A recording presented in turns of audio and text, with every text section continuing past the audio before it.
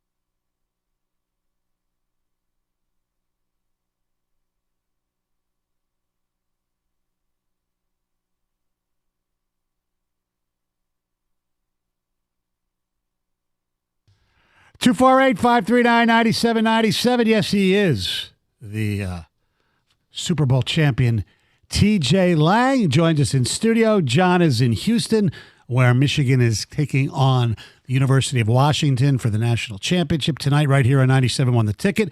We'll get into the Michigan stuff coming up at 9:30.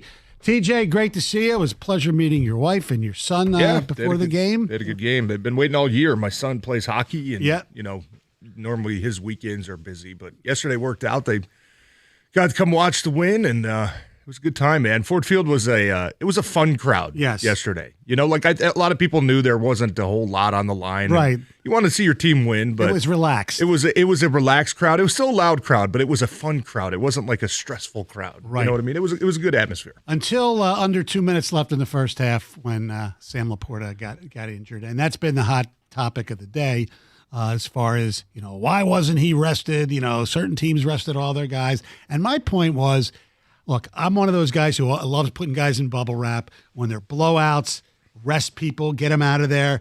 But I even said before the game, have Goff and these guys play, if you can, a half, maybe 3/4, and then sit them out.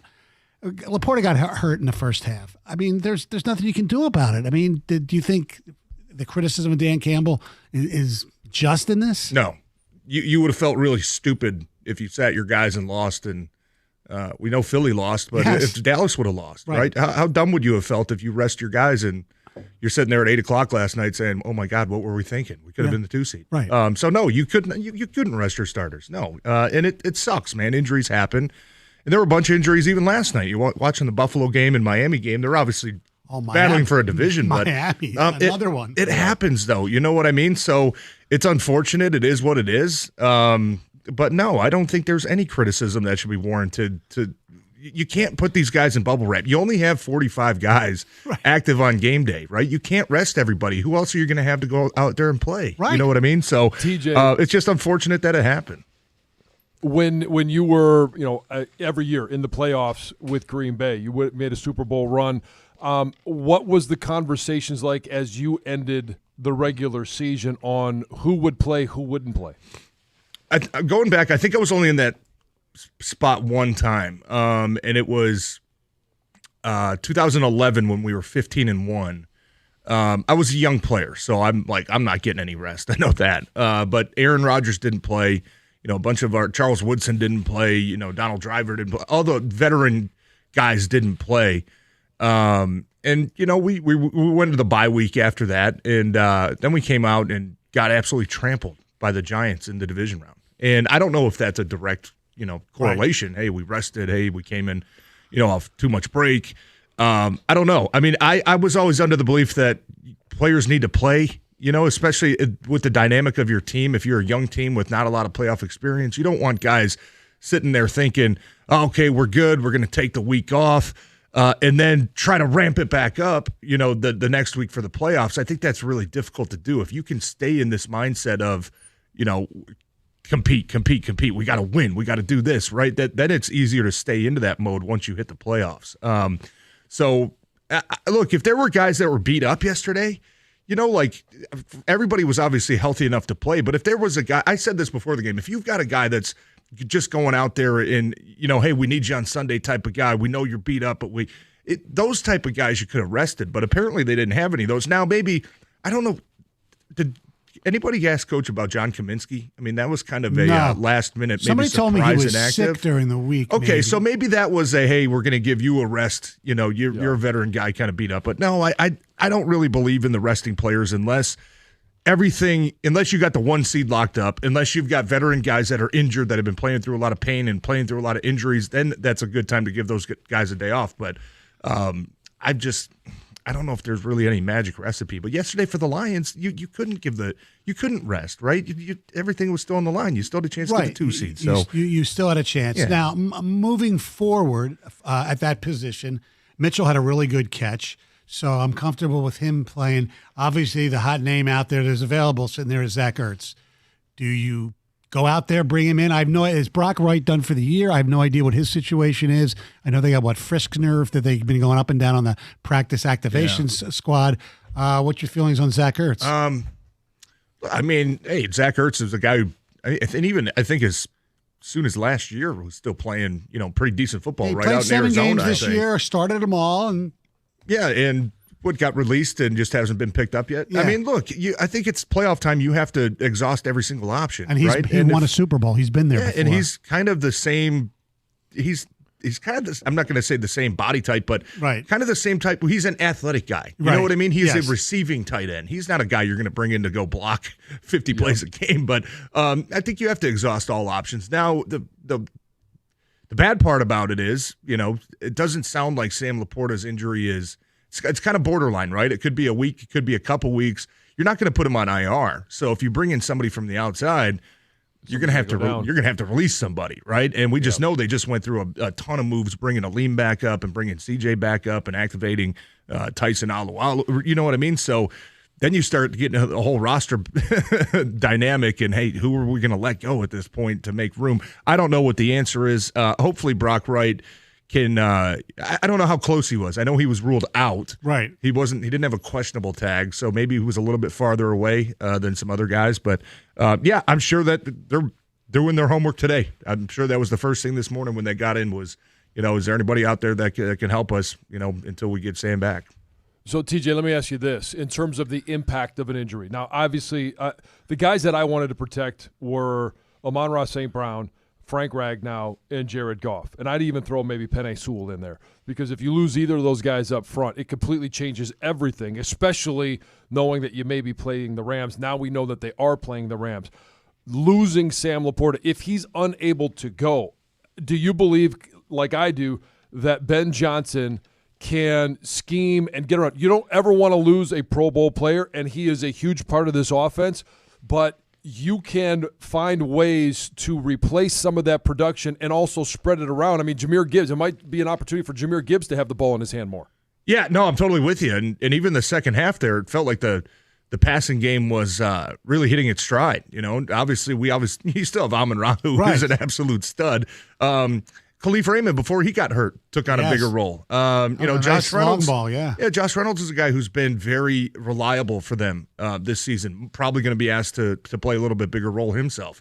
It's definitely going to hurt. Don't get me wrong here, but I have faith in the players that they have. I have faith in Ben Johnson to say, you know what, maybe James Mitchell, if he's your starting tight end, he's not going to be the focal point like Sam Laporta is. Right. But you can still draw up some plays for James Mitchell to get open. Yeah. Right. And I think that's what Ben Johnson has done a really nice job of with Sam Laporta this year is he's really good at making contested catches and beating one-on-ones, but they've also designed a lot of plays for him to get open too, right? You can do that with another tight end. Yes. You can't necessarily mimic some of the big third downs that you're getting one-on-one coverage, but there are going to be times where you can utilize other guys in that offense, and I think Ben Johnson's going to be fine. He'll find ways to figure it out. With Raymond's injury, if he's not able to go, does DPJ become your punt returner? Or, I don't know, if J-Mo is healthy to play, does he do it?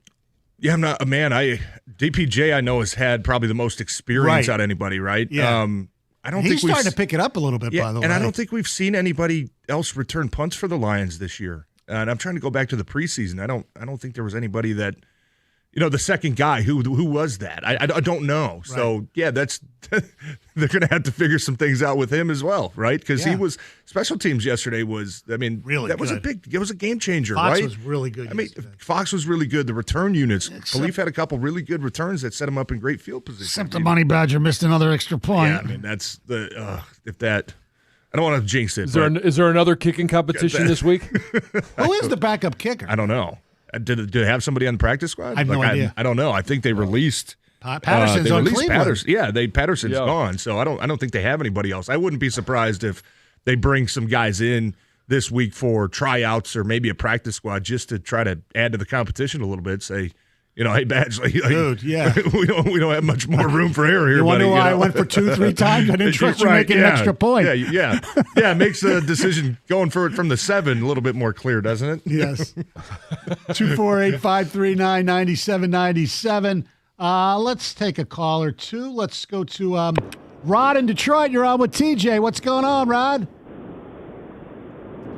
Rod? Hey, good morning, guys. How you doing? Good. Yep. Can you hear me? Yeah. Good.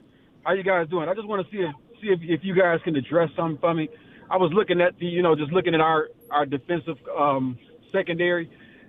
Just want to see how you guys think about how our D-backs and linebackers match up against Nakua and Kupp versus guys like Lamb and Justin Jefferson, knowing those guys are like all world-class receivers, and the other guys are too.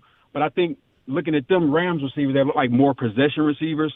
They got to get play action going, and they need the run game to like really destroy our defense like them other guys did. I just want to know what y'all input is on that offense needing a run game to, work with those guys. Well, their running game has gotten much better. Williams has done a really, really good job. But as far as the receivers go, you guys would know better than I do. The thing with Kupp and Nakua is even if you want to call them possession receiver, whatever, those guys get open, man. It's incredible. It's like St. Brown. Yeah, and Matthew Stafford's playing really, really good too, man. He is deadly accurate. That's going to be a huge matchup. I felt yesterday that the middle of our defense was having some issues. And I know that there were guys that got beat at times.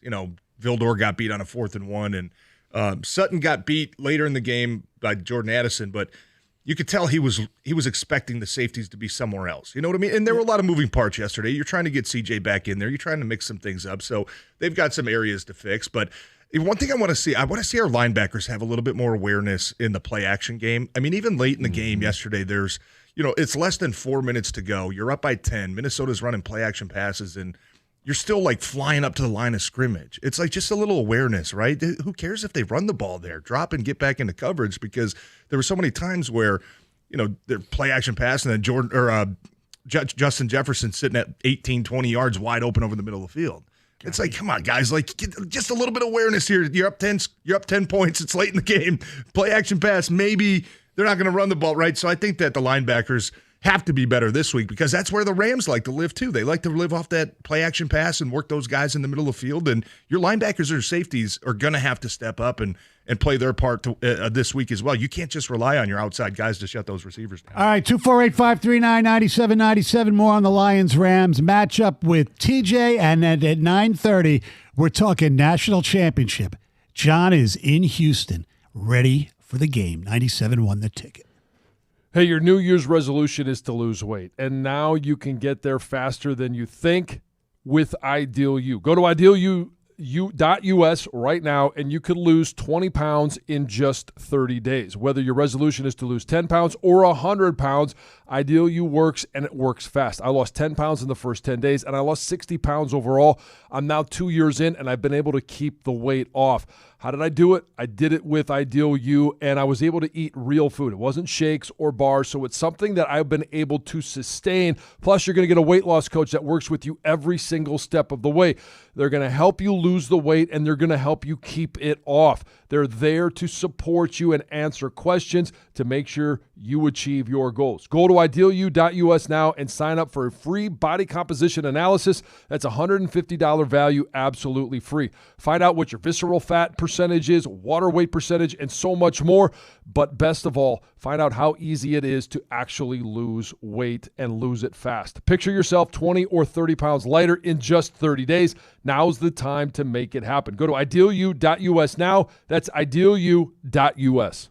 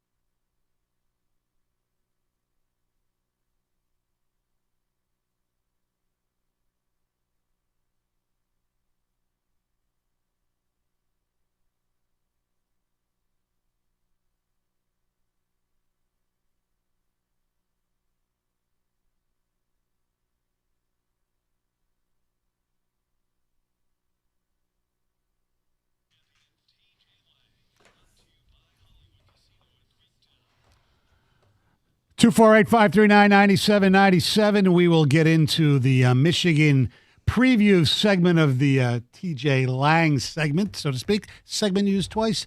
And we'll also, coming up at 9:36, you might be hearing John Jansen like you've never heard him before. So stick and stay for that. Now, TJ, I mean, I know as a former player, you play who's there in front of you. You really don't care who you play. But from maybe an analytical view, are the Lions better off playing the Rams or the Packers? I think that our offense matches up better with the Rams' defense. I think Packers' defense has been playing really good, and they gave us a lot of trouble, just about a couple months ago on Thanksgiving. Bunch of turnovers, sacks, and it was rough. So I think that Aaron Donald over there's he's still Aaron Donald. They've got a couple young guys that are playing better, but I look at our matchup with Detroit's offense and LA's defense and say, man, we should be able to score some points. So now the flip side of that is, Jordan Love, first time in the playoffs, or Matthew Stafford, who has beaten Joe Burrow and beaten Tom Brady in playoff games, right? You know what you're going to get from him, and you know what you're going to get for their offense. So matchup-wise, I mean, I'd like our offense's best matchup, to be honest with you, because I think that they're going to have to lean on them. They're going to have to lean on this offense to be able to score points. If Matthew Stafford and the Rams are scoring points, we know Dan Campbell puts more pressure and expectation on his offense. He's not shy of saying that. He'll say, I don't care if our defense lets up 40. We got to score more points, right? He always seems to put it on the offense, and because I think the expectations are higher. So in the playoff game, I'd rather have our offense have a favorable matchup than our defense. 248-539-9797. Go ahead, John. Sorry. I as well like the offensive matchup for the Lions. I also like, we haven't been the best at pressuring quarterbacks all season long, but when you look at what the Rams are on their offensive line, Ulrich Jackson is their left tackle. He's a young guy. He's a guy that still has a lot to prove in the NFL. But Havenstein is not your top level right tackle. And I think that there is an opportunity, even though Matthew Stafford, when he gets the ball off downfield, is going to be a big threat. I think there's an opportunity to be able to pressure Matthew Stafford and get some hips on him. Yeah, and that's what this defense has been doing, in my opinion, very well since what was the Denver game? I think it was the first game where we started seeing a lot of exotic blitzes and pressures, and third down, you know what you're going to get. They're going to send the house on you and make the quarterback rush a decision. They've kind of added to their identity a little bit defensively by bringing more pressure and changing things up week to week. It seems like every week they have a new package on third down that they want to try to confuse some quarterbacks with. And look, Matthew Stafford is not a mobile guy. We know that, right? So if you can find ways, Aaron Glenn, to dial up some pressures to where you're getting a free runner at the quarterback, I don't think you're going to miss Matthew Stafford very much like you did Dak Prescott a couple weeks ago on that 92-yard touchdown. Right. You know what I mean? So, and we saw a couple yesterday, right? Jack Campbell coming free on a blitz and blowing up Nick Mullins, and Melifonwu coming late and getting a huge quarterback hit that led to an interception. So I think that defensively, at least base speaking, when you get to third down against Matthew Stafford and the Rams, it's got to be a pressure fest, right? And you're putting more pressure on your defensive backs to say, hey, you're going to be one-on-one, we're bringing pressure, but this is how you're going to beat him, because Matthew Stafford will throw some interceptions if you put some pressure on him, and if you hit him, we know he likes to try to force the ball. So I think that's got to be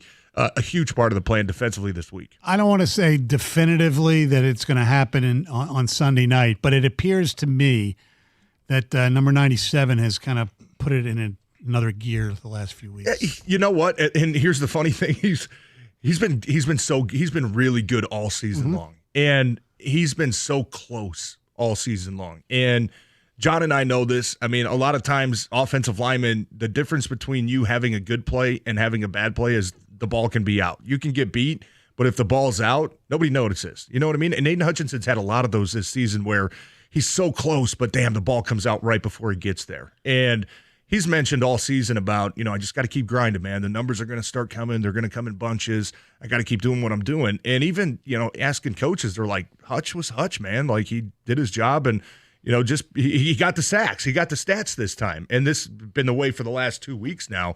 But they need him. He is the guy, because there is still a part of this defense where they choose not to pressure where they choose to, lean a little bit more coverage based, that you still see a little bit of struggle getting to the quarterback with the 4-man rush. I think Aiden Hutchinson is going to have to be a guy like John just mentioned. The Rams' offensive line should be a favorable matchup for him to kind of pick and choose which one-on-one he wants to get and which guy he wants to, try to take advantage of in the pass rush game. He's going to be a guy that has to step up even to another level once they hit the playoffs, because they're counting on him a lot to get that pressure up front to make everybody's job easier in the back end. How important was it that Gardner Johnson and Aleem got some play before the playoffs? Yeah, well, Gardner Johnson for sure. I mean, it's been so long, right? He got injured. Was it week 2 against Seattle, right? That's. I mean, you're going back to September that he hasn't played.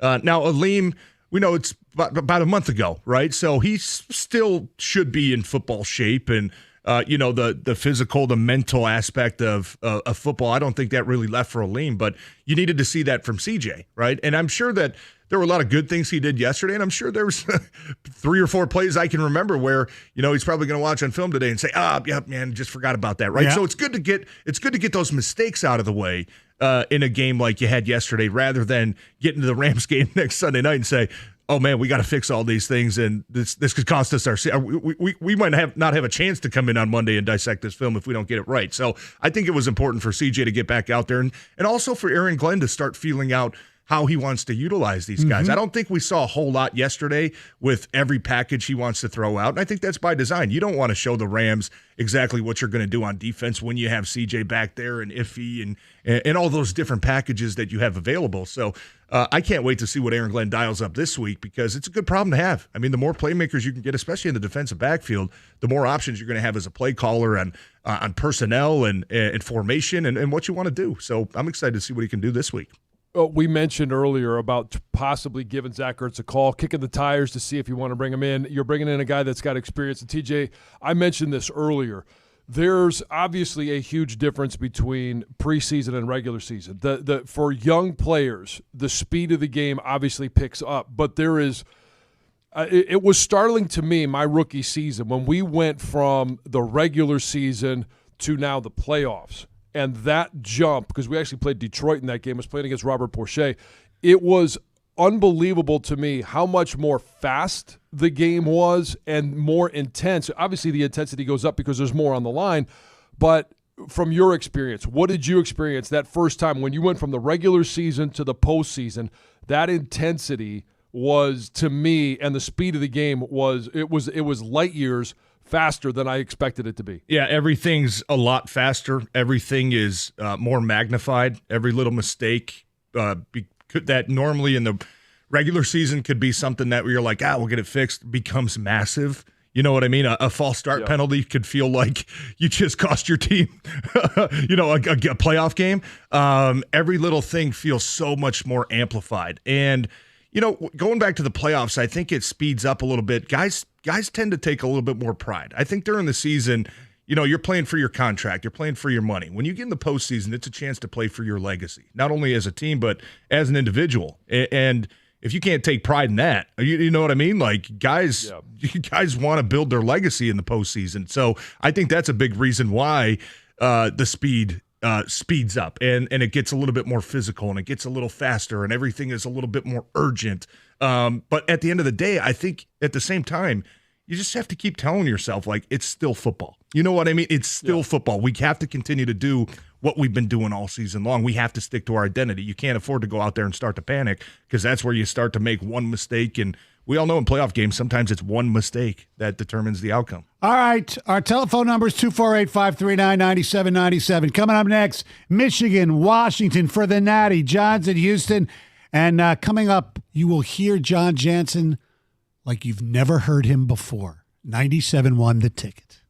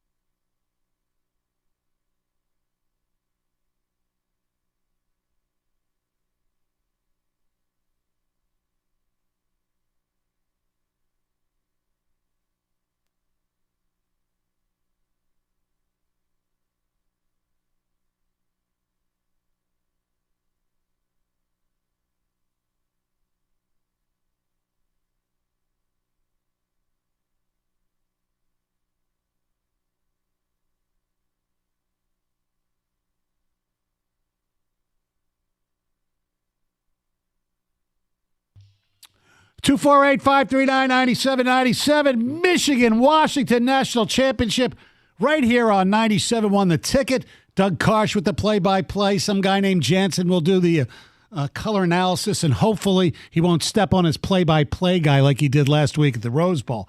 However, kidding aside. Yeah! Yes. Yesterday in Houston, as all schools do, and I'm sure no matter what school you attend or a fan of does the same thing, at a pep rally the day before the game. And who was one of the guys to lead Wolverine Nation in a pep rally was our guy, John Jansen. So, ladies and gentlemen, here he is, the ringmaster, John Jansen.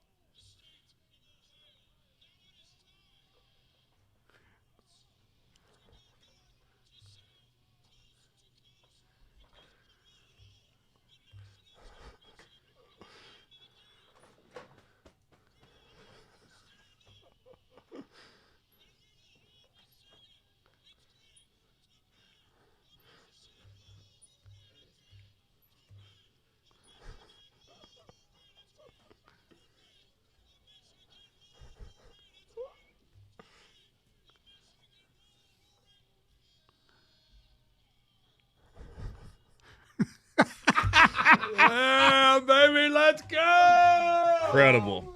This guy's got a future in wrestling. Oh, That was. He had stage presence. That was good promo, John. That was good promo. Oh, man, I'm so fired up. I'm ready to put a helmet on. Let's go. Let's go. That was awesome. That was Good job, great. John. Little pep rally action, little MC. Good job, man. Oh yeah, we had a good time. The Sklar brothers were there, Doug and Jason Avant, Jack Miller. We all had a chance to get the crowd rocking and rolling. The band was unbelievable. Where was Doug as vociferous as you? Yeah, I want to hear Doug's speech. Doug guys. was Doug was good. Doug was good. He was more Doug. Yeah. You know, Coming up helmet after the on. break. Yeah, no, it was. Well, yeah, he was more giving the scouting report. I was more there for emotional support and instability. Yeah.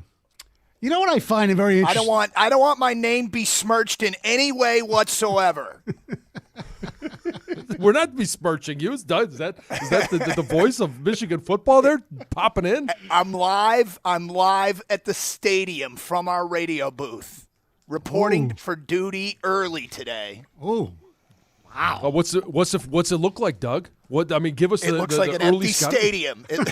It's Doug and security. That's who's here. You got a lot of coffee there, Doug, for today? It's going to be a long day for you guys, man. I have had a cup of coffee, which I rarely do, but I've had a cup of coffee. I have some snacks. I'm not so sure I'm going to leave the stadium at all, but here I am, ready to go. And I gave my favorite stat because, as you said, I was more Doug, and I just said, everybody's talking about Washington's passing attack, but is Michigan's pass defense ready? Michigan last week held Alabama to fewer passing yards against Michigan than Iowa had. Think about that for a second. Alabama had fewer passing yards against Michigan than Iowa had against Michigan. Oh, wow. That means Michigan didn't play that well against Iowa. No, I'm just kidding. Yeah. Of course, that's Stoney. Doug being Doug's. Stoney being Stoney. Hey, did they have they have kale in Texas? I have not seen kale, but where were we last night, John? Where he pointed out they had like a portobello steak or something. Yeah, they had a portobello steak, like a mushroom steak, and I thought because it obviously had the vegan label next to it, which I thought would have been a good choice for Doug. But no, I don't know what he ended up having last night, but it was my third, a prime rib. John sent me a picture. TJ, John sent a picture of a steak with bacon. It looked just freaking unbelievable. No, down in Texas. No. So we got to reclassify what. So it wasn't a steak with bacon. It was just the bacon. It was part. an actual bacon steak. Oh, okay. And so it was two slabs of thick cut bacon, and they were each probably 3/4 of an inch to an inch thick, and it was magnificent. That was just the appetizer. It looked unbelievable. It was enough to make somebody who if you keep kosher, to go the other side. That's how good it looked. And I'm one who does not keep kosher. Put you in a bind, Stoney? No, it doesn't put me in a bind at all. I went to school with ham sandwiches. My mom didn't. We didn't keep kosher. So you started thinking some life changes after seeing that picture. For those who do keep kosher, that looked like a life changer. There is no doubt about it. Temptation would be there for sure. Now, let me ask you a question about the game. And obviously, nothing is like winning a national championship. And, you go into the game. The only thing, and this is me a little bit, is there a hate factor for the opponent in this case? It's like that. It's not that they're not playing Ohio State. They're not playing Bama. They're playing Washington. Which, to me, look, you're obviously still going to win. You're still going to be pissed if you lose, all that stuff. I just wish that it was somebody you hated a little more. Don't you, or no? I don't know that. From a fan's perspective. From not a fan's perspective, sure, you'd like to have a little hate factor in there. Yeah. And it's hard to generate it against any because we don't – Big Ten fans don't know a lot about Washington. Right. They don't They're up in the Northeast. Yeah, they're coming into the Big Ten, and next year Michigan goes out to Seattle, but they don't really know a lot about the team, other than they've heard a lot about Kalen DeBoer, and Michael Penix was in the Big Ten at Indiana, but other than that, not a lot of Big Ten or Michigan fans know a lot about this Washington team. Yeah. By the way, I have no idea because I didn't do the math. TJ, Kalen DeBoer started as an assistant coach at Eastern Michigan. Yeah. Were you there then? Or No. He was, I think he was a part of Creighton's original staff, okay. So probably 2012, 13-ish. Right. He did some great things at Eastern. It's going to be hard to root against him. Yeah, sure. Him and Mike Hart were co-coaches. Yeah, Mike Hart was at Eastern at for a Indiana too. Yeah, Mike Hart was at Eastern for I think a year. And I was reading where when DeBoer left Indiana to go to Fresno State, he sold Mike Hart his kitchen table, and Mike Hart's kitchen table he got from Kalen DeBoer. All right, nice. Well. Hopefully they don't not as friendly tonight. Yeah, Stoney, you're talking about this hate thing. Yeah, I'm with Johnny. You can't manufacture it. No, I know. It's hard to get it in this situation. Right. If you played Ohio State, it'd be an all-time. Yeah, right. Or even Alabama. It's like Georgia, Alabama have played in the national or in the playoffs before, right? I think the thing that could have happened out of this year, maybe that you wish you would have got, was had Georgia ran the table and was sitting there, going for three, and Michigan had the Georgia clock, that you would have seen a little bit of maybe pre-game. Stuff leading up in terms of somebody at Georgia says something about the Georgia clock, Michigan responds, you'd have had some chatter to take them down. They were going for the first three-peat in forever. Oh yeah, but even modern college football, even Texas, I could see some hate there because Texas always thinks they're better than they should. Well, kind of what people think about Michigan at times as well. But Washington, it's they've played obviously before in Rose Bowls. I mean, Michigan's won a couple and Washington's won a couple. 2-2, is that what the record is, Greg? Yeah, but tonight is the opportunity for Michigan to kind of remove what you were just talking about, where it's always this side comment, like, a Michigan thinks that they're better than they Right. are, or, is Texas back? Is Miami back? Is, all of these things. And just to have that to be removed, at least for the time being, if you go out and win tonight, that you don't have to listen to all the backhanded comments, like, well, they were there, but they're never going to win it. All of those different things. That's what is part of what motivates this team tonight, is the fact that you want to remove all of those conversations about whether it's the sign issue or it's, hey, you've been to the college football playoffs 3 times and you haven't won anything, and now's the time. You don't have to win another game to get to the game. You're already there.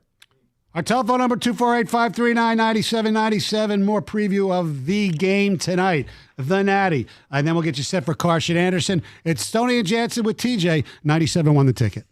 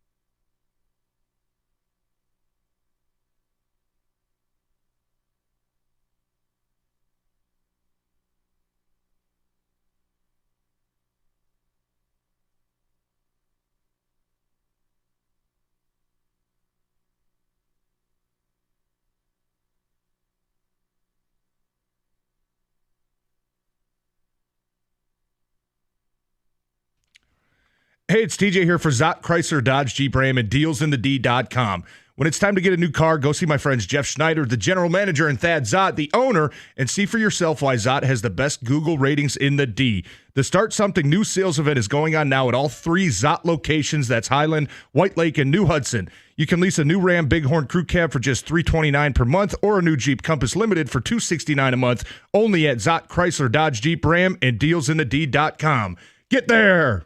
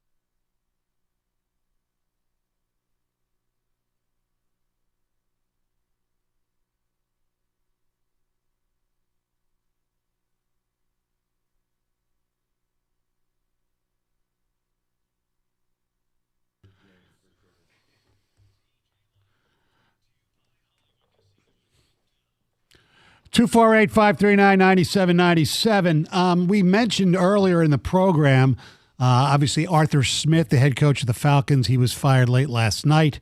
Also, this morning, Ron Rivera was fired, and the big story there is the Commanders' hiring of former Golden State Warrior general manager Bob Myers to run the operation in a different sport. And don't blame the messenger, but Bleacher Report is reporting that the Commanders are interested in one Jim Harbaugh. Bob Myers has already reached out to agent Don Yee about Harbaugh. So. If I'm Harbaugh, that might be the last place I want to go. I know. Well, hard like that in Carolina, I'd be respectfully. However, I don't know if this makes a big difference to him, but his reverence for his dad, Jack Harbaugh, would be in between John in Baltimore, Jim in Washington. They could all have family kumbaya dinners all the time, and you never know. Yeah, who knows? Arthur Smith, man, he was pissed after the game. Do you see him go after Dennis Allen? Yeah. Yeah. Well, I understand why, but I don't know if he bought Dennis Allen's explanation, which is actually true. I didn't hear what Dennis Allen. I heard what Jameis Winston said, that basically Dennis Allen wanted them to knee. Yeah, and he was like, no, we want to get Jameis and the players. They wanted Jamal to get a touchdown. We want to get him a touchdown. Yeah. Let me ask you this: as a player, if you're on the other side, do you feel disrespected? Or if he's on your team, you say that's cool, because the Lions, there's some people, maybe the Vikings might have felt disrespected that Goff kept throwing to Josh Reynolds so he could get his $250,000 bonus. I think, and after the game, Coach, even Dan Campbell said it, and you can see Jared Goff right after the game walked to Minnesota sideline. Right. And he was probably going to tell him, hey, we're not trying to score. We're just trying to help Reynolds out, man. He's got a lot of money on the line, right? Yes. So we're not trying to disrespect you guys and embarrass you by any means. Right. And look, I think at the last game of the season, it's a unique week, right? Players have different options are available, right? Money, bonuses, certain stats, right? You could get, hey, I'm 20 yards away from this milestone. It's always a weird kind of game where I wouldn't take it personal. I mean, what the Saints did to the Falcons, both teams, you're out of the playoffs anyways. You know what I mean? Like, one team just wants to end their season on a little bit of a high note. So I didn't see any issue with it. And I'm always kind of the old school. John's probably the same, where, you got a problem with it, stop it. So it's football, man. If there's still time on the clock, we still have the right to do whatever the hell we want. Yeah. Score if you want to score any way you want. And it is the defenses, it's their standard. Hey, try and stop us. That's what you got to do. What do you think is going to happen tonight, DJ?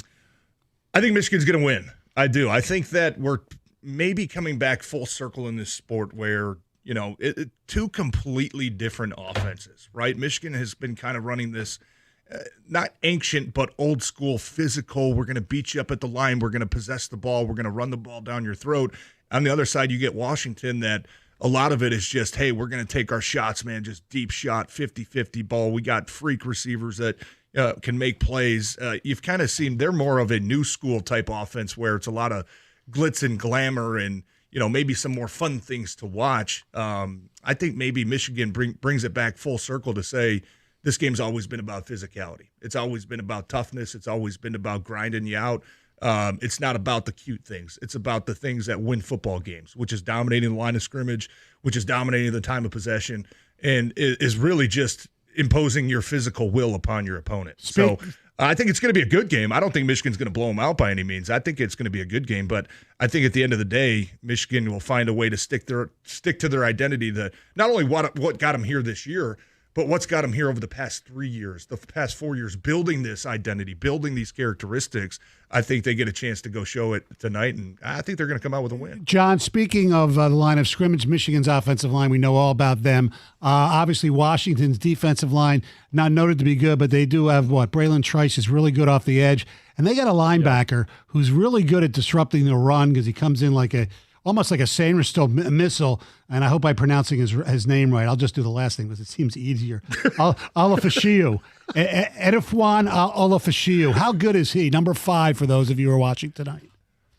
He's a tremendous athlete. He's a guy that does a great job of reading his keys and reacting quickly. Yes. We talk about speed of the game and guys that are fast sideline to sideline, especially linebackers, guys that can drop into coverage. But part of being able to play fast is your recognition of what is going on the other side of the line of scrimmage. And he's a guy that sees and reads and reacts quickly to everything. So he's definitely one of those guys, and they're going to use him in a lot of different ways. Sometimes they use him to rush the quarterback. Sometimes he's strictly a guy that's covering running backs out of the backfield. But he's a downhill type of linebacker that will hit you in the mouth. John, I got a question for you. I know when this happened a couple weeks ago, Ohio State game when Zinter got hurt and they had to shuffle that offensive line, I said, hey, maybe it's a blessing in disguise. That was probably a bad way to put it. I think I meant, hey, the silver lining here might be getting a better tackle in Trente Jones out at the right side, and you move Barnhart back to the guard position. Yep. It seems to me that the offensive line has been much better than like this lineup seems to be when Zach Zinter got hurt and everybody's like, oh no, like this has potential for danger. It actually looks like that maybe those 5 guys, and maybe it's just having Trente Jones back at the tackle spot instead of Barnhart, has kind of solidified things. Do you see it that way? Yeah, Carson Barnhart is playing a natural position that's guard. And Zach Zinter was their best offensive lineman. There's no question about that. But Carson Barnhart at tackle is probably not as good as he is at guard. So you've got a guy in there playing his natural position. Trente Jones is a much better athlete at the tackle position. He bends well. He's got good balance, good pop. The one thing about Trente over the past 2 years, where last year he was a starter, he did not do a really nice or a good job of recognizing, and anticipating movement on the other side of the ball. Ball is snapped and a guy slants across his face. That seemed to be difficult for him to figure out when that was going to happen.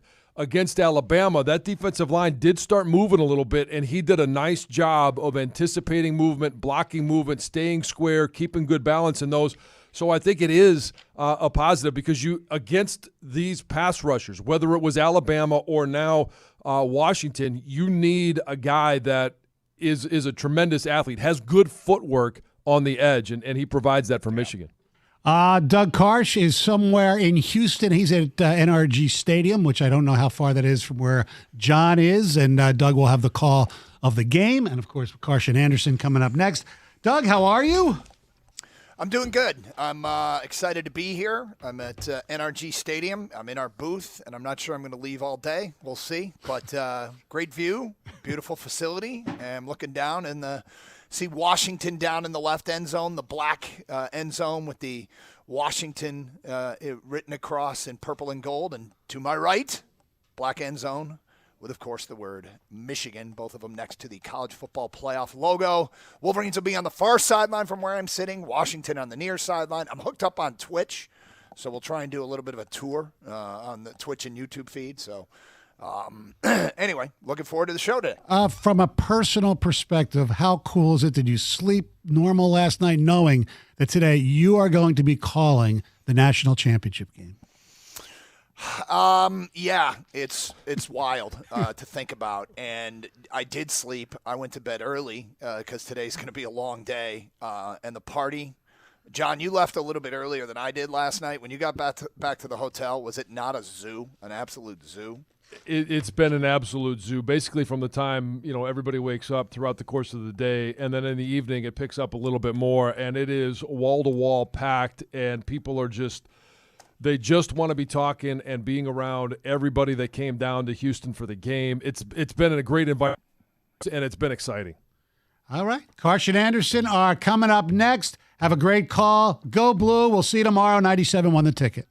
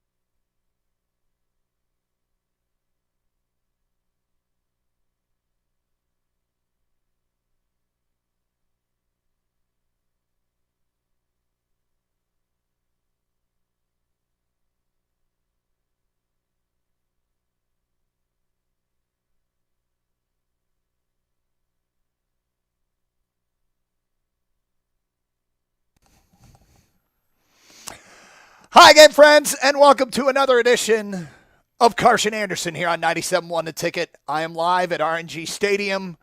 I actually think I got this set up correctly here, Gator, who is back in our studios. Hello, Scott. Hello, Doug.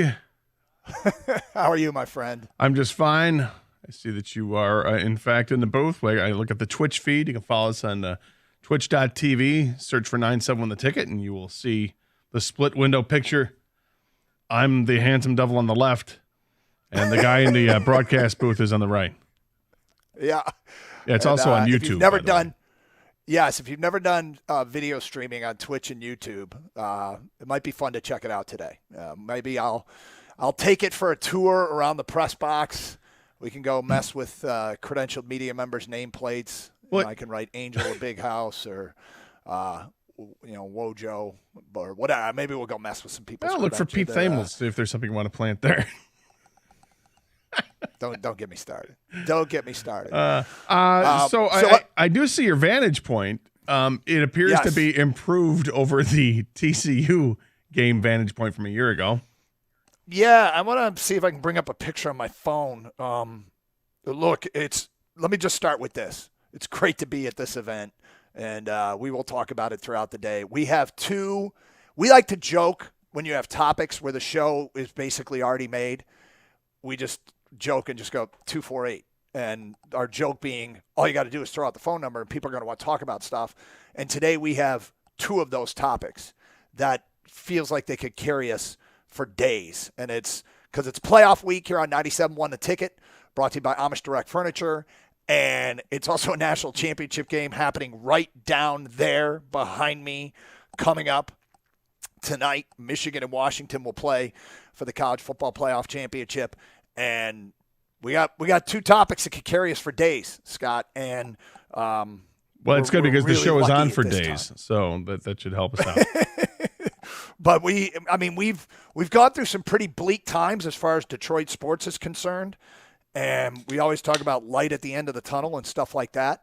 This is definitely, we are at the light of the end of the tunnel, period. So it's great to be here. I'm excited to be here, and you've Scott, had coffee, that's for sure. Day.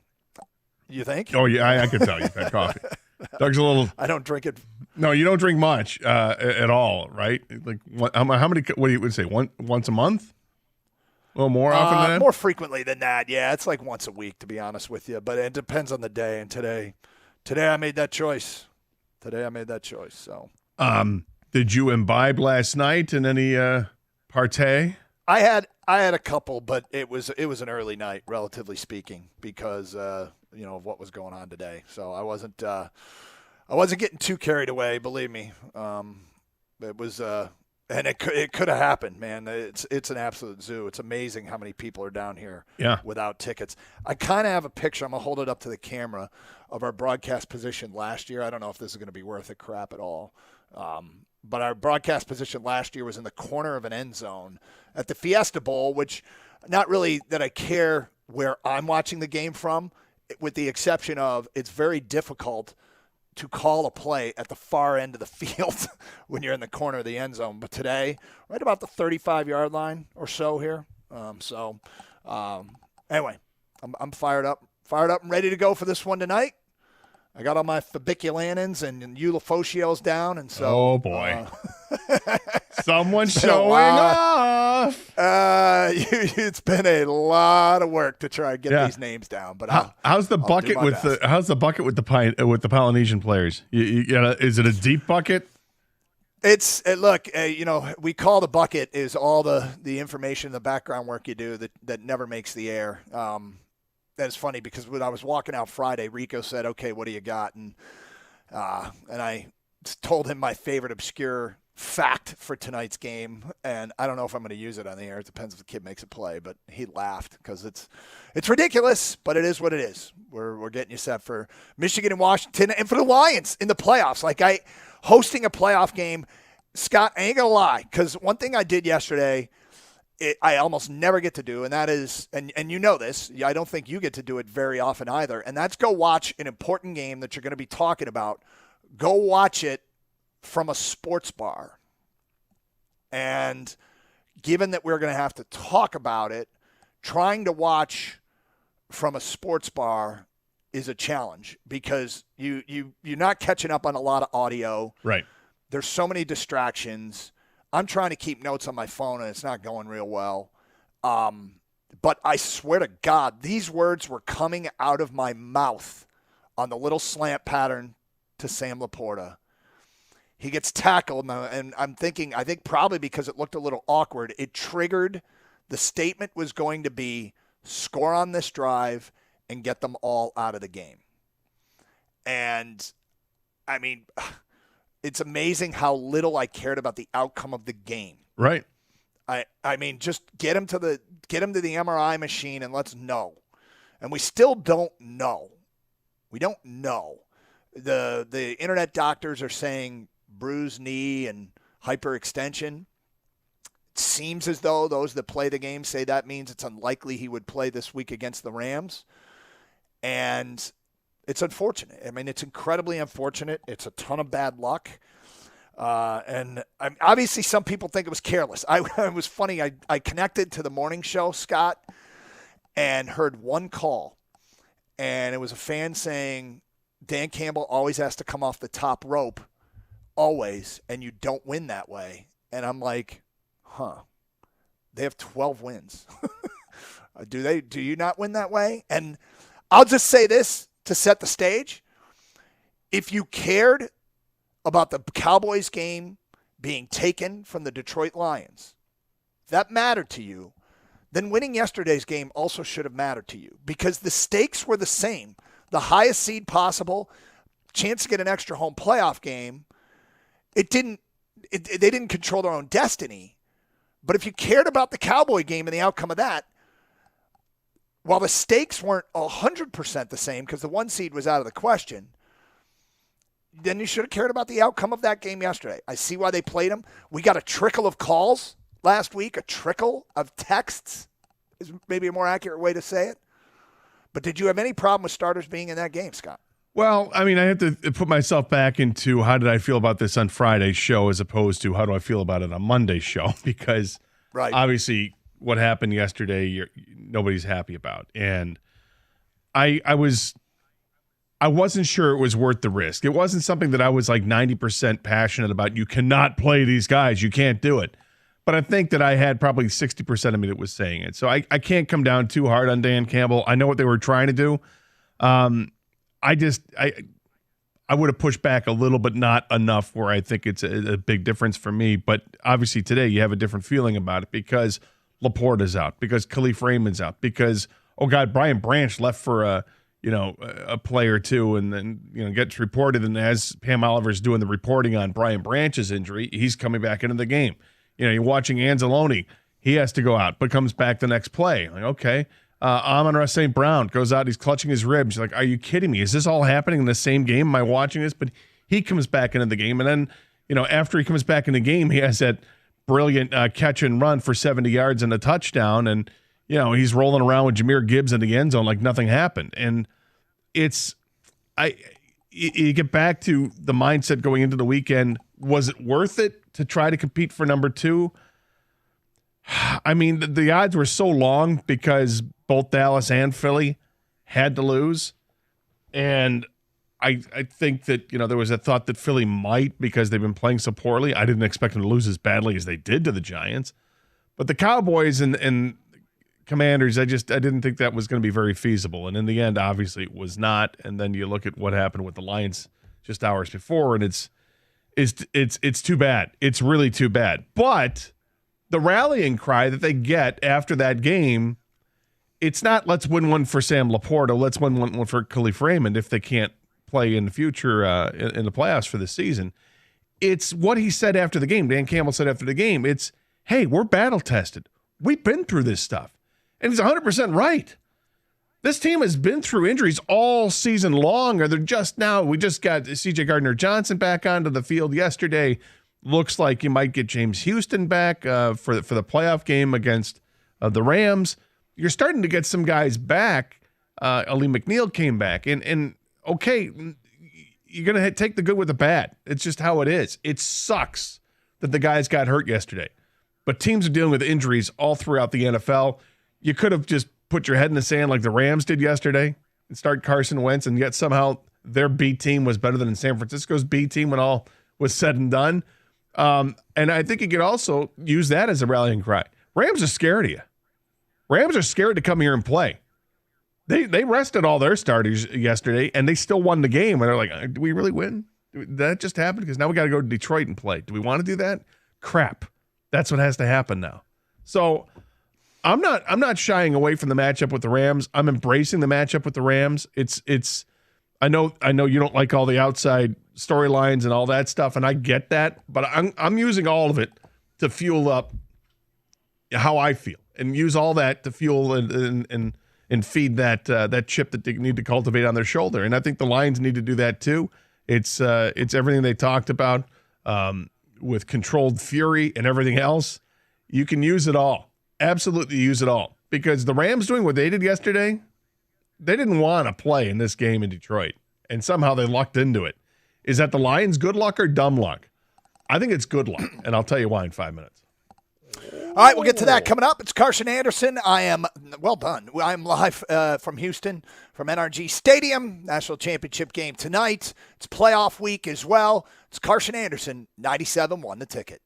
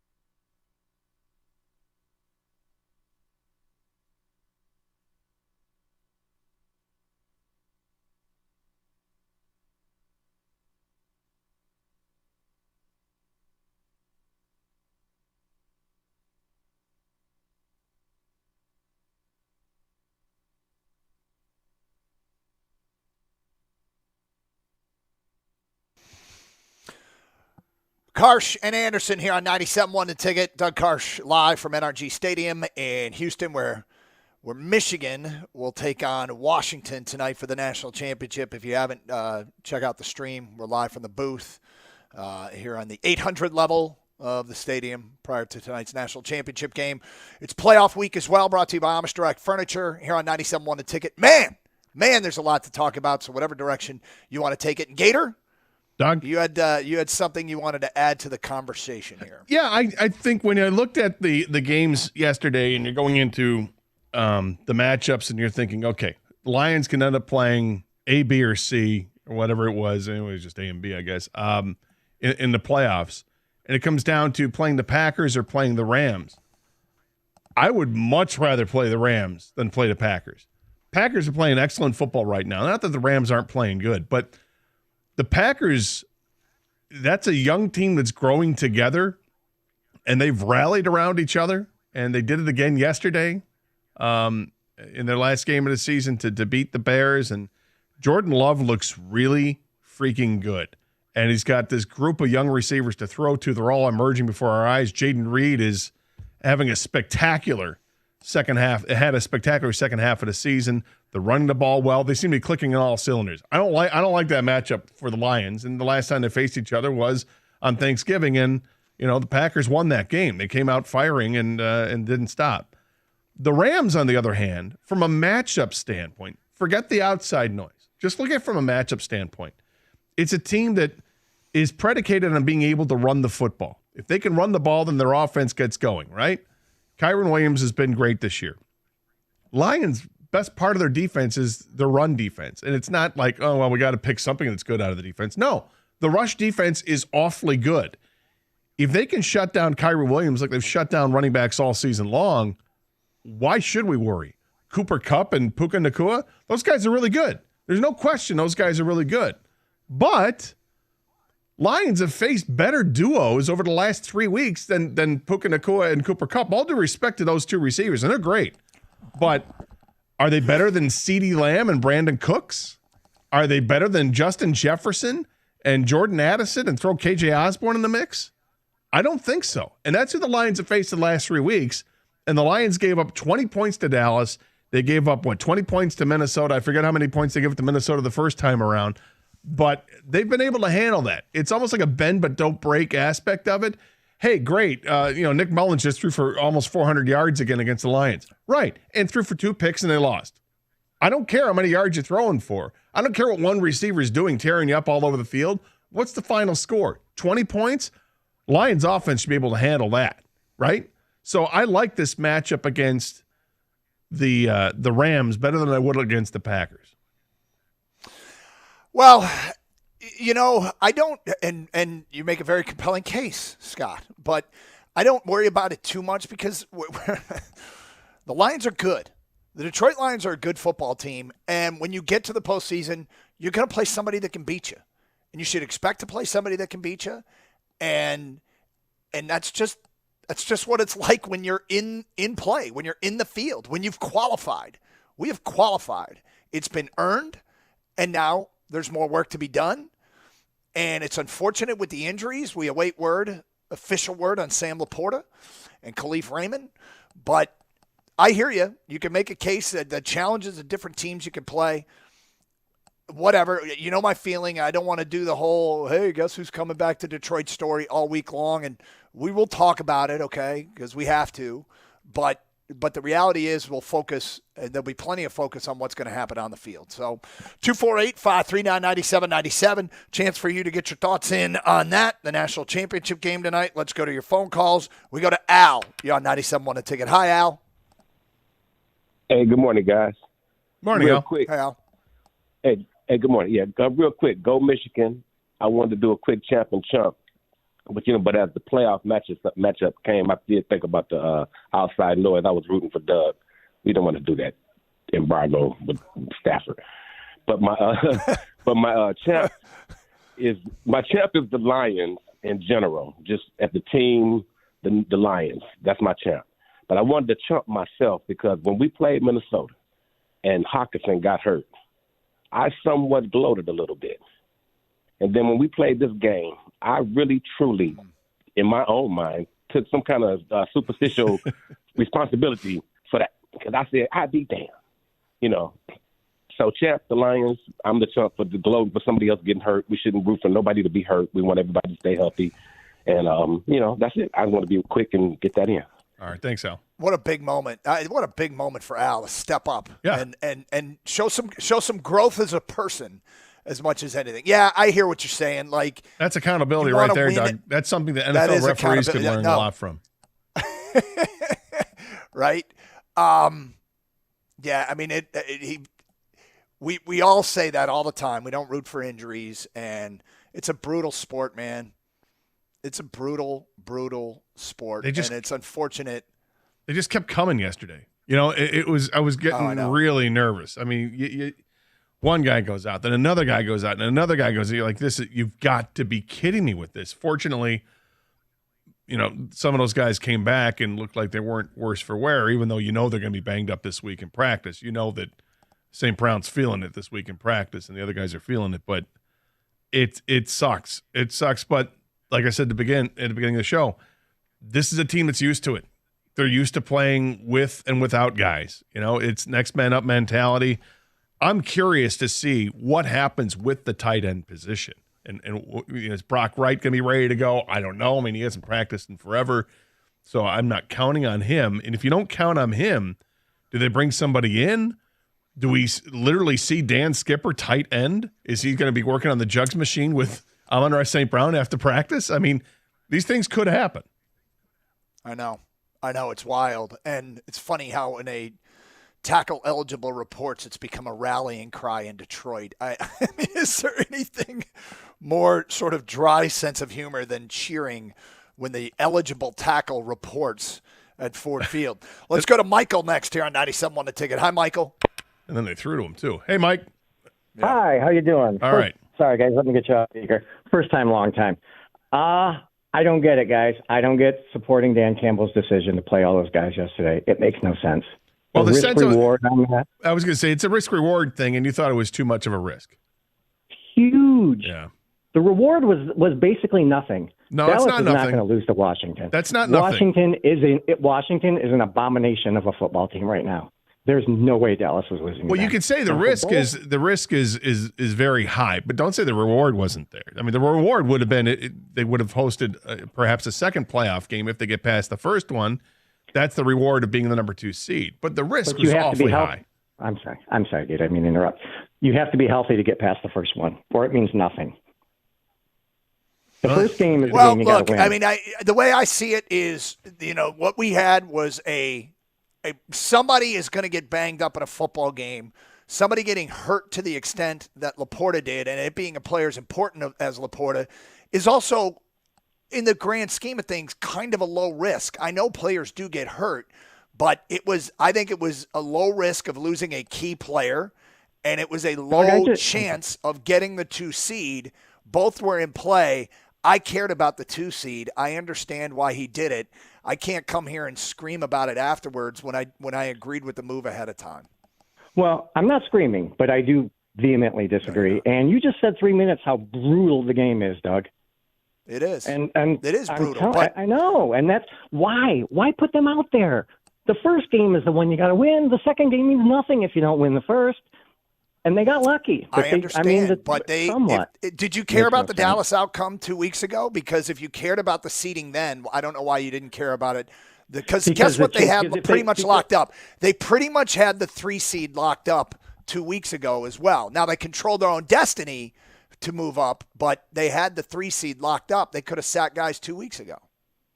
Had they won the Dallas game, you're talking about a whole different situation this week. Completely different situation. Well, it wasn't in their own destiny. That I will agree with. Thank you for the phone call. Our Champ and Chump nominations at 10:35.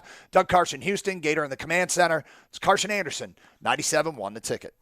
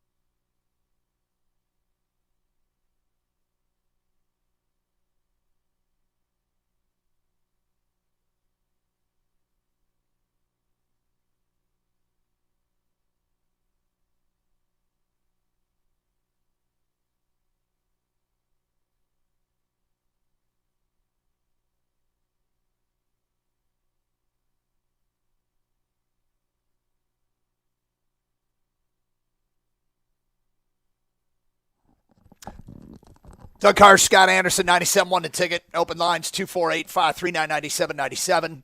Live from NRG Stadium, site of the national championship game tonight. Gator back in Detroit, playoff week in Detroit. And Gator, we've had previous caller, didn't want him to play. I mean, we barely got a trickle of this last week when they announced that everybody was going to play. We know the risks in football. They are there. And obviously Sam Laporta out for a period of time. Most people think that based upon, and this is not official, right? Everything we've heard has been about bruised knee, hyperextension. Yeah. Seems unlikely he will play this week, but yeah, I think they're sure to go through the MRI today, and you hope it's not ACL, MCL stuff, and it sounds like it's not. It sounds like it's going to be something else, but that something else should keep him out for at least a week and perhaps longer than that, and that's unfortunate. But it's better than having to have reconstructive knee surgery, for sure. Yep. 248-539-9797. Phone calls and feedback to that number. Mondays mean Champ and Chump. Gator, let's get to our Champ and Chump nominations. And I'm going to start with my Champ of the weekend is Brad Holmes, Lions general manager who built this winner, put it together through the draft. I've been chance to watch a game at a sports bar yesterday. It was amazing how many Lions fans and Michigan fans I got a chance to talk to. And the people kept saying, it's so weird, like they're doing it with all these players they drafted. Yep, this is what it's like to have a competent GM for at least this competent for the first time in our life, and they appear to have nailed the most important part of building a franchise, in my opinion, the GM. So I'm going with Brad Holmes as my champ of the weekend. I love what he did. He would have been my champ of the year if we did champ of the year because of what he set things up. But I'm going to go with the player from yesterday's game. It's Jared Goff. Comes up huge in a game where the Lions aren't able to run the ball effectively at all. They're going to have to throw it, and Jared Goff threw it all over the place. He threw the ball downfield time and time again and really aired it out. 320 yards passing in the game, gives him 45-75 for the year, which for him is it's his career high with the Lions in the 3 years he's been with the Lions. 30 touchdown passes. He had the 2 yesterday. That's a high with the Lions as well. Finishes the season with a 97.9 rating. He's been great for this team since they've since halfway through the first season that they acquired him when the offense started to click. And he backed up last year's great season with another great season, another top 10 year with quarterback rating. So can't say enough good things about what Jared Goff did yesterday. My champ of the weekend, Brad Holmes was my champ. Brad Allen, I'm doing it again because he cost the Lions the 2 seed with that blown call, and I'm furious about it. So Brad Allen is my champ of the weekend. Yeah, that's the easy button. I'm glad you hit it. I was looking for something. No, I'm just saying because we didn't. I don't even think we did champ and chump last week, so it's one that he skated by initially. I doubt he will this week. I'm going to go with the state of basketball in the state of Michigan from yesterday. Ugh. Michigan loses. Michigan State loses. The Pistons lose. All kind of in embarrassing ways, right? I mean, Michigan loses to Penn State. Michigan State loses to Northwestern. And now that there's a ton of shame in losing to Denver if you're the Pistons, but the way you didn't show up in the second half, and oh, by the way, Cade Cunningham's out now with a knee injury, that's not good, and basketball just isn't good right now. All right, get your champ and chump votes in, 248-539-9797. Gator, I can tell you for a fact that the Washington cheerleaders have reported for duty. Oh. Down in the end zone to my left. Are they cheerleaders? I think it's a... Are you going to get... It's just a photo op. We're getting video? It is, but... you want me to manipulate the camera? Yes. Yeah, all right. I'll do it during the next commercial break. All right. If I can zoom in on my phone here. And what are we doing? Are we stalking college girls now, Gator? Is that what we're doing? What? They're down there. No, that's not what we're doing. We're merely giving a look. Access. Flavor. We're adding to the flavor of the broadcast. We're giving our audience access to something that most people don't have access to. What goes on in pregame? There you go. Like the cheerleaders, doing whatever it is they're going to do. Their photo op. Go Huskies. Let's go to Martin. You're next on 97.1 The Ticket. Hi, Martin. Manipulate the camera, Doug. Who cares what people think about us? Are you kidding? Manipulate the damn camera. Ain't nobody wants to see Doug Carr. We want to see what the cheerleaders look like. Come on. All right, couple things here. Hear me out. Live and die by the coach that got us 12 wins. respect what he does. Whether you liked it or you didn't, live and die by it, because he got us 12 wins, he's got us a division champ, and we got a playoff game. Live by it. Here's my question to you, Doug. Gator, I know his answer. You guarantee yourself a Michigan national championship tonight, and the Lions lose Sunday. Or do you care for Michigan to lose tonight and Lions win on Sunday? I know my answer. What are you, my nephew?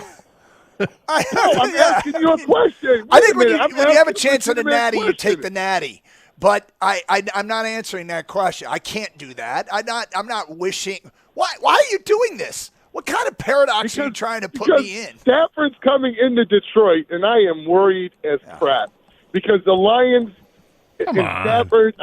Listen, Dan Campbell's going to have this team ready. The next man up. Then be a man, Martin. Sack up. What are you worried about? I'm taking the damn Lions, but I still get a little scared. You don't get scared. What are you, 5 years old? Is there a clown underneath their bed? Come on, man. The tree's not coming through the window. You're okay with this. It's Matthew Stafford. I'm great. I would love to. We're 4-1 in prime time, technically 5-0, and I think we're gonna stomp Stafford down. It scares me a little bit. Their receivers are pretty good, and I know we've stopped other receivers, but Stafford's going to have an agenda, just like Galt is going to have an agenda. Who's scarier? Who's scarier, Justin Jefferson or Puka Nacua? Oh, Jefferson all day. Okay, who's scarier, CeeDee Lamb or Cooper Nacua? Or Cooper Kupp? Gator, why are you yelling at me? We're having a conversation. I don't want you to be scared. I want you to grow up and be a man, Martin. The Lions are going to win 27-20 on Sunday night. There it is. I said it. All right. There it is. I said it. Nice job. Boys, Happy New Year. Love your show. Enjoy. Doug, say some crazy crap if we win it. I just want to hear the word bet when we win the title. That's all I want to hear. All right. That's what we'll do. But this guy. I hate those questions, guys. Like. By the way, they can. The Lions can win, and Michigan can win the national title. They both can happen. Can both happen. Yeah. Sorry, Gator, about this, second part, but okay. It's true. They both can happen. One doesn't depend on the other. It sounds like a tub of pretzels question, though. I mean, that's I wouldn't even put it in there, and I control that. Thank you. See, all right, I wouldn't even do it. Real quick, guys, some Lions news here. No, your questions in the tub of pretzels are those are much better. If you could add, if your parents had to watch you, wait a second. Right. All right, all right. According to Tom Pelissero, the Commanders are not wasting any time. They've requested interviews with Lions offensive coordinator Ben Johnson and defensive coordinator Aaron Glenn for their head coaching job, per sources. So there's there's just more possible distractions going on with this team, and obviously there's a lot of outside noise with the game. But you got two coordinators here that are going to be coveted by other teams because, hey, refresh Twitter. There's going to be more firings happening today, if not this week, right? Yeah, well, we got, Arthur Smith in Atlanta's gone. Now you had Mike Rivera's gone. Ron Rivera, sorry, Mike Rivera, the former Tigers catcher. Ron Rivera's gone. Mike Rivera's gone from the Tigers, too. I thought about this yesterday. Yeah, this is a thought, honestly, that came across my mind, that Rivera was, when he saw the report saying Rivera was going to be fired. If the Lions lose Aaron Glenn, I'd hire Ron Rivera to be a DC in a heartbeat. I'm thinking Staley. I know it sounds crazy, but I just had to say this. I think the Lions will have options to fill it, and they'll be okay. I love Aaron Glenn. Wish him nothing but the best, and if he gets a head coaching job, awesome for him. But it won't be the end of the Lions because there will be a number of potential DC candidates. It'll be great. But Ben Johnson? All right, I hope all the calls the rest of the day are better than Martin's.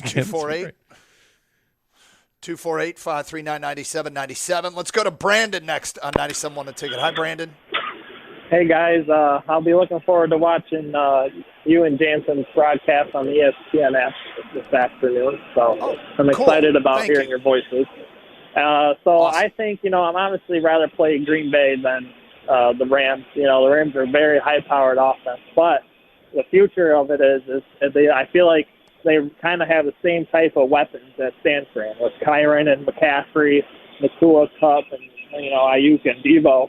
So I think we have a good chance of beating the 49ers in the NFC Championship game. I'm just hoping the Packers win and we get to play the Tampa or Philly at home, another home playoff game. That would be awesome. I mean, maybe they'll get the two. I mean, first, I hope the Lions win, of course, but maybe they would get a second second home playoff game that could be in play. Well, I hadn't even really given that much thought. I'm telling you, man, Packers are a problem, and Dallas getting Philadelphia getting the Packers. I'm not going to be. No, who is it? Dallas gets the Packers, right? Dallas gets the Packers. Yeah, Dallas gets the Packers. Gets the Packers. I'm not so sure that Dallas beats the Packers. I know Dallas plays really well at home, but this is, some of these matchups are really intriguing because of what they mean historically. Obviously, the Lions and Rams because of the trade and everything else. We know that. That's really interesting. But Dallas, Green Bay, this was the battle for years, right? Brett Favre and the Packers taking on the Cowboys and all those teams, and for years that happened. Aaron Rodgers even had some, matchups. I just, I think it's a great. That was a game to get your popcorn and enjoy the game because I think Green Bay can win that game. All right. By the way, we'll get into some Michigan-Washington stuff specifically at 11:30. We'll continue taking your phone calls. It is open lines, so if you want to talk Wolverines and Huskies, feel free. Lions discussion will continue. We're live in two spots, back in Detroit and from NRG Stadium in Houston. And you can watch it on Twitch and YouTube, see where we're broadcasting from the broadcast booth. Pretty fired up about our feed today. 248-539-9797. Hey, during the winter, the last thing you need is plumbing issues. If you got them, call CGC Water Treatment and Plumbing at 855-339-4242. CGC will send one of their plumbers out quickly. If you're tired of running out of hot water, call CGC and have them install a Navien tankless water heater. We've got one in our house. Not only is the water hot instantly, we never run out, and it created a bunch of room in our storage closet because we no longer have a giant water heater in there. Tankless thing hangs on the wall. No more running out of hot water. You'll reduce your energy consumption and save money. Call CGC Water and get 10% off the installation of a Navien tankless water heater from CGC Water Treatment and Plumbing, your authorized independent Connecticut dealer.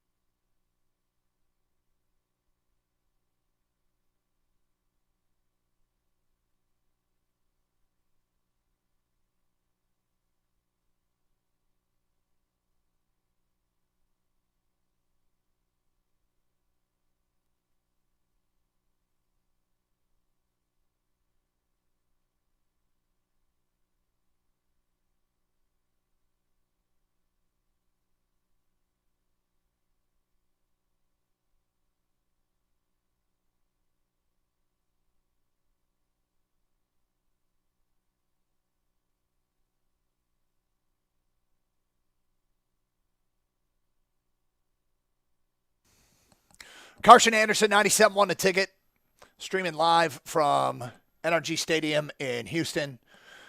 Check it out on the Twitch feed and the YouTube feed. It's playoff week, brought to you by Amish Direct Furniture for the Detroit Lions. Taking your calls, getting your champ and chump votes in 248-539-9797.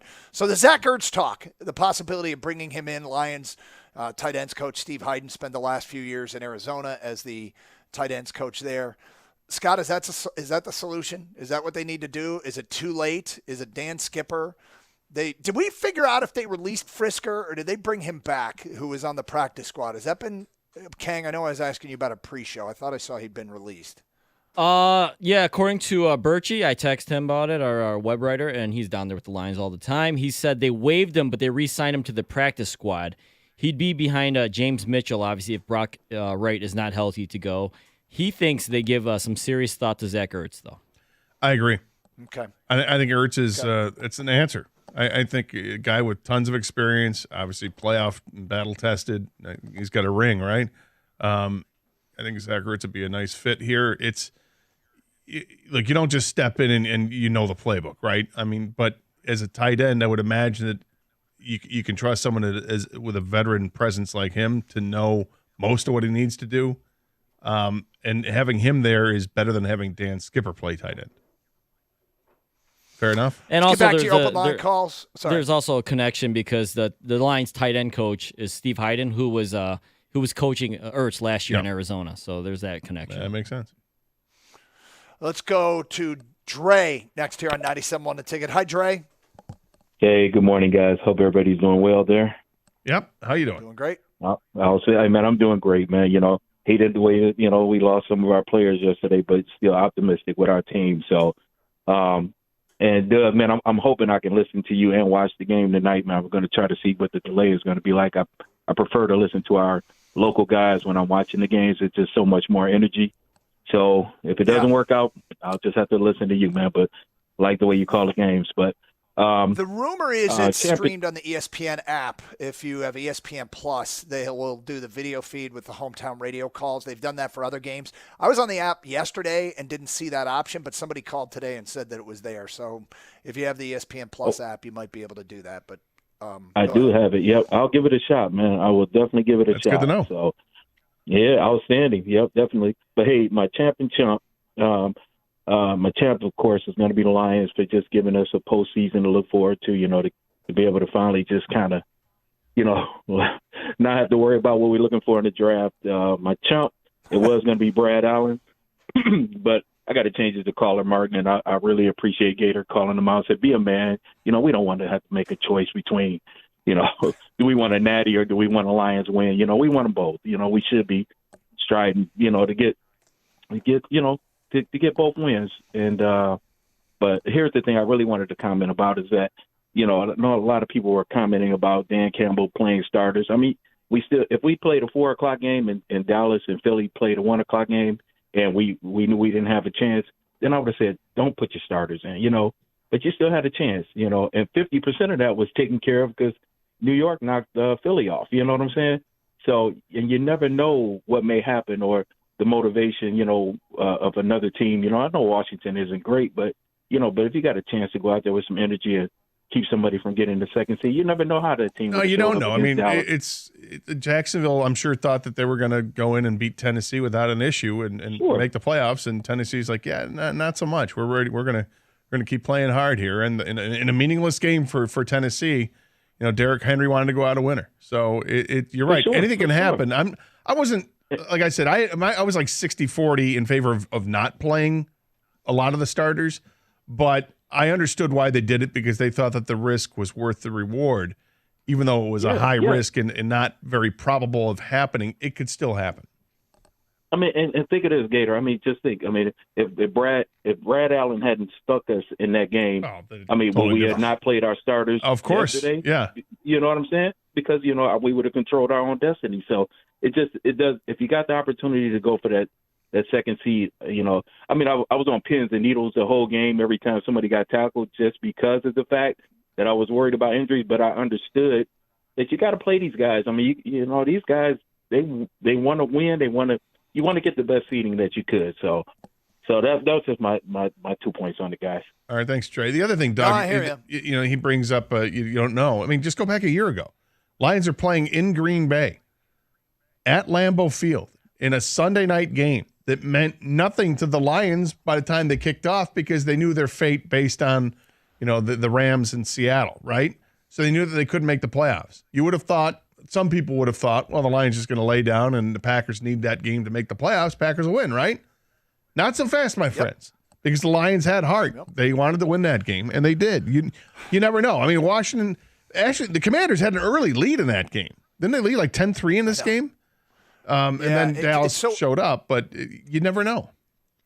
There are unlikely case scenarios, but if the Lions hadn't played their guys, lost the game, and those other two teams won, people would have melted down there as well. Like it was, you know, there was a chance. Yeah. And in the NFL, any given Sunday, and I think you have to play it that way. But not everybody agrees. We go to Ken next on 97.1 The Ticket. Hi, Ken.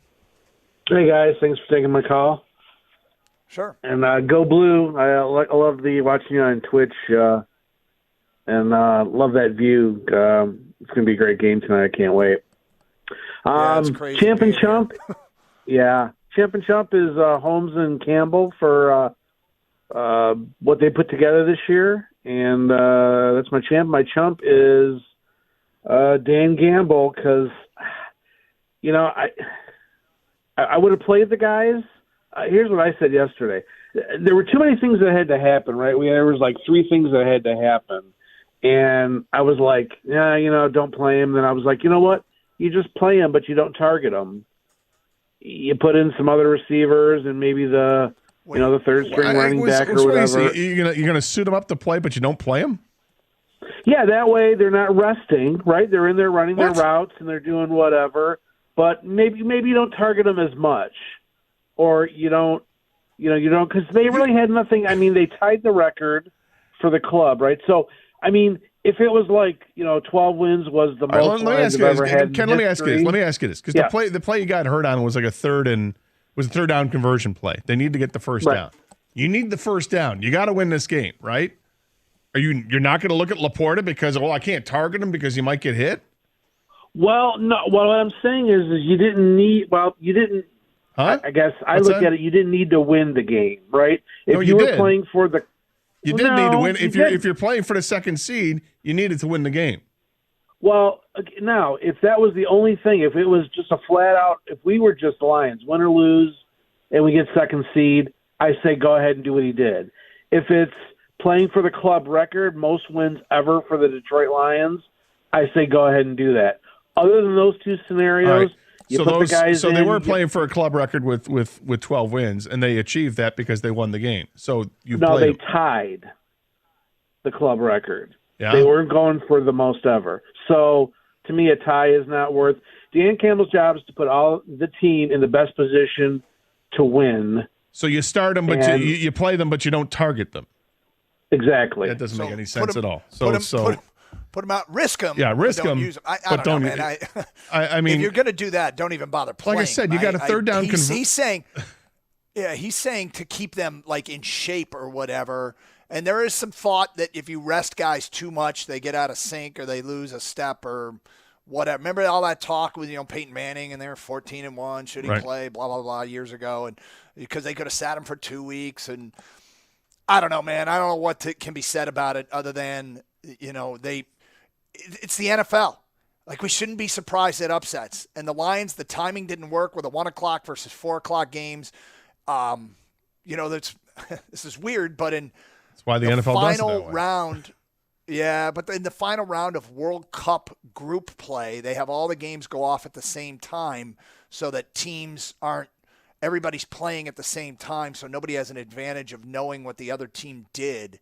And maybe that's what they need to do in the future, because seriously, as some of those games are moving on, you could say, okay, the Washington's not going to win or whatever, and you could start pulling your guys. But you can't. You also can't predict injuries. You can predict that they're going to happen, but you don't know who's going to get hurt and to what severity, right? So you can talk about resting your players, but at some point you can't. You have to stop after like the 5th guy because you only have 53 guys on the roster. So you're going to have guys playing. So, okay, so where do I stop? If I take Aiden Hutchinson off the defense, Amon-Ra St. Brown out of the offense, I mean, were you going to rest Laporta going into it, or are you going to play Laporta? Decker, right? Sewell, Right, exactly. Ragnow, all three of those guys. Basically. I mean, what are you doing? You can't. There comes a point where you have to literally play starters because you can't go down that list and eliminate everybody because, I want to protect from injury. Dan Campbell said afterwards, you're either all in or you're all out. And you roll the dice and you got to do it. Now, sure, there could have been a couple guys you rest no matter what. You could have said Jared Goff's not playing today. Aiden Hutchinson, you're not playing today. Amon-Ra St. Brown, you're not playing today. And David Montgomery, you're not playing today. You could have done that, right? But look who's still there. You still have all the starting talent that you have to play. They rolled the dice. They got burned a little bit. And, the rallying cry is, hey, it's the same old for the Lions. We won 12 games battling through adversity. We're going to get through the playoff game doing the same. 248-539-9797. Reminder, we'll get to Michigan and Washington at 11:30, but keep taking your open line calls. Carson Anderson, 97.1 The Ticket.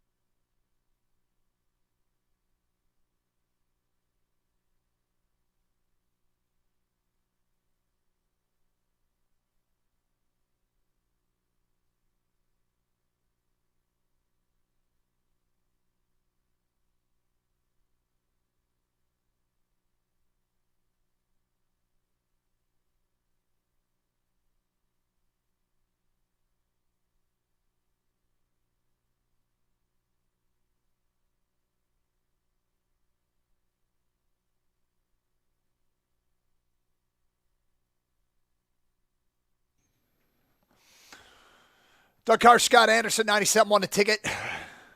I'm doing the show from Houston, from the site of the national championship game. You can see it with the Twitch feed. Go to twitch.tv or youtube.com. Search up 971 The Ticket. And bang, there we are from the booth at NRG Stadium. Gator back in the 97.1 The Ticket Command Center. We'll get specifically into Michigan and Washington coming up today at 11:30. We got packed phone lines. It's playoff week for the Detroit Lions. And, of course, yesterday's game win. Gator, I will say this watching the game, and I realized how far we have come. While watching that game, there were several times I had the thought that my default position in watching Lions football right now, oddly, has become the Detroit Lions are the better of these football teams, and I expect them to win. Which is, I mean, I didn't want to lose sight of how far we have come, that sort of pinch ourselves moment that it's no longer watching games thinking what's going to go wrong, even though something yesterday did go wrong, and invariably in football things do go wrong. But it was the Lions are the better team, and they are going to win this football game. Yeah, I think when they had answers for the Vikings, when the Vikings tried to make it closer, the Lions came right back. You know, that 70-yard touchdown pass to St. Brown, the catch and run afterwards was just a fantastic answer. And that's just the mentality of this team. This is Dan Campbell's team, and this is the Dan Campbell era, and I think it's going to be here for a long time, and we're going to enjoy this one. I don't know if, you know, the Dan Campbell, I don't want to say it's shtick, but it's his style. I don't know if his style, how long of a shelf life it's going to have. If it keeps working year in and year out, I hope it does. I hope he's the Mike Tomlin of the Detroit Lions, you know, because that's worked. Even when people start doubting Tomlin in Pittsburgh, what happens? Oh, they just made the playoffs again with Mason, Rudolph as their quarterback. I mean, it's incredible when you think of what good organizations can do, and to start to think that the Lions are a good organization. I think we all look around, and now we're saying it with less head swivel, if you will, to make sure there are people in the room. Did anybody hear me say that? It's a good organization. No, they're a good organization. All right? I mean, they've got the foundational pieces in place. They've got the right GM. They've got the right head coach. And the rest is falling into place here. Now, go take care of business on Sunday night, win a playoff game, and you're going to exercise so many demons if you're able to do that, particularly because of who you're playing against. That's another reason that I want all the smoke with Stafford and the Rams, because it'll put to death narratives that are out there. Let's get back to your phone calls, 248-539-9797. Rob is next on 97.1 The Ticket. Hi, Rob. Hey, what's going on, guys? How are you? Hi, Rob. Doing great. Happy New Year. Thank you. You're welcome. Go Blue tonight. I'm going to do champ and chump. My chance are the Red Wings for sweeping the California Series, being all three teams on the road. Nice win last night. My chumps are, very nice win last night. And then my chumps are the Pistons. They're so pitiful. Yeah, they're not playing well. I mean, no, they're not. They played at least in leading up to breaking the streak and then finally breaking the streak. They were playing hard. They really did. And there were some heartbreaking losses in there. But, what happens last night, it's a team that, sadly, they don't know how to win. They don't know how to finish games. They can't play for 48 minutes, whatever cliche you want to throw out there. And now Cade Cunningham's hurt. So hopefully it's not too serious, but he's going to be out for a little bit anyway. It's just a rough watch. It shouldn't be lost. We were talking last week a little bit about how tough certain tickets are, and really what led to the conversation was how tough this Michigan-Washington ticket is.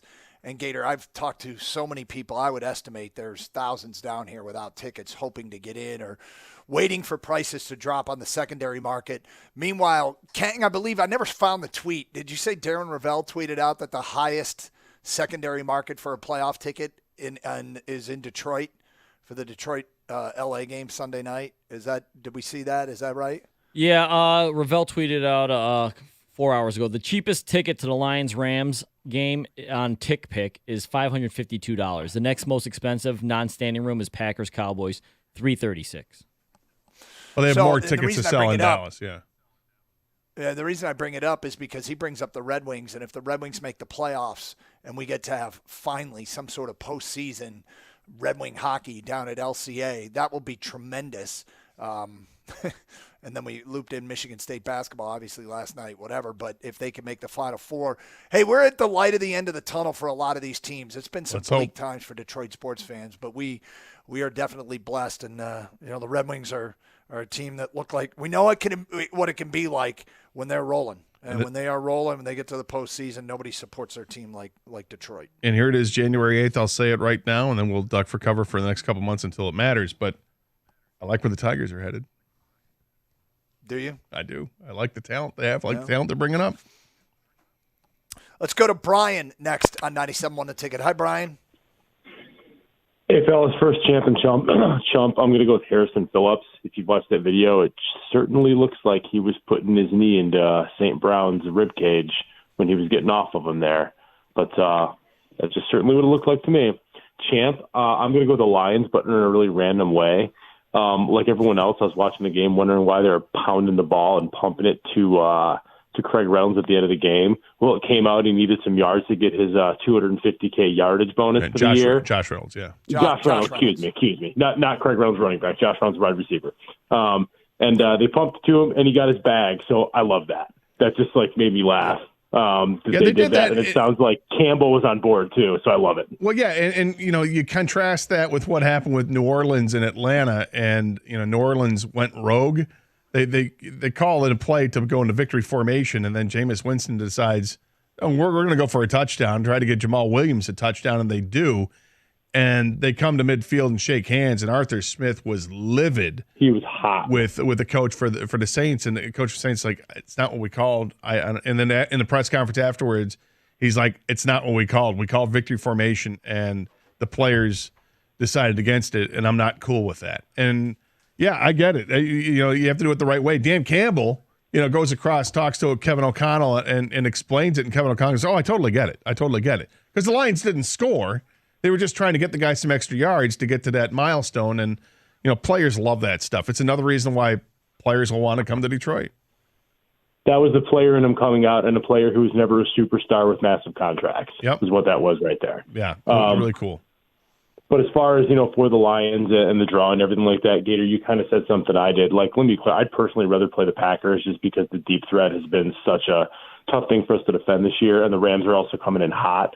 But all the Stafford stuff, if you want to bury the whole 3-letter moniker and all that stuff and really show that this team has turned a corner, what better way to do it than to beat the Rams when Stafford comes back? I can't think of a better narrative to do that with. In the playoffs. And if you want, yes, in the playoffs. And if you want to say that this team is good and can compete, you can't be scared to play anybody. Your mantra's got to be bring it on. And the other thing is too, the whole narrative, with Jared Goff. I think that there's probably still some question about whether you extend him long term. I think there's not that many, but there is still a little bit of maybe we should tap the brakes a little bit. Well, you could make a pretty fair argument that, hey, if Jared Goff isn't the most motivated he's probably ever been in his career for this game coming up and doesn't come out there with his A+ game dialed in on point, those questions get a little bit more amplified. I expect Goff to probably have one of the better games of his career on Sunday night. So, again, I'd rather personally have the Packers come into town just because I do think it's still an easier win with, a younger quarterback with less experience, et cetera, and familiarity with the team. But you know what? Bring it on. And it's a Sunday night game. How long have we waited to have a Sunday night playoff game with the division championship and 12 wins coming into this where, quite frankly, the Lions are favored a little bit. Yeah, we don't even – and thanks for calling, Brian. Doug, we don't even know what this is like. I mean, we have to go back. You got to – obviously, it's 30 years since they hosted a playoff game, and they lost that game. You have to go back to the 91 season, the 91 playoff season, when they won the playoff game and what the atmosphere was like when they beat Dallas. And I remember watching the game on TV. It was fantastic. We loved it, right? That was amazing stuff. But this place – Ford Field, we've seen it and we've been there when it's been loud as hell. I've been a couple times this year. It's been phenomenal. I did not go to the game yesterday. I watched from home.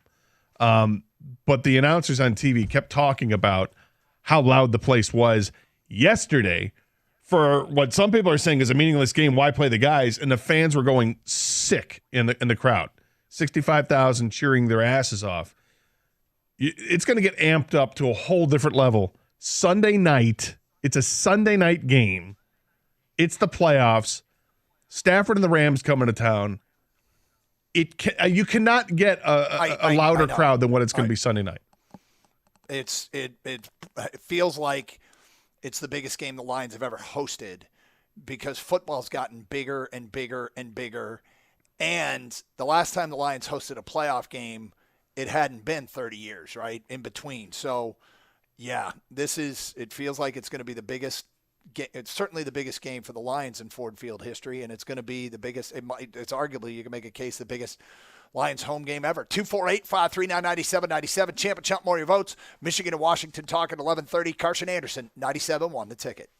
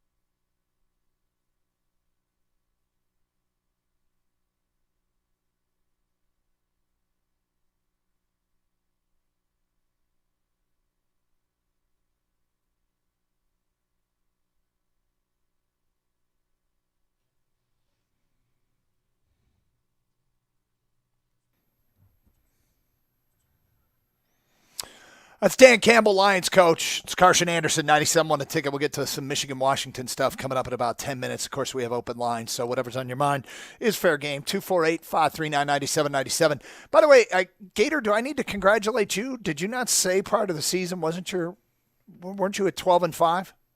If you're asking me if my preseason prediction was 12-5, the answer is yes. My preseason prediction was 12-5. If you're asking me a few weeks ago when we had the opportunity, if you wanted to change it up or whatever, I said, no, I'm locked into it. I've got my flag planted. I'm fine at 12-5. If you're asking me if I received text from my brother several weeks ago when he was panicking like many Lions fans were panicking around Thanksgiving time because the Lions didn't play well against the Bears or the Packers and losing those games, and are they going to even get to 10 or 11 wins? I said, RELAX. They will end up with 12 wins. We got this. Yes, I predicted 12-5. That a boy. Thank you. So people file that one away. That's the one. I remember it next year. Yeah. I got one. I think Kang, you and I got it all written down back at the station. We got bold ass predictions to go over, the season predictions. Kang, I think you and I were both 11-6. That is correct. I think we're not as good as Gator. Yeah. That's correct. No. Oh, please. Please. More. Do you remember what the you remember what the over under was? Wasn't it 9.5? Yeah. 9.5. It was 9.5. Yeah. So let's get back to your phone calls. 248-539-9797. Greg, you're next on 97.1 The Ticket. Hi, Greg. Hey, easy, Gator. You might throw out your back again, patting it on. I know. He deserves it. I got some PT today. I'll be all right. Oh, okay. Yeah, sorry, man. My back just went out, too. That's the freaking worst. Oh, it's not good. But MCDC, man, I mean, if Ertz doesn't work out, I was going through IG yesterday, and I saw some highlights of him. He's out there just banging it, man. Why don't you go all player red coach off and throw himself out there? Yeah, player coach. Let's make it happen. But so I was calling with Champ and Chump. Champ Alex Lyon, three wins over this weekend out in California, and last night it was all him. He had a second period where he should be in jail for larceny after all that. He was phenomenal, and he made some, like you said, amazing saves. And I don't know if people stayed up to watch Red Wings last night or any of those games for that matter, although last night wasn't terrible because it was an 8 o'clock start. But they got the game-winning goal from Rasmussen. It goes off his skate, and does he redirect it with his skate? 100%, but he didn't kick it. So they allowed the goal to count. And I think I guess for the rules, they reviewed it, and they said it was fine. But I can remember when goals like that would go against the Red Wings, and they needed that one last night because they need to get a stretch of games where they're starting to win again to get them feeling like they're a playoff hockey team again, and they are. I think this is a good hockey team that's going to get better. They're just starting to learn again, and you watch Patrick Kane night in and night out, and Patrick Kane looks like he's the best player on the ice. It's amazing how much better he makes the power play and how much better he makes his line mates when he's on the ice. Yeah, got to keep it rolling. And then Chump, I was going to go Brad Allen, but I kind of changed it when I was on hold. I'm just going to go with the armchair quarterbacks today that are, going all hindsight on us. It happened. It's in the past. MCDC knows his team, and that's why he played everybody. So we're good on that. Look, is it a risk? It is a risk. I will say this, Greg and Gator. To me, this is part of what we have to accept. I think Dan Campbell has gotten them to 12-5 and got the respect of that locker room because Dan Campbell is authentically all him, and the players love him and accept him for it. And if that's who he's going to be, and I think we have a severe thunderstorm warning going on right now. Well, I was going to say, I heard there's some weather in Houston. That I had heard from friends of mine that were going down there for the game. That today's not a pretty day in Houston. It's pouring rain. I mean, I'm in this building and it's empty right now. You can hear the rain hitting the roof. And I know some of the parking lots have opened up and fans were – I talked to some people last night that said they were going to be there early. But, it's a mess outside the stadium right now, and apparently we have some sort of alarm going off. But anyway, Dan Campbell's authentically him, right? And part of that is he's aggressive. He takes what he thinks are calculated risks. And I think that's helped get them where they are. I think it's one of the reasons why he's so well accepted by this team, which is one of the most difficult things to do, and is to get accepted by a locker room. and kind of have everybody pulling in the same direction, whether you're making $20 million or the league minimum $750,000. And so, bottom line is, we just have to accept that that's who he's going to be. Now, you don't. I guess you don't have to. I guess I have. Maybe is a better way to put it. I've accepted that this is Dan Campbell, and it's what makes him successful. And there's also a downside to it. I mean, if being aggressive and taking chances was easy, everybody would do it, and it wouldn't be considered aggressive and taking chances. But he is what he is. It's working for him in the grander scale. But maybe it does come with a downside. I'm okay with the totality of the work. Real quick, Greg, you had one last point? Or not, I guess. Sorry. All right. I think we got back-to-back Gregs, so maybe the second Greg can pick it up. Here on Carson Anderson. Hi, Greg. Hey, guys, and once again, thanks for making me an educated fan and not emotional for that. I really appreciate you guys. Just a couple quick points I'm going to get out your way. My champ is always Jared Goff. That's my champ, always, forever. My champ is the reporter who asked J.J. McCarthy about the spy calling things. I think that was just really inappropriate and very ill-timed for him to ask that young man that question. I want to. One thing to keep in mind, and I will say this: I'm not crazy about the story. I think I think when you have reporters that are seeing you for the first time, okay, it's their first chance to speak to their audience. That might explain a little bit why it gets asked, because you get a lot of repeat questions. I mean, I've been to news conferences down here, right? And the national media is asking questions that we've had the answers to forever, and we've heard forever. But that's what happens when you have people that are covering your team on this stage and parachuting in. Yeah, I didn't like his response. I thought he could have just avoided it and said, "Look, I'm not getting into that." I thought it was a little clunky, Yeah. but he's a 20-year-old kid who aren't they? It's a tricky thing for him to discuss. But anyway, go ahead, Greg. Very much so. I agree with that. I'm looking for Josh Reynolds to have a really good game. I think he's been under the radar. I think he has something to prove too. And my last point, guys, Mitchell, the third-string tight end. If you look at the pass that Jared Goff threw him, he had to go get it, and for a big fella, he went and got it. And so I think we have something there that I'm hoping that the coordinator sees that. I kind of like him. I mean, he went and got that. He can pass catch. for a big fella. He's a guy, and thanks for the call, Greg. And Doug, you know this. This is a guy we looked at in college, and he showed something. Where was it? North Carolina, right? Yep. He showed something. Vatech. Vatech, sorry. He's got something as a receiver. He got hurt and got kind of sidelined for a bit, but he's got talent. And that play that Jared Goff threw to him, rolling to his left, throwing against his body there, throwing it back over to the center of the field, which is ill-advised, but guys open. Great play by both players. Mitchell went up and got it, and Goff to be able to throw that play. He battled injuries at Virginia Tech. He put up numbers over 2 seasons that look like, as a big play tight end, that were comparable to Brock Bowers, not in volume, but in yards per catch. And Brock Bowers, the tight end from Georgia, top tight end prospect in this coming draft, who might be a top 5 pick. He's so highly regarded. But anyway, Mitchell's an interesting candidate to break out at this time. I've always been a fan. Laporta's clearly better, but that doesn't mean that Mitchell can't be one of these developmental guys who suddenly sees a light go on, kind of like a Fatu Melifonwu, where throughout his career he just gets better and better. But I think there's enough there to work with in terms of him if he's your go-to tight end. All right, let's talk more about the Wolverines and the Huskies tonight from here in Houston. That is next, plus more of your phone calls. 97.1 The Ticket.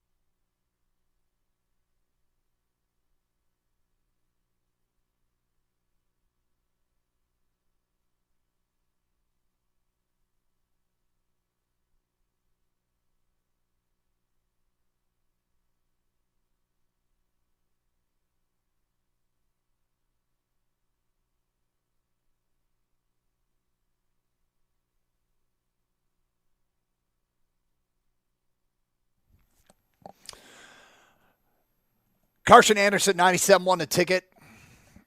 Doug Karsh broadcasting live from NRG Stadium, home of tonight's national championship game. 72,220 will jam into this NFL stadium. And you can see it if you're streaming. Go to twitch.tv or youtube.com and then search up 971 The Ticket, and you will see our broadcast position. This is the broadcast booth that I am in, and this is where I will be. These windows behind me do go up. Maybe, Gator, I can grab the computer at some point and do a tour of the stadium a little bit. I don't think I have the connection to go down to the press box and mess around, and I won't be able to hear you, so maybe I won't do that. Cheerleaders still the there? Standard media is the cheerleaders have left. There was a Washington cheerleader photo op. They were down in the end zone behind me. Was it to my right? Just for edification, I mean, I don't know. I'm just asking questions here. Were they wearing the sweaters, or did they have just like normal cheerleader outfit stuff? Because don't they also have the sweater like the USC girls do? I think they did back in the day. I'm not sure that they do now. I didn't stand out that they were wearing the like the song girl sweaters. No, but the crazy thing is it is absolutely pouring rain outside. I mean, it is banging off the roof here, and clearly right now we can hear it. If there was a game going on, we wouldn't be able to hear it, but it's just a deluge going on. And I originally, Gator, was going to finish the show. Our pregame show starts 3 hours prior to kick, so 4:30 Detroit time. I had a 2.5-hour window between, and I'm not even on the air until close to 6, but I like to be here and get in the sense and get down on the field and talk to people and take notes and smell the grass. Just finish up final touches. Yes. Smell the little rubber pellets. But I think I'm going to stay here in between and just make it a full day. I got to find some lunch. I'll hold my lunch. What I have right now for lunch, I will hold up to the cameras, and that's basically it for the rest of the day. So we'll see. That's the best the vending machine can offer. Well, it was sitting on it was something left over from an earlier event that I had in my bag, and so I got that. I'm guessing they might have a meal there at the stadium for you at some point. Yeah. What's the stadium like, by the way? Do you like it? Yeah, it's beautiful. Okay, we'll do a tour for the camera. All I have to eat for people who aren't streaming live is a bag of Sun Chips and a Gatorade. So let's give you a sense for the whole thing here. I'm going to take the camera down for those watching on Twitch, and Gator, you can sort of narrate. Hopefully, you can see that. Yeah, well, there's the view from the stage. You got a seat at like what, the 35-yard line or so. Maybe not as good. 35, yeah. Yeah, or the 30-ish. Good spot. Yep. The end zones are similar in color. Both very dark. Yep, they're both. One obviously has Michigan, one has Washington. Both painted black. You know what's funny is everywhere you look, I don't know if you could see in the end zone, in the white behind the end zone, and they really are pushing the idea that this is the 10th college football playoff. Everywhere you go, a lot of the gear says year 10. Year 10, they have that college football playoff logo that you see there at the center of the field on the video stream, but it's shaped like a football with the gold on the outside. And there's a lot of them pushing year 10. What's the 224 out there? It's 2024. Is there? I can't see. Okay, all I see are numbers. If you're showing the field, there are two between the 20 and the 30-yard line on both sides. It looks like, from my vantage point, just says 224, but there between the two twos there's the college the football logo so, for the 0. Yeah, gotcha. That's supposed to be the 0. So anyway, this is where we're doing the game from, and Gator, it seems like in talking to people and getting a sense for the storylines, all the attention is falling on when Washington has the football. This is the matchup everybody wants to see, is when Washington has the football. We're in the home radio booth, by the way, so we're Texans radio. But, can Michigan's defense, which is obviously a strength, handle Washington's passing offense? And it was funny because you get into conversations with fans from other teams, and I had that chance yesterday. We were waiting around for a table, and some Washington guy came up and just started talking And it was cool. He was great. He was awesome. We just started talking about the game. And then his buddy comes up, and I, Gator, this guy comes walking up, and we're just talking about the game, and his buddy goes, I have full confidence we're going to win this game. Full confidence. Okay. And I'm like, okay, all right, cool. Yeah, well, no. Good for you. I'm not here to argue. Hey, this isn't open lines. I'm not taking calls. So I just shake my head. I'm like, oh, okay. And then he goes, full confidence. And I finally kind of went, yeah, you should. I mean, the truth is Michigan's not really that good. Yeah. I mean, there's no doubt you should win this game. Yeah. And I'm like, just fortunate to be in the number one seed. Yeah, but so he like turns and walks away, and I said, "Is that your buddy?" And the cool guy was like, "Yeah." And I wanted to say, "I don't need to talk to him again," but I didn't. I held it back. But we just had a good conversation about the game, and he said, he was like, "Look, we've never seen anything like Penix. Like Penix is incredible," and I'm like, "Yeah, he is incredible," and then he goes, "But we've also never seen anything like your defense," and I was like, I said, so this is the best quarterback Michigan will have faced all year, and this is the best defense that Penix will have faced all year. Without question. And it's the Joe Moore award-winning offensive line, the award that goes to the best offensive line in the country, against Michigan's defensive line, which just really, I think, was the story and dominated the Rose Bowl. And it's Michigan's exceptional secondary against the best group of wide receivers they will have played this year. And it's we drew the parallel to, Ohio State and the way that they are built. They're different animals. They're not the same in terms of Penix might be better than C.J. Stroud ever was and better than McCord was this year.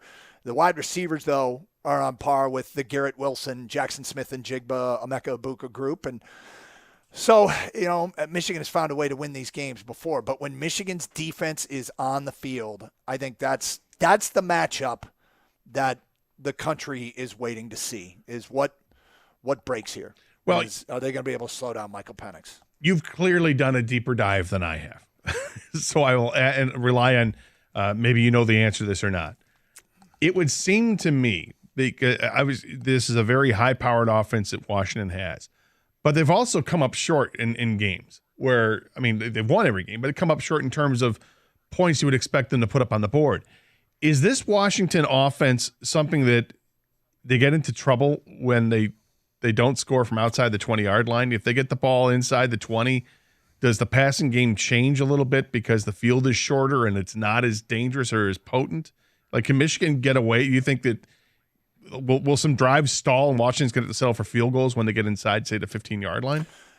They might, and I think that might be Michigan's goal is make them work their way all the way down the field. Nobody takes more deep shots than Washington in the country. They have the highest percentage of pass plays of the air yards in the nation, the highest completed passes of 20 or more yards. There's some amazing stats in this game. In fact, we'll get to them because there's a lot of unstoppable force, immovable object stuff here. And we will get to that because I will throw 3 statistics your direction. You tell me which one impresses you the most. We'll get to that today at 10:46. Plus your open line calls, phone calls, feedback, live from NRG Stadium in Houston. Gator in the Command Center back in Detroit. It's Carson Anderson, 97.1 The Ticket.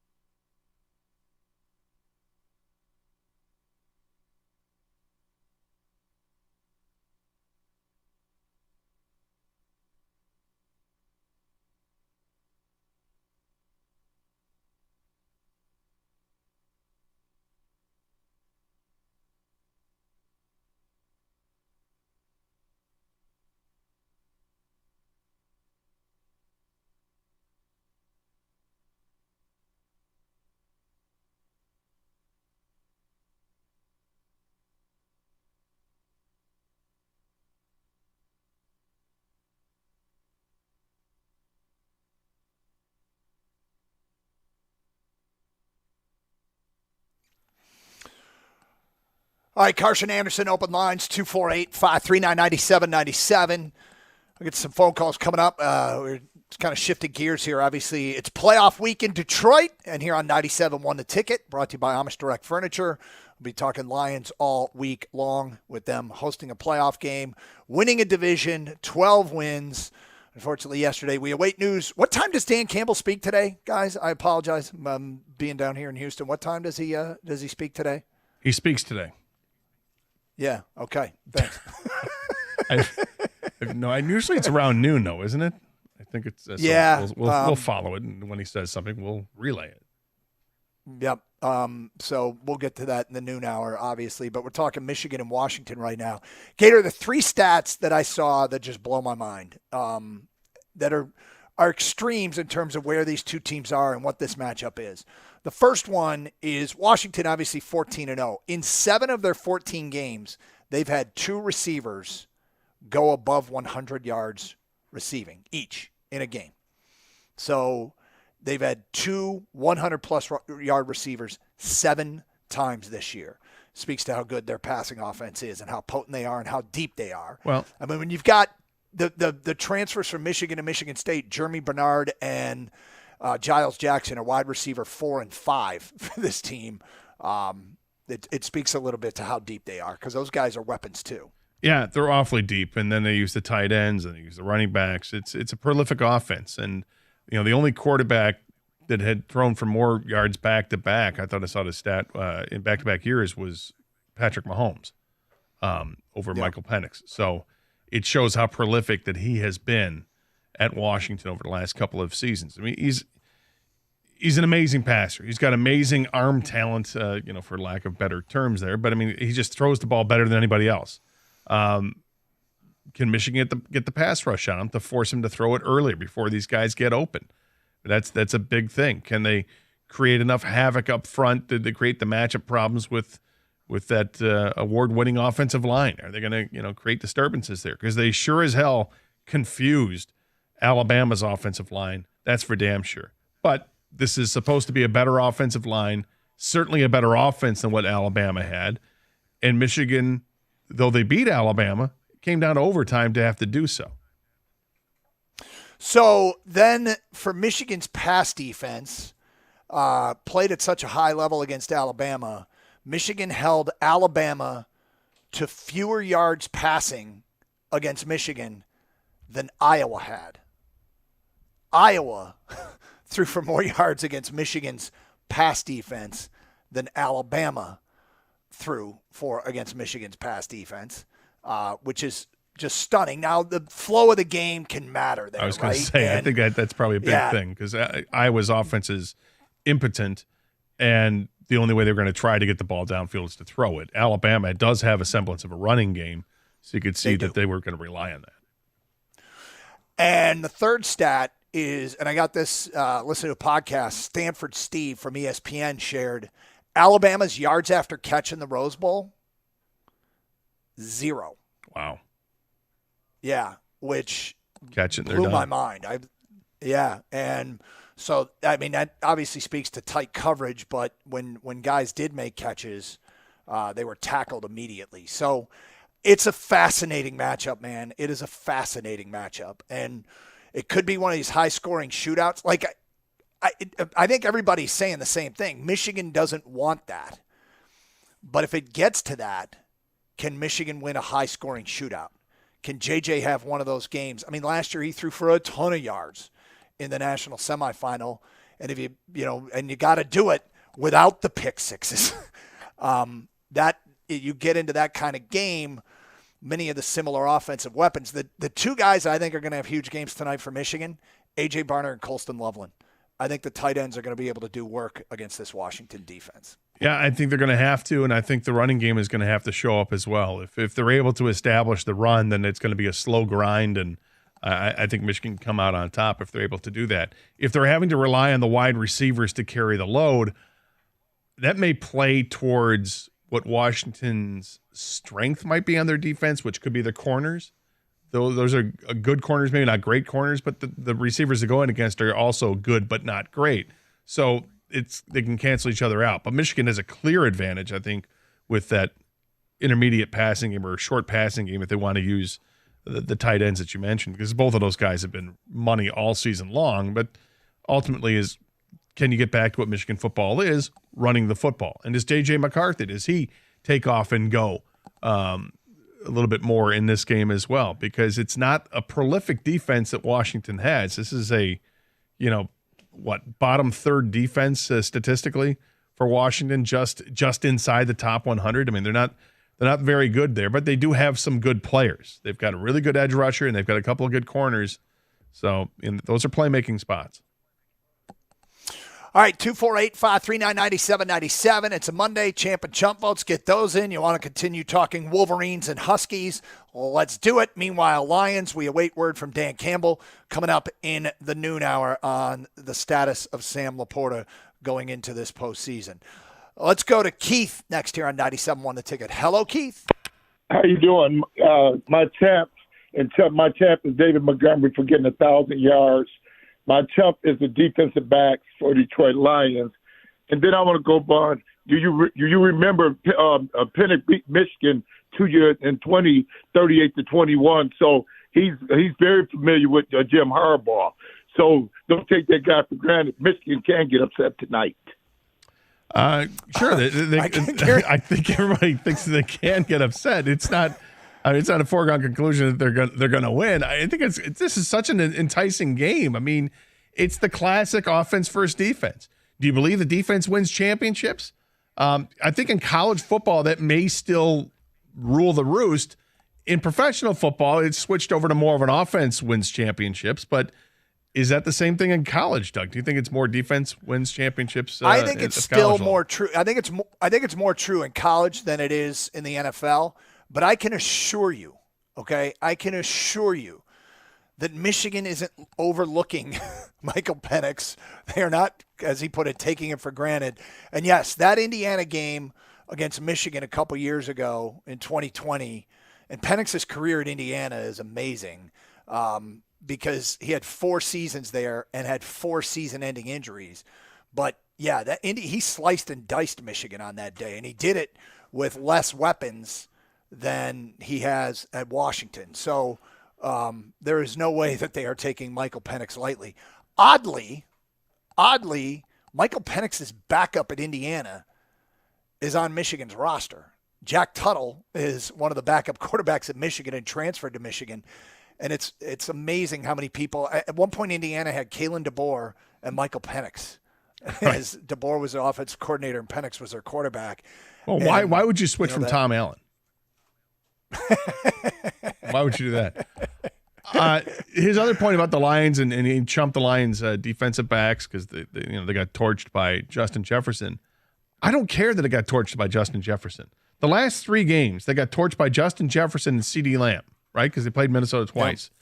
They gave up a combined 64 points in those 3 games. That's 21 a game. If the Lions, you're going to tell me the Lions give up 21 to the Rams, I'm going to tell you they win the game.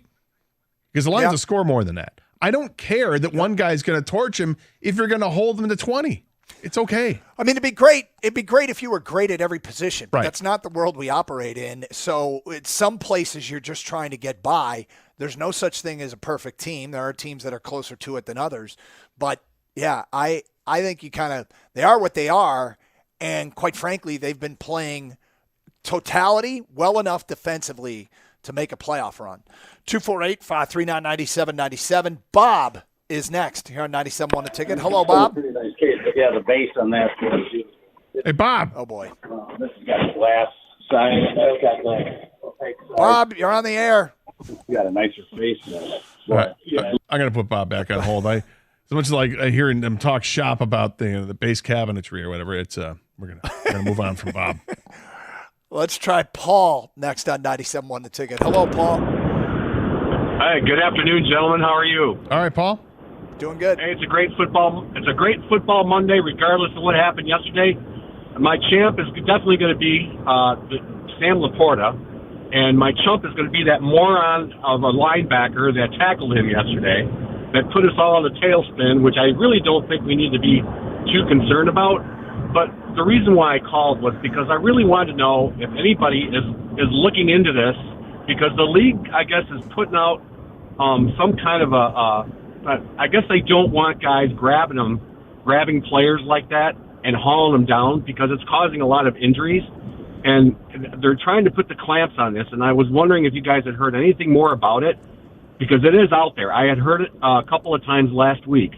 And because of it, there's been a lot of key players in the league that have been injured for quite a while because of the tackles that are being made. Well, I'm looking at the play right now, and normally what they're talking about that the league is considering cracking down on is this hip drag tackle. Yeah, I don't see this as being a hip drag tackle. No. It's tackled from the side. It's just unfortunate the way that Laporta's leg stuck to the ground and hyperextended the knee. I don't think it was a dirty hit at all. Well, still, it wasn't a hit, obviously, but he was riding him like he was in the Kentucky Derby. Well, he's trying to take him down. I mean, I don't know what he wanted to do. He's just let him keep running. You're trying to make a tackle. No, I understand that it's part of the game. Okay, I realize that, but he's a rookie. I mean, come on. That's it. You have to have some thought or process while you're going through. I mean, not like get out there and kill the guy. I guess. I'm a little biased because I'm a Lions fan. I get it. I understand that. But, there's many ways, different ways to tackle people besides the way he did it. That's all I'm saying. Yeah. So, all right. Well, I disagree. Yeah, I think, unless there's some rule I'm not aware of that he's referencing or some talk of something changing. I don't have the replay right in front of me, Gator, but I do. That doesn't look like a hip drop, does it? No, it's not a hip drop. And frankly, the more infuriating part about this tackle, looking back at it should have been reviewed for targeting because of what I think it's Harrison Smith comes up and just drills him in the head with a hit. Now, obviously, the injury is to the knee and not to the head, but that's what that should have been. I also want to air this one beef about yesterday's game before I forget it. Okay. There was a play when the Lions had the ball. I believe it was 3rd and 1, right? Can we let's get to the beef after the break. Okay, fair enough. Yeah, Gator's going to airing of the grievances. I got to air next. beef. Plus, Dan Campbell will get an update on the injuries next hour as well. Stick with us. Carson Anderson, 97.1 The Ticket.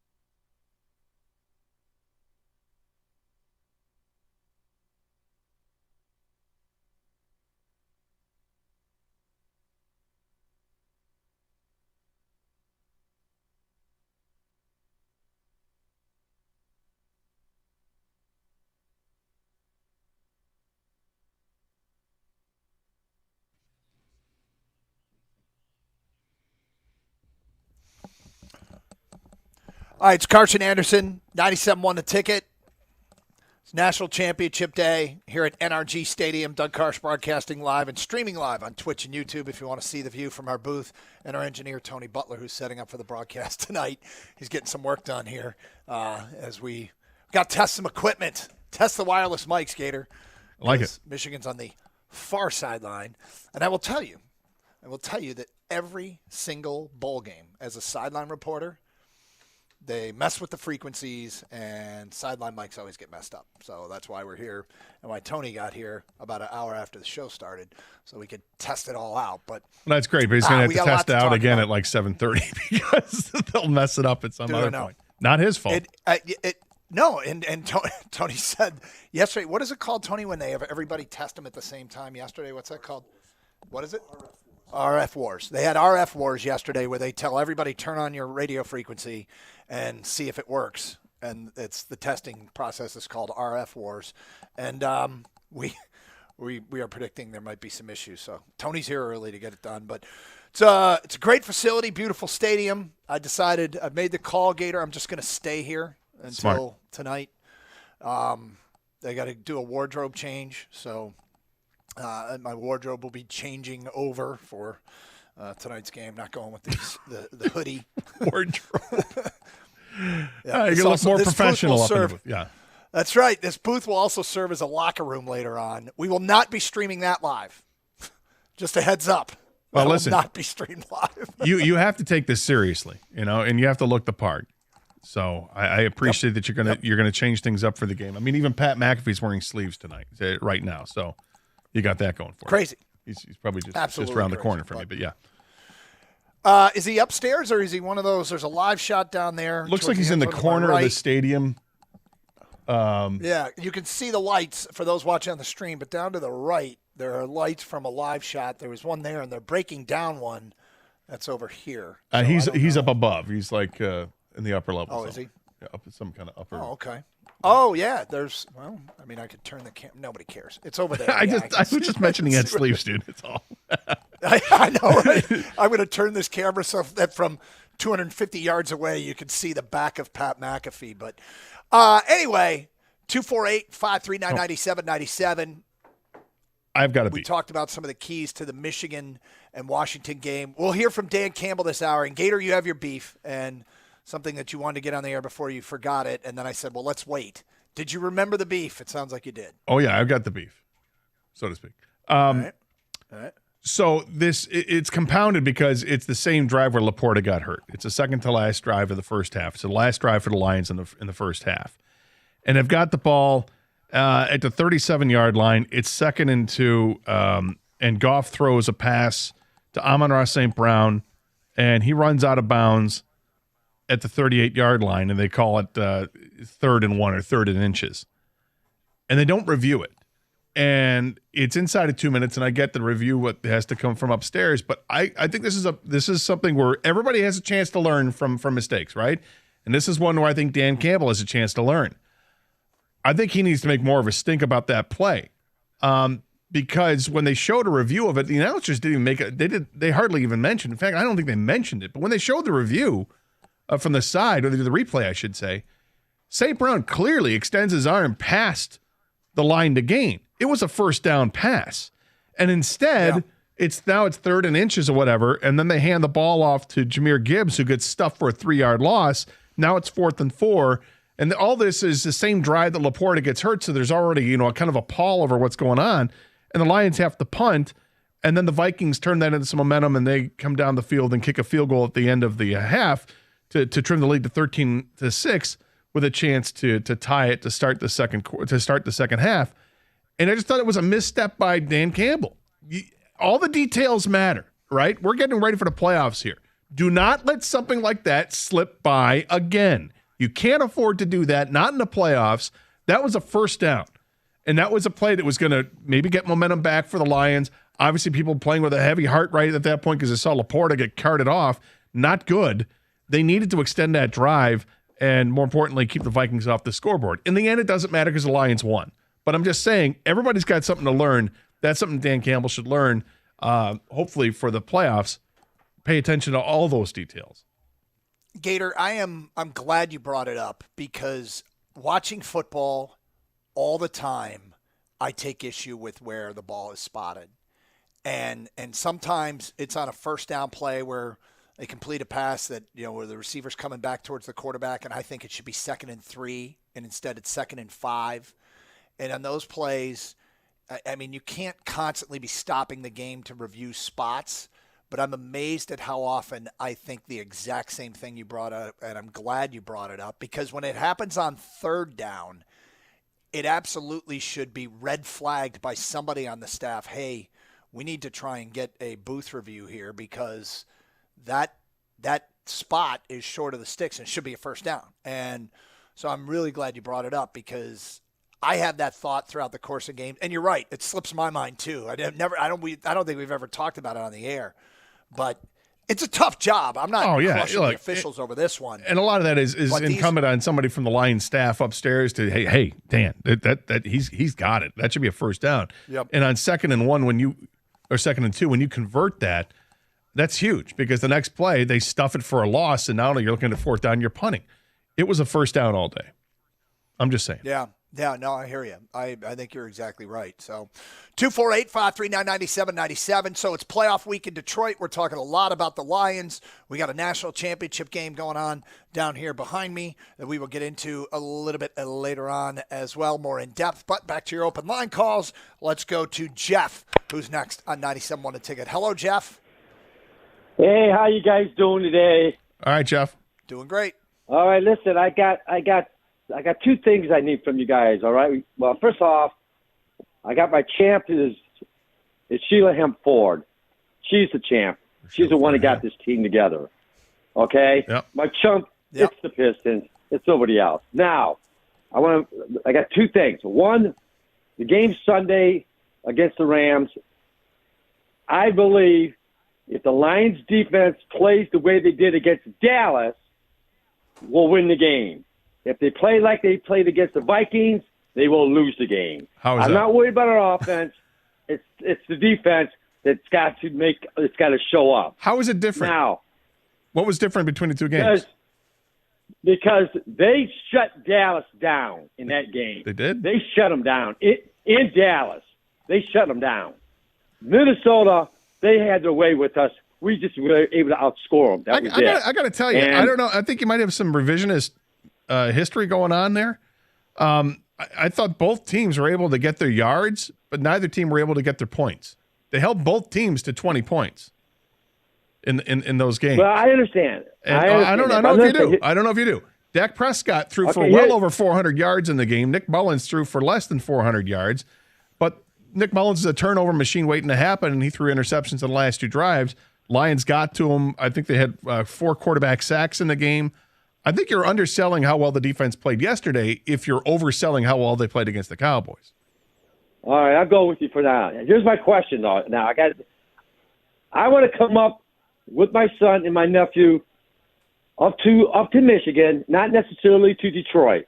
I need suggestions to an area to go to so we can go stay there and find a sports bar to watch the game. If you guys can give me a suggestion or one of your listeners, would be great because we want to come up there and stay the night and watch the game Sunday night. So we're looking for how old are your area, boys? not necessarily.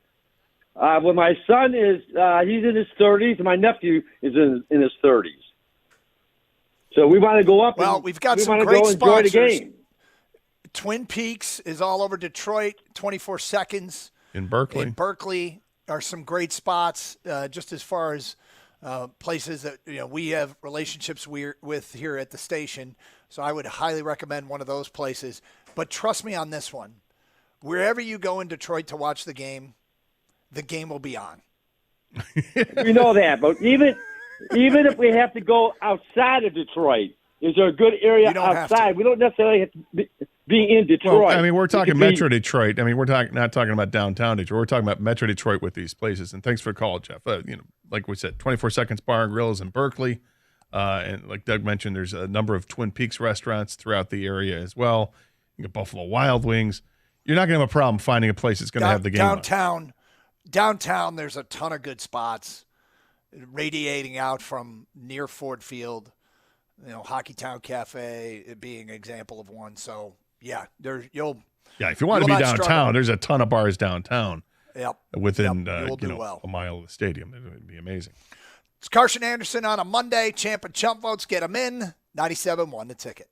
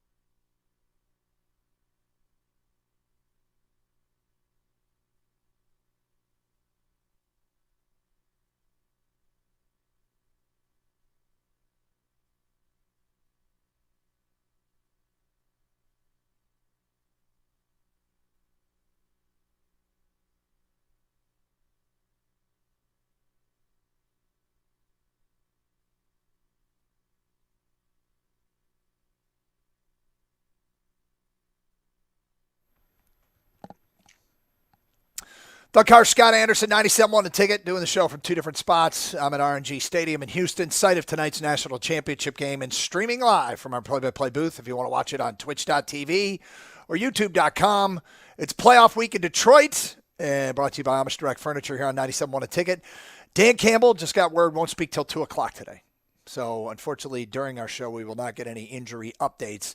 But keep it locked in here to 97.1 The Ticket, because Sam Laporta's injury yesterday and Khalif Raymond, who was having himself a day, these are things you don't want going into the playoffs. We've debated whether or not they should have been on the field. We've accepted the calls about the debate. Gator, I think you got to play the guys, and part of this is my acceptance of Dan Campbell. What makes him good is also what means there are going to be times where he does things that are super aggressive, and the idea that hey, I only want him to take the chances that work and not the ones that don't is just not the way it's going to be. And I don't want him to change who he is. I think if he changes who he is and becomes less authentic, it's not good for the team. And that includes going for the number 2 seed yesterday. How many times do we say anything can happen in the NFL? Those upsets could have happened, but unfortunately the timing with the Lions playing at 1 and the 2 other teams playing at 4. In the future, I hope they do it like World Cup group play, with the last game, everything's going on at the same time. Maybe all the NFC games at 1 and all the AFC games at 4, so nobody has a leg up by knowing the result of another game. Because the Lions had to play their guys if they wanted to try and get the 2 seed, whereas had they known that Philly or Dallas was going to win anyway or was up big, then they might not have. But 248-539-9797. Let's get back to your phone calls. Bob is next on 97.1 A Ticket. Hello, Bob. Hey, thanks for taking my call. So what I told the screener real quick was I think we're going to beat the Rams. I think we can do that at home. My concern is how momentous the end of the Dallas game is now becoming, because had we won that and been the 2 seed, I think after the Rams, we're going to end up playing Dallas. I think they'll handle Green Bay easily. And so, and maybe not, but maybe I'm getting ahead of myself, but that the end of the game is so momentous. Whatever it was, whether it was a ref error or whether Campbell should have kicked the extra point, somehow, if we had just won that game, you see how big that play becomes. If we'd have been the 2 and had Dallas at home, I had a lot more confidence that we could beat them at home. And that whole thing is just, and you guys have been talking about it all day. So this is my question is all of Dan Campbell's flaws rolled into all of his good points. Is it possible that he potentially has a wall that we're just never going to get past this sort of level of maybe one home game and then an away game? And what do you think? And I'll hang up and I don't know what you mean by wall. What do you think? What do you think? Well, you guys have said he has a basic giant set of flaws that go with his basic giant set of good points. With all those flaws, he's going to continue, and you don't want him to change. He's going to. No. You've completely misinterpreted what we said. Mistake points. Okay. Yeah, I mean, I think it's. I think we think that he. Everybody's got flaws. I don't know. I mean, if you had to list what his flaws, what's his flaw is what? That he goes for it? He likes to gamble? It's worked. They got 12 wins this year. There's not much of a disparity between home and road. Dan Campbell is who Dan Campbell is, and it's what makes him Dan Campbell. I mean, you can't. Neither of us use the term flaws or mistake points. Gator, has he taken the Lions to what we could say is unprecedented heights? Yes. Actually, we can already say that. The players believe in their coach? Is there a lot of nonsense? Like think about the Lions of our entire lifetime. How much off the field, in the media, in the locker room nonsense is there? Like, what are our controversies this year? That they've won so much they raised ticket prices? Is that the biggest controversy? No, I think people tried to find something with Jamison Williams and off-field stuff, and it's just not really. I mean, the biggest thing that they had going against them is that they had players that gambled on football games. That's the biggest thing that they had. And in the end, it's really not that big of a deal, but this is who they drafted. This is how they built this team. This is how they added free agency and trades. They did with players in mind of, high character is part of it. Loving football is another part of it. Talent's a part of it. So the reason I bring up all the lack of nonsense, it's because Dan Campbell, it's his locker room. And I don't think that's a small thing. I think he needs to be who he is. I think that's what's gotten them there. And now, trying to interpret my man's question, is there a wall? I think he meant, maybe he meant, is there a ceiling? Like, can they not get to a Super Bowl because of the way Dan Campbell coaches? And I would argue that the roster is far from complete. Right. If Brad Holmes continues to do the job that he's doing, as well as he's shown to be able to do it, and Dan Campbell continues to do the job that he's doing, as well as he's been shown to be able to do it, and that includes filling spots on the staff when necessary, I got to tell you, I'm not worried about what the Lions are going to be under Dan Campbell. I don't think there's a ceiling. And I actually think it's kind of disrespectful to say that he likes to gamble.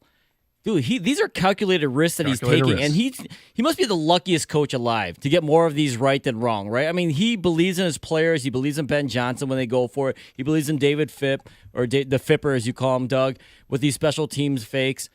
He truly believes these things, and it's not like, well, I'm just going to go out there and close my eyes and hope it works out. I mean, he's aggressive without a doubt, but there's not like these crazy gambles I think people kind of associate with him. He just doesn't, he's just taking a shot. I think he's going to be a trendsetter. I think you're going to see more coaches taking calculated risks. They're already doing it. Did you watch it last night in the Bills game? Yeah. How many times did they go for it on a fourth down to try to end the game when they could have just went up 2 possessions and then the normalcy that we used to see in the NFL? Now it's like, this is what we're going to see in the NFL, and it's because Dan Campbell has done it successfully, and other coaches, look, it's a copycat league, and this is what's going to happen, and you're going to see this. It's going to become the norm, and it's like I like how you said, it's a calculated risk more than it is a gamble, but gamble rhymes with Campbell, so it's fun. But yeah, it's these are things where when you throw it at the analytics the analytics say go for it, and they do. And not that they strictly analytically motivated on here, but I think that the team responds to it. Well, not all going to work, but the odds are that they will. So you go for it. I think it's pretty amazing. Every time the Lions lose a game, we get calls about Dan Campbell. And they didn't lose. I know, right? That's another good point. They won the game, but it strikes me that he's sometimes being held up or judged on a perfect standard, and it's just not. You know what it is, Doug? He's not perfect. It's that other teams sometimes they'll do it more impressively. Like when you look at the point differential, right? The Cowboys in the NFC have a 194 plus advantage in the point differential. They scored 194 more points than they've given up. San Francisco is plus 193. Right? You're looking at these are big totals. The Ravens are plus 203. The Lions are plus 66. And there's nothing wrong with it, right? They got smoked in a game against the Ravens, which really kind of throws that out of whack. But for the most part, they're just doing what they got to do. We're winning games. They're not winning games by 25 points. They're winning games by 3, 4, 8. Sometimes they hit on the stretch earlier in the year where they're winning games by 10, and they won the game yesterday by 10 points. It's a good football team, man. They're 6-2 at home, 6-3 on the road. You want to say 7-2 on the road? I'm not going to argue with it. That's fine. They're a pretty evenly matched team home and away. The thing that's the equalizer for this team, or that really cuts into them, is when they play outdoors on the road. That's where you go, look out. And yet they started the season with a win on the road, outdoors. 248-539-9797. It's Carson Anderson, 97.1 The Ticket.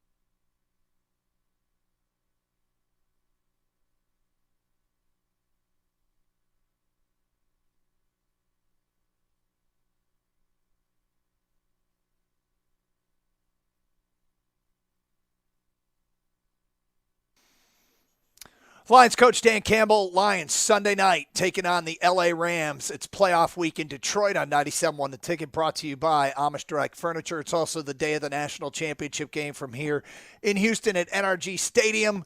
It's it's Michigan taking on the Washington Huskies. We're streaming video live on twitch.tv and youtube.com. I'm in the booth, Gator back in the Detroit Command Center. You ready to go back to the phones or anything you want to get to first, Scott? Well, I don't like Michigan's chances against the Lions. No, I kind of sold that wrong. It's Michigan and the Huskies, right? They're playing Washington. I don't like the Huskies' chances against the Lions either, for that matter. So like the Lions win both. Penix of those is good and everything. Yeah, but I mean, come on. Did I say Michigan against the Lions? It doesn't matter. It just doesn't. All right, good. It's all good. Let's get back to your phone calls. We got a Tom next here on 97.1 The Ticket. Hi, Tom. Afternoon, gentlemen. Go blue. Go blue. You got to go blue on you for me, Gator? Nope. Oh, come on. Jeez. Anyway, hey, my champ is the entire Lions organization for flipping a decades-old script of futility and incompetence. So congratulations to them. My chump is all those Lions fans who were complaining that the Lions did not do whatever it took to re-sign Jamal Williams. Did you see his stats for the season? They were not impressive. 306 yards and only one touchdown. Did you see how he got that touchdown, by the way? Well, they forced it on him in yesterday's game, and that's what rubbed the coach Arthur Smith the wrong way for Atlanta. Yeah, they ran some trick play out of the victory formation to get him his only touchdown of the year. I can't believe I'm going to say this. It's funny, that was a big topic. That was a big topic in Detroit, wasn't it? It was kind of. I like Jamal Williams. I thought he was great for the Lions last year. You can't dispute that. I mean, he was 4 yards every time he touched the football, got 1,000 yards rushing, had 19 touchdowns or whatever. But we liked what David Montgomery brought to this team, what he was going to bring to this team, because we thought that he was undervalued in Chicago, running behind a terrible offensive line, had a lot more in the tank. Even, Ben Johnson said after last season, we thought there were more yards to be gained in the running game. Look, that's why they traded DeAndre Swift. They let Jamal Williams go. They draft Jahmyr Gibbs. They bring in Montgomery, and it worked out. I think they had 22 rushing touchdowns, or 23 rushing touchdowns between the two guys. Nice job. And nearly 2,000 yards rushing. Here's a crazy stat. Jamal Williams ran for 306 yards, and he had the one touchdown. Taysom Hill ran for 401 yards and had 4 touchdowns. Taysom Hill. So, not a good year for Jamal. No, I mean, and I'm not 2.9 a carry. Yeah. I don't want to rip on him, and I know you're not. I'm not. But it's just he was in a better football situation here, and the Lions. Would he be able to have done what David Montgomery? I don't think he would have done what David Montgomery did in Detroit. I don't think he's the same running back. I think Montgomery's a better running back. It was an upgrade. We said at the time. I think they upgraded the position. And I don't want to disrespect Jamal Williams. He was a great Detroit Lion. A great Detroit Lion. 248-539-9797. Let's go to Mike next on 97.1 The Ticket. Hello, Mike.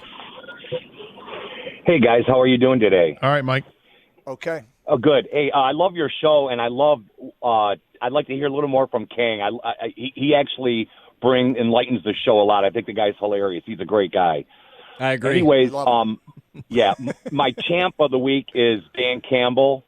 I think he's changed the culture here, and I think he's just done a great job with the organization. And my chump is, and I don't know if you guys noticed this, and maybe you brought it up earlier, I'm not sure, but my chump is number 97 from Minnesota, Harrison Phillips. Did you guys see when Amon-Ra hurt his ribs? He was kneeling on him. And Amon-Ra, if you guys noticed it, he almost started a fight, and then they ended it, and then they went to a different, camera angle. But that's how he got hurt. Did you guys see that? He literally, it was dirty. Yep. He was kneeling on him. I saw it. Yep. And that just really ticked me off, and it was never brought up on the telecast, and I mean, he never would have hurt his ribs if it weren't for a 300-pound guy kneeling on him like that. Well, I just thought it was dirty, a cheap shot. Yeah, I'm trying to watch this. See if I got a He basically used his knee and his entire body weight to get up on St. Brown and got up like that. It seemed dirty. Exactly. It seemed real dirty. Yeah. No, that's crap. That's awful. And it was just dirty. Yeah. It was just dirty. Oh, it's totally dirty. It's totally dirty. Yeah, that's not Anyways, good. love your show, guys. Take care. So here's something to keep in mind that I didn't really prepare for to talk about because I didn't think it would come up. How dirty the Correct me Vikings if are? I'm wrong. Well, didn't the Vikings and some Viking fans take issue with how T.J. Hawkinson's season ended 2 weeks Probably. ago with Yeah. the tackle made by the Lions? And I can't remember who it was and all the details of it. But I'm not – I mean, who knows if the Vikings themselves were upset about the way T.J. Hawkinson's season ended. And it was a low hit. I don't think it was – there's a difference between a hit that is increases the risk of injury and an intentional dirty play. And there's after the whistle stuff with intent to do harm, and then there's the I'm moving at full speed, and unfortunately I hit you square in the knee because you were moving at full speed and I was getting blocked, and the stuff that happens. Yeah, I can see why Vikings fans will be upset with the hit on Hawkinson because it's a low hit coming from Kirby Joseph, the safety. Yet, I mean, it's something that happens. The stuff that with Phillips putting all his weight on with his knee at the ribs, standing up on a play that, I mean, it's not a hit. This is just dirty stuff after the fact. That's dirty. I agree. It's dirty, but if you're a Vikings fan, you're not at all happy with what happened to Hawkinson because it likely cost you a playoff chance. Because T.J. Hawkinson at the time, I think, was first or second among tight ends in yards. T.J. Hawkinson was having one hell of a season. And he's a great tight end. The Lions moved on from him because they didn't want to spend the money to re-sign him. It was the right decision to do. They draft Laporta. Laporta has this amazing, record-breaking rookie season. And we can forget about TJ, but we shouldn't forget about how good TJ Hawkinson is because he really is. Let's go to Trevor next here on 97.1 The Ticket. Hello, Trevor. Hey, guys. How are you guys doing this morning? All right. Great. Thank you. Hey, Doug. I don't know if you remember me. I met you last week out in Pasadena. This is Trevor. Yes, I remember you, Trevor. Yeah. Sure. Yeah. Hey, just a quick question for you guys. This is my first time calling. I told Doug that I listen to his show all the time. Love you guys. My question is, listening to a lot of the national talking heads, don't get me wrong, Washington has a great passing offense. I get that. But, with Michigan having the number one defense, number one scoring defense, and number two pass defense, I'm just curious if they're not getting enough respect. And especially Gator, if I could get your opinion since you're, not a Michigan fan. If our name was, swap out the name Michigan for Alabama or Georgia, if the Michigan defense would be, getting a little bit more respect. So, they would. Again, love the show. Trevor, I'll tell you, and thanks for the call. Yeah, they'd get more respect if it were that because of the schedule that was played. But Michigan played all the teams on their schedule and they took care of business. They played one game, prior to the semifinal game against an offense that people would have feared, and that was Ohio State. And they handled it. Their defense answered the bell. Particularly in the last play of the game, they got the interception. Michigan's defense is the real deal. That front line is so good and so deep that can compete against anybody in the country. So I give Michigan the props for defensively. I think they've got playmakers at the corners. I think they got safeties that are good as well. All around, it's a really good defense they have, and I think the way they use the linebackers and different blitz packages, it's smart. It's just it's a well-oiled machine on that side of the ball.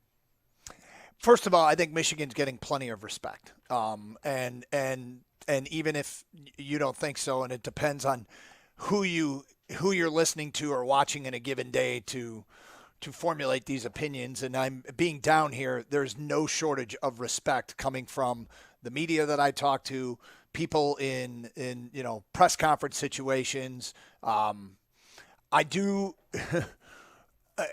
So don't worry about it. If you're the team, anything you can do to create the the illusion that you are being disrespected is a wonderful thing. So if you can find a way to do so, go for it. Scott's right about the schedule. And this is the best quarterback they will have faced all year. And for Washington, it's the best defense that they will have faced all year. It's a fascinating matchup. But, boots on the ground here in Houston, Michigan's defense is getting a ton of respect. Yeah, I would expect that Washington's going to get plenty of points, or I should say plenty of yards tonight. I'm not sure how high the point total is going to be. Because like I said earlier, I think that, Washington gets in tighter games. They've gotten in tighter games against defenses that aren't nearly as good as Michigan's defense. So if Michigan can keep them from getting the 35 to 75-yard touchdown pass, it could be a long night for the Huskies in trying to get in the end zone. They may settle for a bunch of field goals, and then it depends on what their defense can do against Michigan's offense. The toughest pass defense Washington has faced this year is Oregon's at 54. They played them twice. So and beat them twice. It's the same deal. Yep, it's the same deal. 248-539-9797. It's Carson Anderson taking your phone calls, champ and chump votes. Dan Campbell speaks at 2 now to get an update on the injuries. 97-1, the ticket.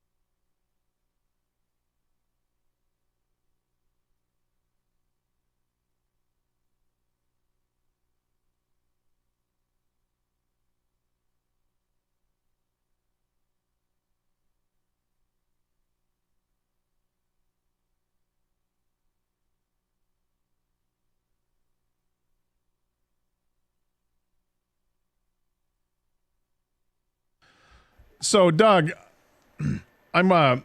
Yes, sir. I'm on X, and one of the things we follow on X is I think it's called Pick Six Previews, and they're doing all these championship moments from college football national championship games. And there are some amazing memories from games. And I had forgotten this one, which was just spectacular. In 2002, the Ohio State-Miami game, right? The game with Willis McGahee's knee goes the one way. But there's a play where Craig Krenzel throws a pass into the end zone. It gets picked off. Can I guess? Yeah. Oh, just Maurice Clarett. Maurice Clarett's involved. But not Yeah, how go you would ahead. expect. Go ahead. Yeah. So he throws the ball in the end zone. It gets picked off halfway in the end zone by Sean Taylor. Sean Taylor starts to return the ball, gets to let's see, he takes it out, gets to the 5, the 10, the 15, he's out of the 20, and then by the 24-yard line, Maurice Clarett catches up to him, strips the ball, and gets it back for Miami. What an amazing play. And at the time, Ohio State was up 14-7 in the third quarter with 10.5 to go. They end up winning at 31-24. Maurice Clarett in that 1 year was such an unbelievable story.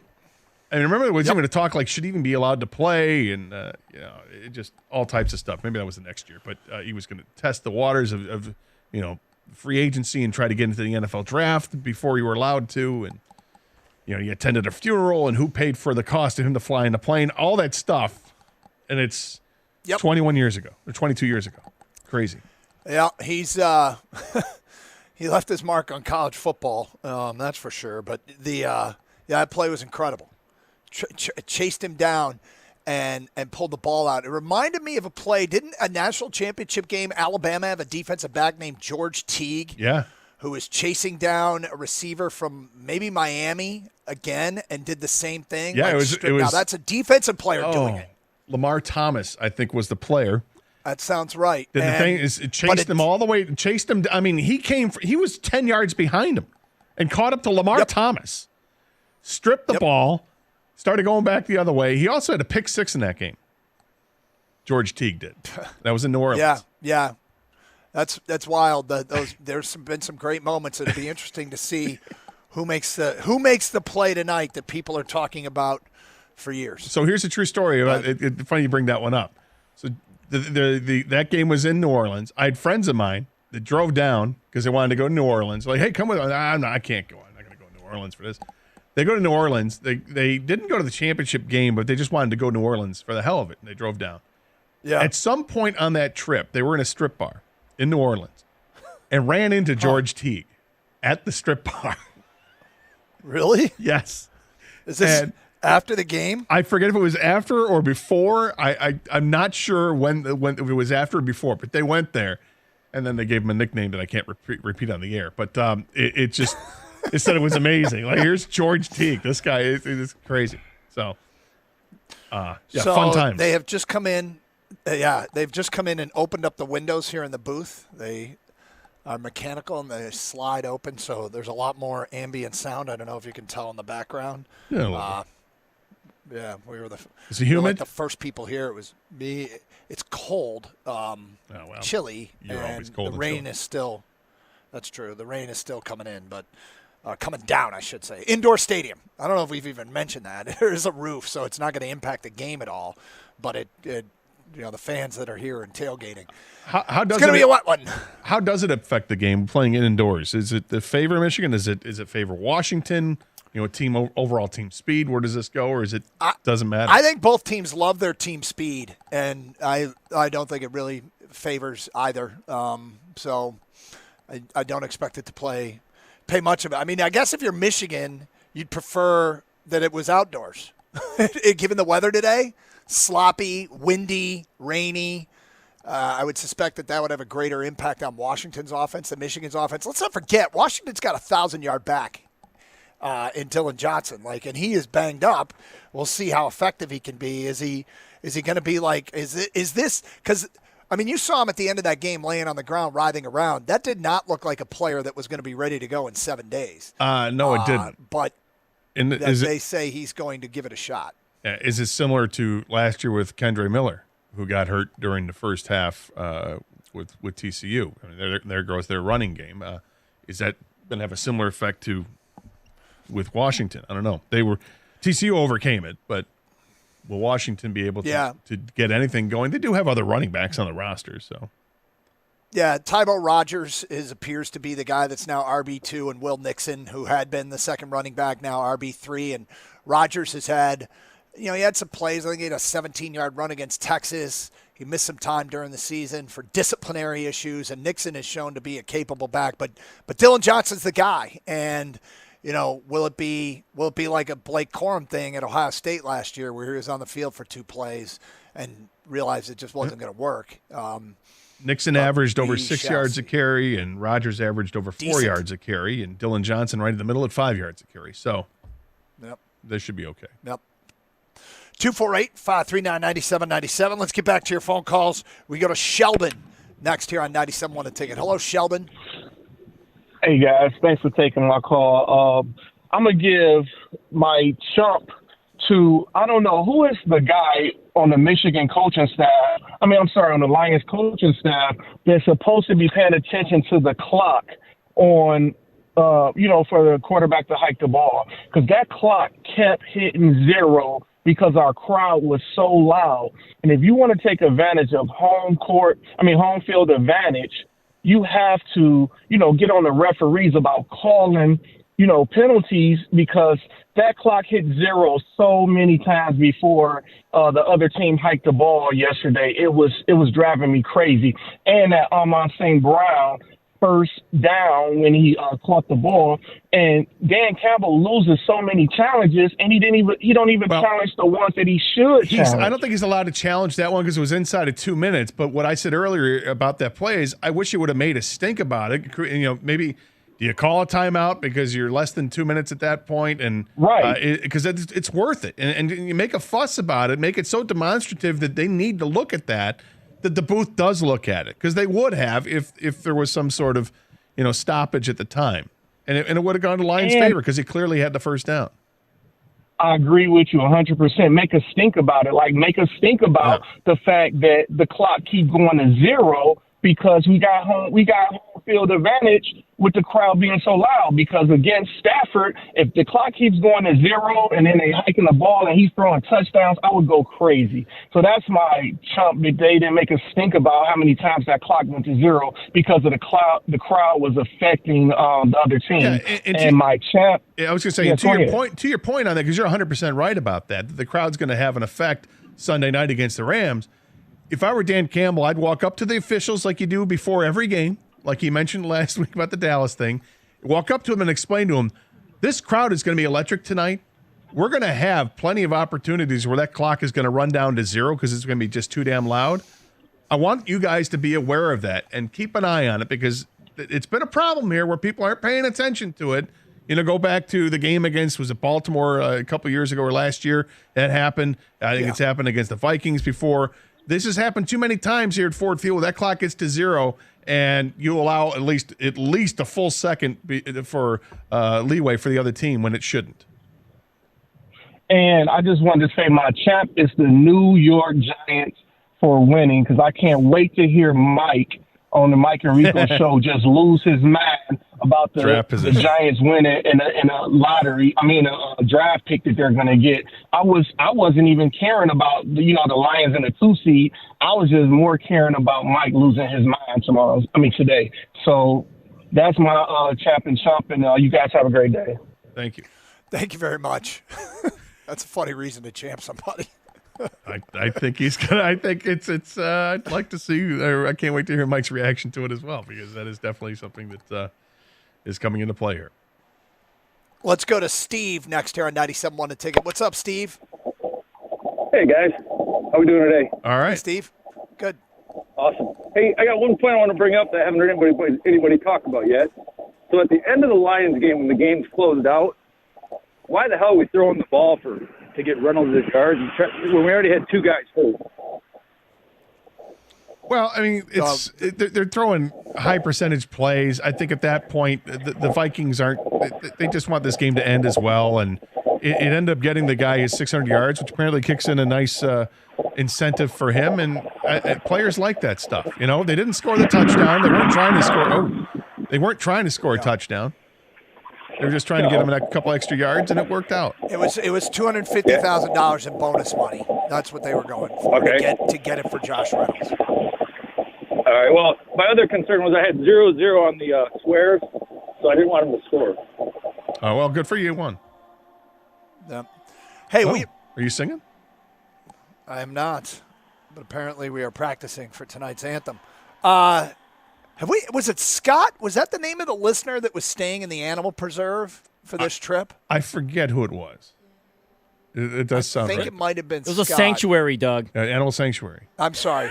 He was staying at an animal sanctuary in the Lake Charles area of Louisiana.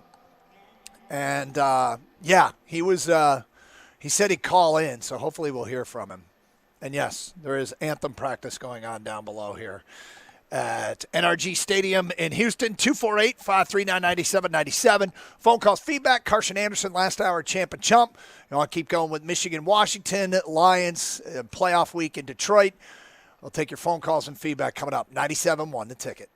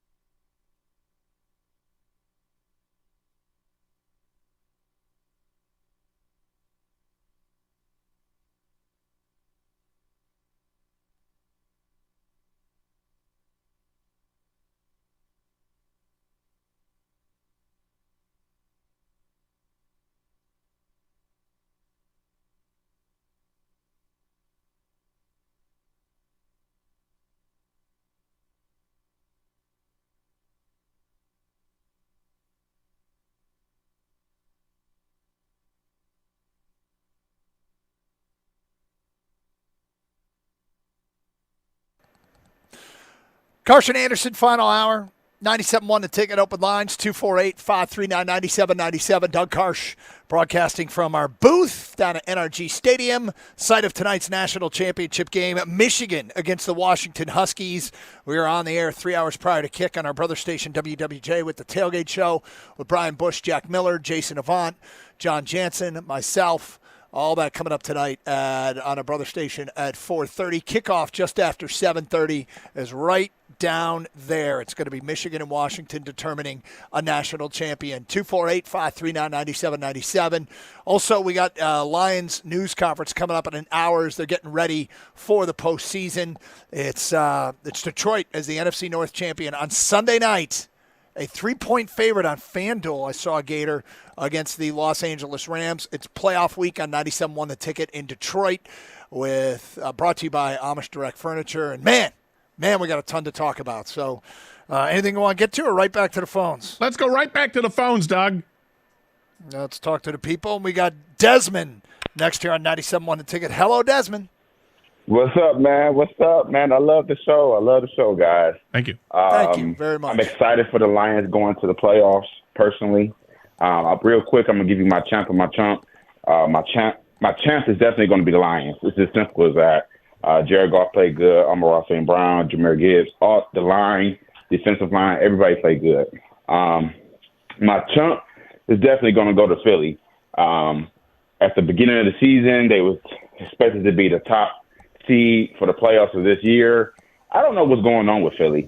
I really don't. I mean, they just lost they last 5 games.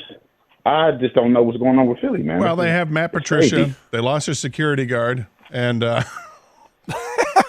right. And some guys have gotten hurt. I mean, and it's a dangerous combination. I was talking with Jason Avant about it yesterday because he covers the Eagles in Philadelphia, and I said, what has happened to the Eagles? And my takeaway after that conversation, you know how we talk about there's no nonsense in Detroit? There's some nonsense in Philly. There is some nonsense in Philly. Something is getting in the way. I'm not going to go into details, but there's nonsense in Philly. They are getting in their own way. Okay, and then real quick before you guys hang up, I want Michigan to win tonight. I definitely want Michigan to win tonight, but I feel like the key factor to winning tonight is the defense. You can't allow Penix to set his feet, because he can make throws in tight windows, and he can definitely play in cover 2. And I think Michigan normally plays in cover 2 with defense, correct?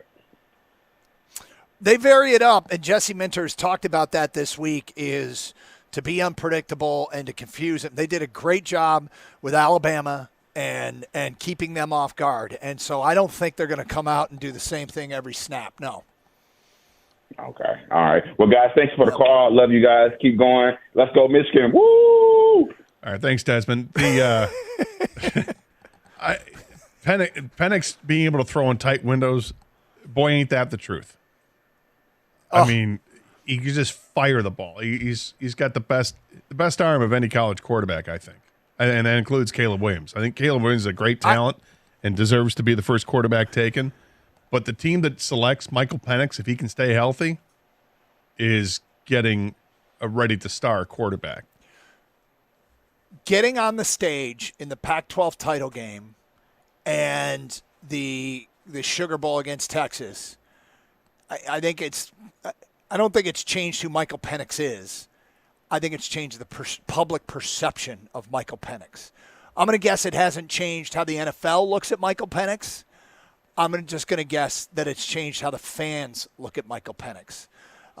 Michael Penix's ability to fit the football into small windows from all kinds of different throwing postures, whether he's on the run, off his back foot, stepping up in the pocket, or a clean pocket, he's amazing.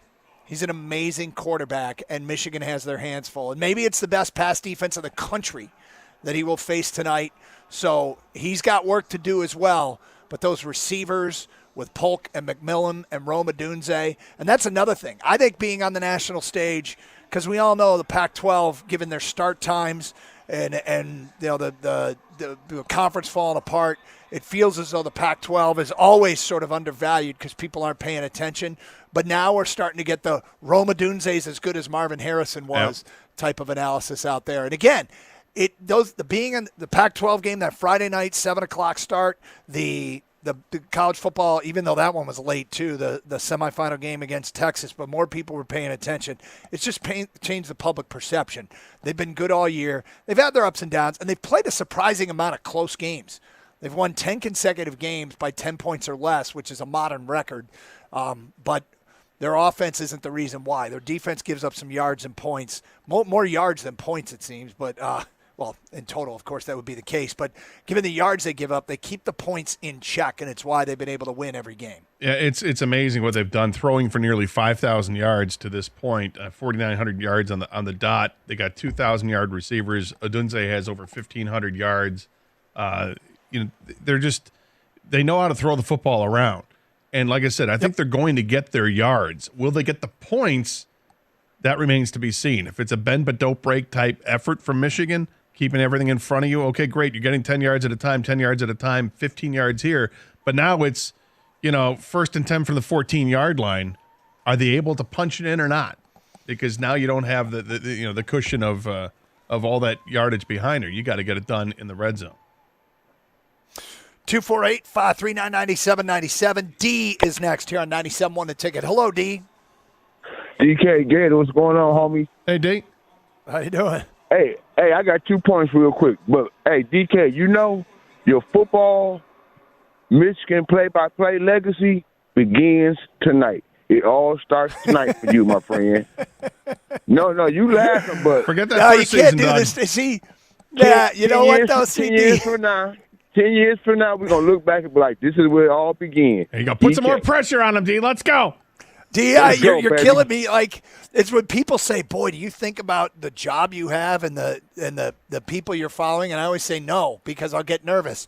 And this call is making me nervous. You're making me want to I'm gonna pee a little bit if you don't shut up. You're scaring the hell out of me. DK, you built for this, bro. You all right. And I got a couple quick points on the Lions and this wonderful Michigan team. DK, can you ever remember this Michigan football team having a defensive line with all this beef in the middle? And on the edge, they got the speed. I mean, you take a 300-pounder out, you bring one in. That rotation is beautiful. But I was looking at them like, man, I don't recall Michigan defensive line being this physical and dominant in the middle. So a couple things about that. One is tonight's the night they really earned that moniker, right? This is the Joe Moore award-winning offensive line that Washington has. It's the biggest game of the year. It's the best offense they will have faced. If they go out and dominate that game, this game tonight, the way they have in the past, yeah, I'll be comfortable saying that. The other thing is, back when we were all younger, there was a team down in Miami, the U, that used to run college football, and their quarterbacks got headlines, their skill position players got headlines. But I think what made that program what it was the defensive tackle position. And right now, Michigan's defensive tackle position with Chris Jenkins and Mason Graham and Kenneth Grant and Rashawn Benny, who probably won't play tonight, and Cam Good, I think the defensive tackle spot that's the one area that Michigan has kind of matched that Miami team, because if you look at that Miami team through the air, it was the ends as well, but that defense, those defensive lines and those defensive tackles were dominant. Like Russell Maryland and that whole crew? Yep. Yeah. Yep. They were always loaded at that position. Yeah, I think with Michigan's defensive line, we've seen them have one or two players in the past on the line at any given time, and usually was an edge rusher that would come in there. Yep. Obviously, they've had high-end guys, Hutchinson and Ajabo and what's his the guy from the Packers, Rashawn Gary, and who was the guy with the long blonde hair who had such a great college career? Chase Winovich. There you go. Winovich was another one. Those guys that were really good, right? But this whole defensive line is like that. Maybe not the high end like a Hutchinson high end, but their low end is very high, if that makes any sense. Like there's not a weakness on the defensive line. And then you throw guys like McGregor in on the end, and and they just rotate them in and out. Hey, nobody has to play 80% of the snaps. We can just keep these guys fresh, and that's part of their success. I would agree. 248-539-9797. And they don't have gaudy stat totals, but in part that's due to rotation, and in part that's due to, where you don't get a lot of defensive snaps when you force a lot of 3-and-outs. So you don't accrue a whole bunch of stats, but I don't think anybody's doubting the talent of Michigan's defensive front. 248-539-9797. More your phone calls and feedback as we continue from NRG Stadium and back in our 1270 compound. It's Carson Anderson, 97.1 The Ticket.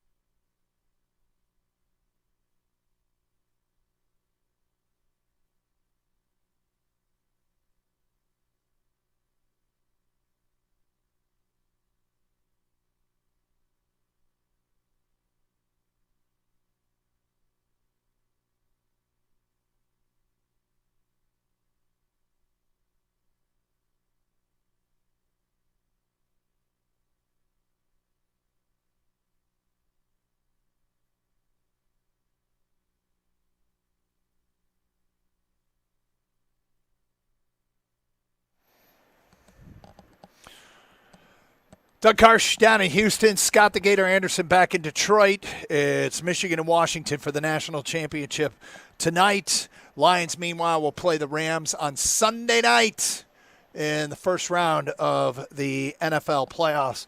You know, Gator, this feels like just like the perfect timing, perfect storm for us here at 97.1. But just to have these two storylines to follow coincidentally. Obviously, great excitement from Michigan fan base. What's going to happen tonight? Lions fans, I mean, there are people that aren't young that have never seen a home playoff game. And we're going to see one, but we still feel there's a little bit of a pall cast over the feeling going into this one because they were so close to going into the postseason looking like a team that was getting healthier just as a general rule with a Lee McNeil and C.J. Gardner-Johnson back. And instead now we're dealing with potentially a loss of two weapons on offense. Sam Laporta, which the internet doctors are saying bruised knee and hyperextension, and maybe Khalif Raymond as well. Do I need to close these windows as we're going through a sound check here? Sure do. Hey, Tony, can you think we can close the windows now while they go through the sound check? Oh, here we go. Let's check anthem 1 practice. 2 1 2 1 2 check. Should I stand quietly? Do Taylor I stop for the Swift. anthem? Taylor Swift. Am I supposed to? That's a great Okay, question, everybody. Doug. Do you I know. pay respect I'm not telling them what to do. during a rehearsal? I mean, this is a mic check, right? This is a sound check? Yeah, they record it and maybe play it Talk back. during the anthem. Yeah, it's you're damned if you do, you're damned if you don't, man. I think I have to be quiet. And,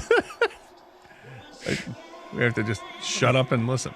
I think the engineers are working on closing the booth. Yeah. They could work a little Is harder. this the most awkward moment in Carson Anderson? It's well, I mean, look, this happened every year we went to spring training for the first several years before we figured it out and we had to change things up. Where we knew that the anthem was. Oh yeah, remember that? Oh, that old bird was so pissed. Because we were talking about Lions free agency. We were like having fun. Yeah. That was back when Schwartz was on the front doorstep of Kyle Vandenbosch or whatever. We had fun back then. Right. Yep. All right. What is it? Is it a hand crank on that window or what's going on? I know what's going on. It's Did you only shut the Tony's working screen on- part? Is it flashing 12 o'clock on it? Or what's going on? These are engineers. They know how to work these things. All right. All right. All right. So it's we're over. past the anthem. Doesn't mean you shouldn't shut that window, but we're past the anthem. I'll work on it. Hey, Tony, do you know how? You don't? Oh, boy. It's a key. We got to go find the key. This might be an issue. Do you want me to turn the mic off and you keep it solo? Or no, hopefully they're done with the sound check for a while. Oh, yeah. Somebody look for a key. things that should have been done hours ago. Well, the funny thing is we spend all morning trying to figure out how to open these things up so we're not, like, sealed in behind this glass. And then what happens? As soon as we open them up, it's sound check time here in Houston. Anyway, so setting the table there for Michigan and Washington and also the Lions and the Rams. On the field, man, the question becomes – the short-term question is mostly what's Laporta's status and what's the status of Khalif Raymond. But can they win that game if those guys are hurt? Yeah, absolutely. They can win the game if those guys are out. I mean, they've won games all season long because of them just having the right game plan and the next man up mentality, the whole bit. And this is nothing new. This sucks. It sucks not to have Laporta. It sucks not to have Khalif Raymond because Khalif Raymond, he had two 40-yard plays yesterday. He had one on a return. He had the other one going down the sideline on another deep pass from Goff. It's going to hurt.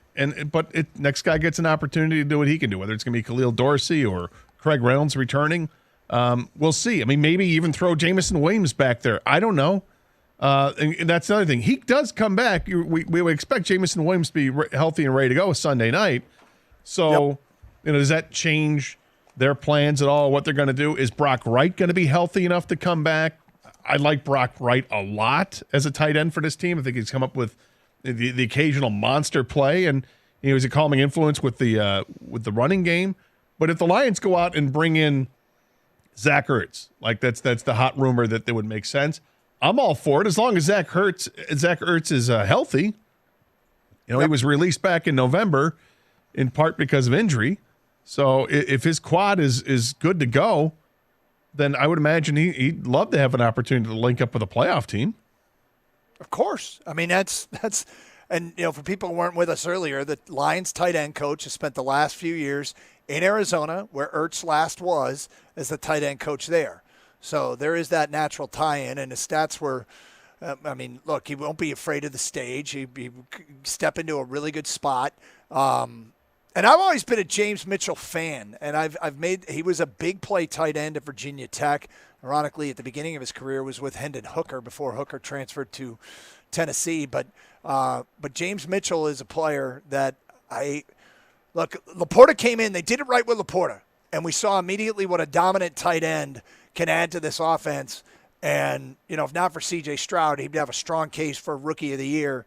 I mean, I guess he still has a strong case. I just don't suspect he'll win it. But he's got a strong case for Rookie of the Year. Broke a tight end record yesterday. This is arguably the best rookie season by a tight end ever. And so that's what happens when you hit right away. But that doesn't mean that James Mitchell – is it also year 3 like Melifonwu? Because Melifonwu, we saw him in year 3 start to take off this year. Is year 3 for Mitchell too as well, right? Yes. Pretty sure it is. Yeah. And so – can the light go on when they need it the most? And I think James Mitchell has some talent. Much more will be expected. The weird thing is, did they actually throw it to Dan Skipper thinking, just in case? Is Dan Skipper going to spend the entire game, play after play, reporting eligible? Because if you're eligible, you have to report every single play. If you want him eligible for an entire series, he has to report every play. I love that they threw it to him because it shows you have to be prepared for everything. Yeah, he does report, right, all the time. And I mean, even at some point during the game, the referee was having kind of fun with it. Like, reporting, number 70, reporting, and the crowd would go nuts about it. And you have to keep them honest. So why not throw it to him? And it's not like he only went out. He went out for a route more than once. So I love it. It keeps the other team on their toes. You can't just guess, they're going to run to this side because Dan Skipper's out there. He might go out for a pass, and you better cover it because he showed he's athletic enough where he can catch the football. These big guys aren't just big, dumb guys out there. You guys stop. First of all, yeah, you have to be ready for anything because it's Dan Campbell coach team. But, show me flipping off the NFL without show me flipping off the NFL, okay? That's exactly what that was, okay? Let's not play games here, okay? They did Ben Johnson, the very first play of the game, he reported eligible, okay? They did this on purpose. And then they threw a ball to him. Yes, they are telling the NFL, hey, idiots. This is without getting fined, right? Everyone after the game is like, I don't want to get fined. Well, you can call these plays because, without getting fined. They knew what they were doing. It was hilarious to me. I loved every second of it. And what I'm loving about it now is Skipper is owning it. He's right up in the referee's face. I know. Brushing his chest. I'm reporting, and it gets reported. Everybody cheers and it. And at some point, though, a defense is just going to forget about it and they're going to have him wide open again for a play. And hopefully it's a big one. But hey, get healthy tight ends and maybe the Skipper part doesn't play as much of a role. But I think we talk a lot on this show about how we've seen different Detroit athletes become cult heroes based on part-time status.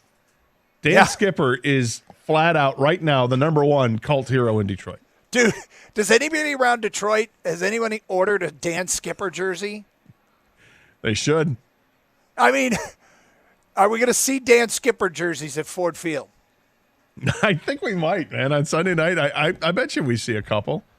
I would not be surprised if Dan Skipper, by the time this is all said and done, sets a record for backup offensive tackle jerseys sold. And you're right. Nobody does it like I think almost every sports community, there's strong similarities that are woven through sports communities and sports cities and towns. But we turn role players into superstars in Detroit, I think, more than any other community. 248-539-9797. Did you order a Dan Skipper jersey yet? Anybody out there? We'll continue with your Michigan-Washington calls. We await news from Dan Campbell today at 2 o'clock. Injury updates. 97.1 The Ticket.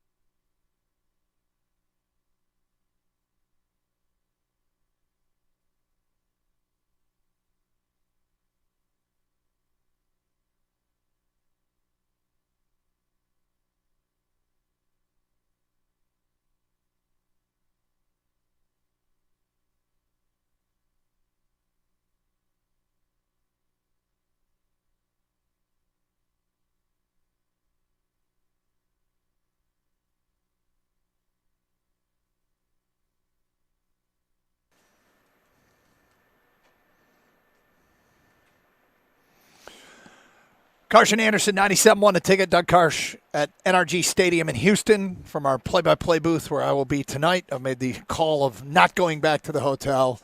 Jansen's bringing the wardrobe change for me, which I appreciate, going from talk show Doug to play-by-play Doug. Wait, when you say he's bringing the wardrobe change for you, does that mean he went out shopping for you? No, he it just went into your I was room going to go back. Yeah, I was going to go back to the hotel and then get some lunch and do prep work there. But the way the day has gone and where this stadium is compared to the hotel and having to catch an Uber and the way traffic is in Houston, I've made after the little bit of an adventure getting out here in the morning, I decided the smart call is to just stay here. And so my wife has prepared a duffel bag to send with John Jansen for me to go. Rico says what I wear on game days because he sees me, I look like my dad. And then Doug on the radio doesn't look quite as mature and professional. You look like James Taylor? No, people say my actual father looks like James exactly Taylor, but like James Taylor. Yeah. But anyway, so I'm going to be get the formal wear on, as this booth will also serve as a locker room, if you will. Michigan fans, I know, Gator, you probably won't love this, but Michigan fans, they're doing the sound checks. As you heard the national anthem and you heard the in-house PA system, they also just did the sound check and played Mr. Brightside, which has become an anthem for Michigan fans. So that will get played tonight for those that care. 248-539-9797. We're getting some feedback on the Skipper jersey thing. Yeah, we're getting some feedback on it, Doug. We got this one from an unnamed ticket texter. I am going to order a number 68 jersey with Skipper as the name on the back. It's either a jersey you're going to get or you don't. LOL. I ordered a jersey. Huh? That's obviously Taylor Decker's number, but put the name Skipper on the back. Exactly. Yes. Another one from NC. I ordered a number 70 jersey with the name reported on the back. They're saying fans should order these jerseys and report from the stands. I want everybody stand up. Yeah. I want a fan with the Skipper jersey reporting is eligible from the stands. The whole section. Oh, so great. This is going to be a thing, guys. Yep, it is going to be a thing. I like it. Just like I think it should be a thing that perhaps Jansen's got an opportunity. Maybe I should intercept this. That maybe John doesn't give you the duffel bag that you were expecting. Yes. And instead, you get like a wrestling singlet. Or you look like Jules Winfield after you had to clean up a mess in the back seat. Yeah, exactly. Go banana slugs. Cal State Santa Barbara banana slugs. Yeah. Exactly. What a game! And he ducks in his t-shirt. Here you go. This is what your wife packed for you. This is what guys do to each other. We find an opportunity to absolutely screw another guy, just screw him over, and that's what you do. You just screw a friend over. Yeah, like maybe he gets a T-shirt that says, I went to Galveston and all I got was this lousy T-shirt. Something like that. Maybe he gets you a Dan Skipper jersey. I don't know. Galveston, Texas T-shirt. Houston, Woo-hoo! 176 miles east of the Alamo. Yeah, I think T-shirt selection would be fantastic. Oh, big fan. So the big news today is going to be obviously the national championship game here tonight. We went over some keys to it a little bit early on. When Washington has got the football, everybody's talking about that matchup. When Michigan has the football, I called it earlier. I expect big games from the tight ends, Colston Loveland and A.J. Barner, and Blake Corum. The first 9 games of the year, Gator, Corum averaged around 14 carries a game. Then they got late in the year. More was on the line. Penn State, Maryland, Ohio State. He was at 25 carries for those 3 games. I expect to see 25 carry Blake Corum tonight, more so than 14 carry Blake Corum tonight. And Michigan's third leading receiver is Donovan Edwards. Donovan Edwards has been asked about his season, and he keeps saying, "I'm not tripping." That's his quote. Certainly the numbers are down in the rush game, but he's been very effective in the pass game, and he can create some matchup problems. And Washington's defense isn't an incredible defense. They rank 94th in total D, which ranks behind Indiana. just to give people a sense for what Michigan's going against. So that's the big story from here in Houston. The kicking game and special teams, God, it was a mess last week for Michigan. Everybody on the Michigan side has said they have faith in the special teams units. They were very good all season long, struggled in Pasadena in a lot of facets, place kicking, punting. The only thing they excelled at was kick coverage. They've given up. They have been outstanding in that all year. They're the best team in the country at covering kicks. And something to keep in mind, Washington's kicker last week, every last one of his kickoffs was returned. The kick return game isn't a big part of college football anymore, but Grady Gross, their kicker, who came through with the big clutch kick to beat Washington State and got a scholarship after that, every one of his kickoffs was returned, and he's at about 50% this year. So Samaj Morgan could play a role in the kick return game tonight, just something to keep in mind. For the Lions, a big story, Sam Laporta. What's the best we can hear today at 2 o'clock? The best we can hear is that, hey, he's responded to treatment in the last 24 hours. The swelling is down significantly, and the pain is mitigated, and he is day-to-day. Yeah. That's not what I expect to hear. No, I was about to say, and is that realistic? Who knows? The internet doctors are saying hyperextension and bone bruise. I can't even begin to quantify and put into words how I felt when I saw him down on the ground. Yeah, I think we all felt the same way. It's like, oh, crap, no. And when Raymond's a big loss, too. Yes, he is. If he's out for this weekend as well. Khalif Raymond had made some huge plays in the game, a couple of 40-yard-plus plays, one in the return game, one as a receiver. And, that could be a massive loss for this team as well. But it's next man up, and they do have options. And now that we're in the playoffs, you throw caution to the wind. Right, you're not protecting yourself so that we're going to protect this guy so we can play in the second playoff game. No, you have to win the first playoff game, and because you have to win that, your back's against the wall from here on out. It's win or go home. I'm not going to be surprised if they think about using Jamison Williams in the return game. Yeah. I don't know if they'll do it, but I won't be surprised if we see him lined up. By the way, did you guys notice Khalif Raymond fielded another punt inside the 10, and he took that one out deep though. This is a normal thing now in the NFL. It all depends on what's in front of you. That's what I keep saying. If you can make a move, then go ahead and do it. But, generally speaking. But back in the day, you wouldn't even think about it. Your foot would be at the 10-yard line. That thing goes over you, you get out of the way. Last night, the Bills returner took one from the 5-yard line to the house. It's just being more and more, like nowadays, I think special team coaches are saying, if you can get a return off, I don't care if you're at the 5. Go ahead and field it and try to run one back.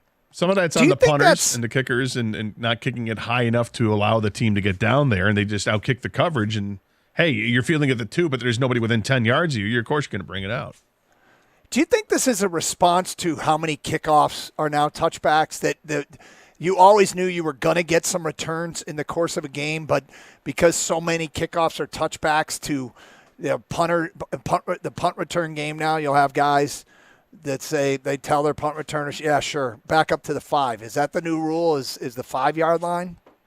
I go back to those players that field those punts and kickoffs. They're generally explosive players, and you want explosive plays in football games. So if you can get one shot at it, or an extra shot at getting a big play, they want you to take that shot. Right? It's like in baseball. The cleanup hitter only hits so many times, but if you can get him an extra at bat, do it. And I think that's what they're doing now.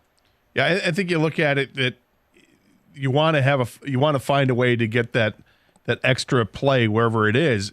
Obviously, in the NFL, the league has tried to legislate rules against returning because they think it's too dangerous. There are too many high-speed collisions that take place on the kickoffs. Let's just, that's the point, then why not just say no kickoffs? And maybe they're going to get to that point at some point down the road, but it's an exciting play. And when you've got someone that's electric, you can't tell Bears fans they didn't like watching Devin Hester do it. Lions fans, we've had a host of return guys throughout the years that we've really enjoyed watching. But today's NFL is a little bit different because you just don't see kickoffs coming back. But maybe punt returns, this is the new rage. You got an opportunity to return one, you're going to, particularly when these guys are kicking it further and further than they've ever kicked it before. All right, it's Carson Anderson, Doug Carson, NRG Stadium, and apparently they are now testing the pyrotechnics here Oh. in the background. So might get a little bit of a light show if you're streaming on Twitch or YouTube. 248-539-9797. Also your last chance to get your votes in for Champ and Chump of the Weekend. They indeed are. Are you seeing this? The flames going off? Probably not. I'm going to have to I don't see any flames. They were firing up the flames down by the Washington locker room or with the tunnel where they run out. So see if they do it again while I get into this live read from here in Houston. Carson Anderson, 97.1. Hey, the college football championship, it's tonight. It's Michigan and Washington as the season comes to an end, and you can cap it off with a trophy-sized offer from FanDuel. Right now, new customers get $150 in bonus bets guaranteed when you place a $5 bet. That's $150, win or lose. I gave you some of the trends of what I expect tonight. And you can take what you want and use it, and you can bet on everything from spreads to money lines. And, of course, you can bet on Michigan to win it all. Just visit FanDuel.com/Doug to get in on the action exclusively on America's #1 sportsbook. Must be 21 or over and present in Michigan. First online real money wager only. $10 first deposit required. Bonus issued as non-withdrawable bonus bets that expire 7 days after receipt. Restrictions apply. See terms at sportsbook.fanduel.com. Gambling problems? Call 1-800-270-7117 for confidential help.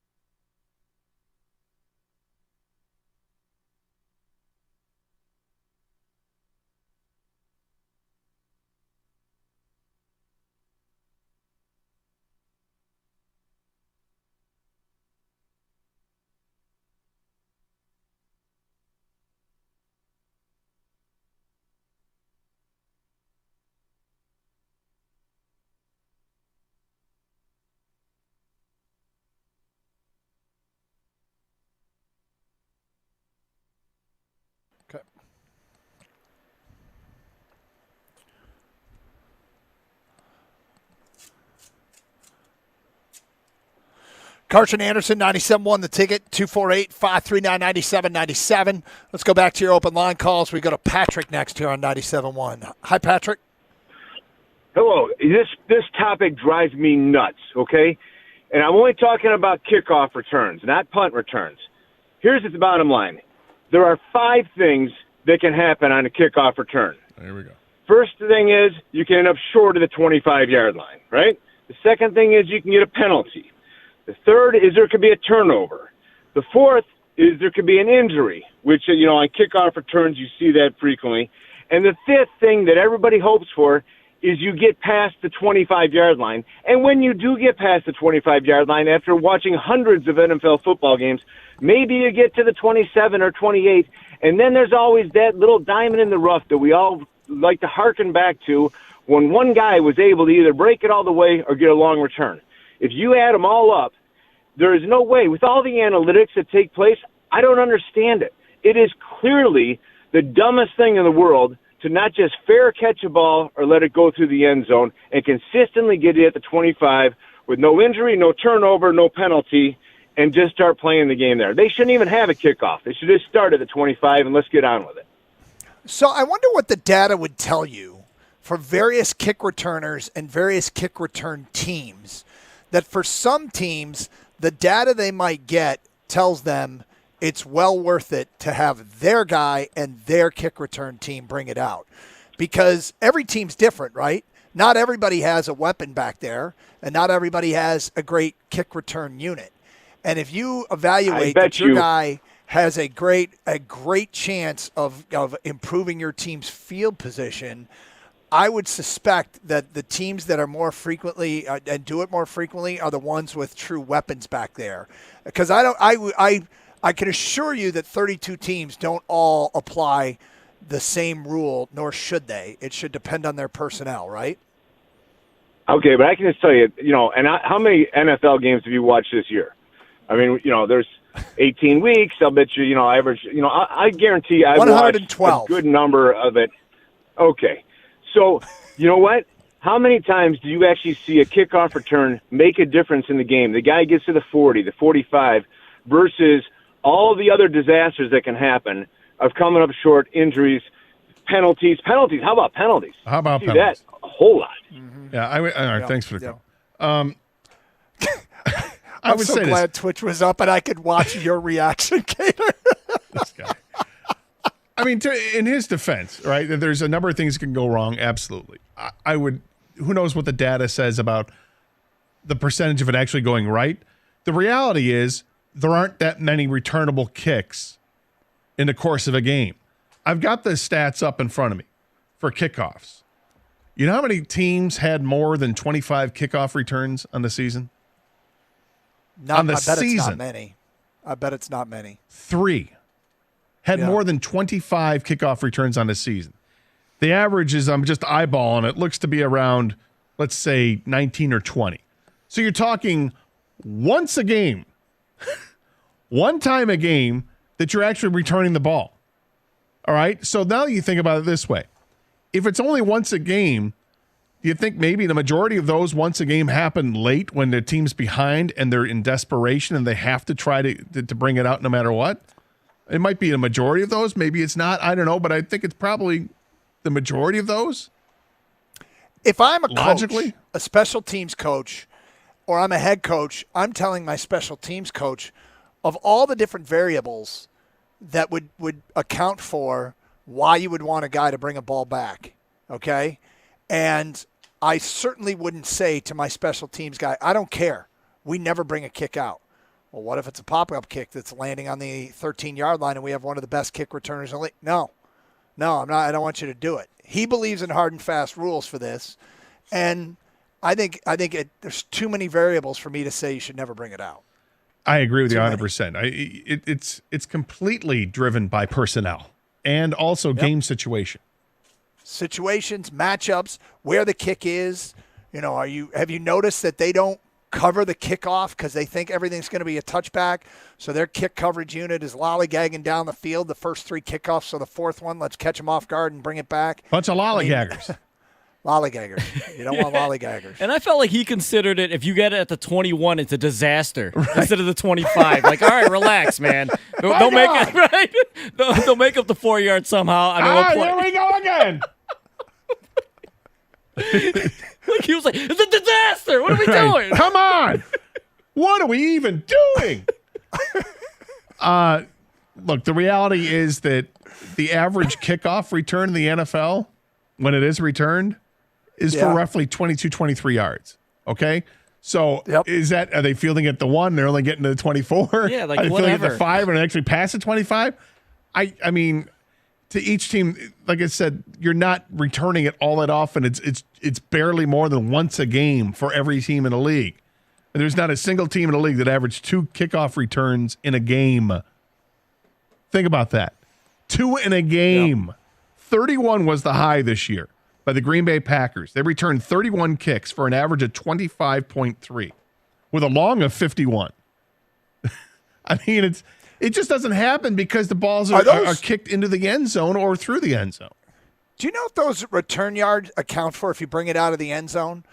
If you bring it out from 3 yards deep out to the 25, is that a 28-yard kick return? I think it is. 25. Yeah. Yeah. Okay. Because they counted for like if you return it for a touchdown, it's a 106-yard touch return or whatever. Yeah. No, right? that's a good point. No. Okay. Thank you. All right, Gator. Tonight, Michigan and Washington. I got the Wolverines 24-17. How do you think this one goes down? I think there's going to be a little bit more scoring than that. I think Michigan makes a defensive play at the end, and I'm going to give them 31-27 Michigan. Kang, what is your sense on this one? Oh, man. This is a tough one. I think it's going to be a really close game. I think the spread's too big. I know it's not a huge number, but I think it's almost like a 1-point spread for me, Michigan with a slight edge. I'm going to go with Michigan 23, Washington 20. If they stick with our game plans, Doug, conservative both ways, right? I think they run Blake Corum a lot. If not Blake Corum, they even run Donovan Edwards a lot. And just a slow grind till the dam breaks. I just got word that there was questions about who was broadcasting the Lions game on Sunday night. It is the normal Sunday night football crew. So it'll be Tirico and Collinsworth in the booth for that one. So, whew. It's I'm so fired up. So fired up for this week. Douglas. Hello, Rico. Hey, man. So all three of you have Michigan winning? I do. Okay. Yep. Not what I want. What about you? Just what I think is going to. Or to. are you saving the pick for later in the show? I can tell you now it's going to be the same. So, no, I got Washington. So. Do you? Yeah. 38-24. A lot of points. 24. Yeah. Once Washington once they get to scoring points, it's like you can't stop it.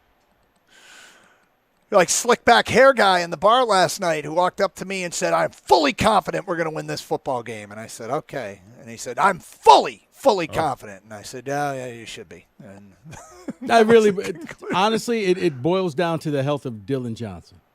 If he plays, that's a big factor. If he plays, I think Washington wins. If he does not, then they become one-dimensional. Well, it depends how effective he is and if he plays. I mean, if he plays, he's not 100%. Well, that's what I'm saying. Like, if he goes out there and you can clearly see he's done, then no. But if he's able to contribute and get things going, he's the X factor because everybody thinks Washington, 7-on-7, they throw it deep. No, they really grind it out, and they catch you sleeping with the big plays. I think Michigan can make it a short field for Washington, and that's dangerous for Washington. If things get tight where they get inside, the 15-yard line, I don't think that benefits Washington's offense. I think Washington's offense is predicated on being able to throw the ball deep, have the receivers beat you, and run it into the end zone from, beyond 20 yards. And that's what Washington Gator, hopes. your point's valid. They're 61st in the country in red zone offense. But there's not a lot of variance. I mean, they've had 10 empty trips into the red zone, so it's not like they get in there and don't score all the time. But that's a higher percentage than many. But Rico, have a great show. I'll be live here from Houston tomorrow, although not from the stadium. I'll be at a studio, so for a good portion of the show, and then we got to catch a flight back. But be on the air pregame show today at 4:30 local time on our brother station WWJ, and then 7:30 kick. So have a great day. Stay safe. Treat each other with respect. 97.1 The Ticket.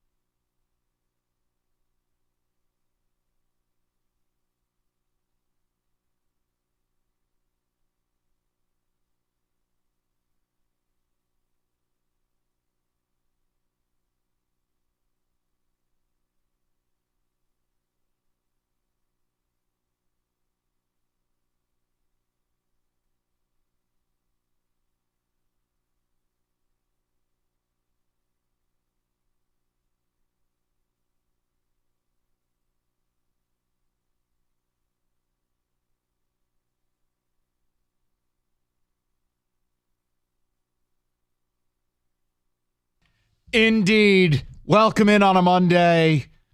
Incredible week of content, topics. Michigan in the national title game. The Lions, Stafford returneth. Kenny's already in the fetal position. Today was supposed to be simple, but it can't be. So let's just get into it. I don't want to start this way. Dan Gamble played and lost. Let's face it, Sam Laporta is not playing this weekend because we played our starters, which I wanted them to do, and they played to win, and I mostly wanted them to do that. I thought it got a little ridiculous in the second half. I'm going, what are we doing here again? But Sam Laporta is your headliner. Now, did you avoid the worst-case scenario of what it looked like, which would have been a torn ACL? Yes, you did. Sounds like it's an MCL injury where he'll be back. He just ain't going to be back this week. Probably like championship week. At best. Yeah. I want to know if anyone wants to reconsider their position. I won't. I'm a man of conviction. I can admit to you when I saw it, I went, oh, my God, my Monday just went up in smoke. But I understood what he was trying to do, Rico. I understood it's who he is. It's what he's built upon. He can't be anybody else. It blew up in his face. But you know what? In the same token, I watched A.J. Brown get hurt yesterday in a game that the Eagles needed and were getting killed, and A.J. Brown got hurt. And I see people – I just don't know what you're supposed to do. Like, I was watching the game with a few people, and eventually they're like, oh, my God, look, Khalif Raymond's hurt now. I'm like, who did you want them to play? He's their fourth receiver. You got to play somebody. Yeah, here's what happened. And that's it. I would have played no one, but if you do – you start taking them out. You would have done the Cleveland Browns routine. I would have. Play no one. Mike, I would have. I mean, I'm watching the Niners and the Rams, and they had Debo out there, and they were out there for the first series. Okay, guys, come on back. Trentwood, okay, sit on down, and now you're looking at third and fourth stringers. It felt like the Dallas game where you had an opportunity to just say, okay, we did this. It didn't work. Now let's pivot, kick the extra point. Okay, we went out there with the starters. We lost Laporta, but it was like, no, we're going to keep playing these guys. And I'm like, okay, now I'm looking at Amon-Ra bent over, holding his ribs. Like, damn, what are we doing? Are we just hell-bent on being right about this? Like, you have to be smart. This game, congratulations, you won, and it meant nothing. And for the people out there who are the idiots who say, well, the referee screwed the Lions from the number 1 overall seed because the Niners lost. The Niners would have played everybody had they known that they had to. Correct. Okay, that's a false equivalent. This game meant nothing. So the second Laporta went down, it would have been an all-out, okay, everybody's done. I'll start the week with this, all right? And we're going to get to some Michigan and Washington stuff. I'm not big on WPRE radio. Oh, we're going to break down the corners. This isn't a podcast. It's really just, does anyone have any doubt? Michigan's winning tonight. Now, Rico's going to give you some reasons UW can win. I'm going to give you reasons they have no chance. But we'll do it a little later. Here's where I'm at. And David, go ahead and save it. Outside of Jared Goff, Sam Laporta was the next most important line. And without him, I don't know that you can win next weekend. And I've been the guy telling you you're winning a home playoff game. But Sam Laporta is something different. Sam Laporta is the equivalent to their team of what George Kittle is to San Francisco, what Travis Kelce has been to Kansas City, what Dallas Goedert has been to Philadelphia. Without Sam Laporta, I think your offense takes a massive hit. And I'm a Jared Goff supporter. I'm a Jared Goff defender. I think it's going to be real hard for Jared Goff to have a great day. You may not need him to have a great day, but I'm terrified. I am. Sam Laporta being out, dude, that's a rookie tight end that basically is 100 catches, 1,000 yards, and 10 touchdowns. You don't have another tight end. Brock Wright ain't playing. Former Timberwolves Sam Mitchell or whatever that guy's name is, he don't matter. You don't have another tight end. This isn't a team that is deep at the position. They're not. And Sam Laporta had turned into a superstar. Had Jahmyr Gibbs gotten hurt, wouldn't have reacted the same way. Obviously, if Amon-Ra goes down, okay, yeah, as you say in Ann Arbor, bet. But Sam Laporta was one of the, I'll be fair, 3 to 4 players I could not have get hurt, and he did. So Rico's got every right to tap dance on my grave. No. You guys have no. I told you. If a star player got hurt, I will show up Monday and I will own it. Okay, you can own it, Mike. I'm not tap dancing because I didn't want to see anybody get hurt. This isn't something I don't want people to think that, oh, he was rooting for this and he was laughing. No, I'm sitting there saying, I hope it's not as bad as I think, but when they put him in the blue tent and then when he gets carted off, I don't feel the same confidence level that I thought when you were going to play the Rams. Now, you needed him. He's such a key part to this offense. So, no, this is not a victory lap for me. I just want people to know that. I did not want anybody to get hurt. I wanted to be made to look like a fool, but I knew the chances were there. It was a meaningless game, and you did not need him out there. 248-539-9797. Concern level. Look, let's talk about it. If you want to, you want to do the hindsight routine? You want to criticize Dan Gamble? Go ahead. You have every right. If you called Friday's show when we were talking about it, you got every right. Because as we sit here right now, you are missing minimum one of your 3 most important offensive players. And if you take the quarterback away, because that's like the no bleep injury of the week, if you lose your quarterback, you're dead, then he's your second best offensive player. It's Amon-Ra, and then it's Laporta. Running backs don't really affect winning. A guy like Laporta does. And I think it is going to be a major hit for this team this weekend. And it sucks. So that's where we're going to start the show. Michigan and Washington, it's very simple. None of you are going to call saying that anything other than a Wolverine victory is happening. I'm not arguing with you. I don't really think there's much to do there. You want to talk about the game? We can. Rico is going to build a very credible case. I'm not laughing at it. I just don't believe in it. But we'll do it. Call it in the 3 o'clock hour. I want to get the Lions stuff rolling. Stafford coming to town again. Hey, guys, here's the other thing. Hate to break it to you. You gave up 800 yards to Nick Mullins in 2 games.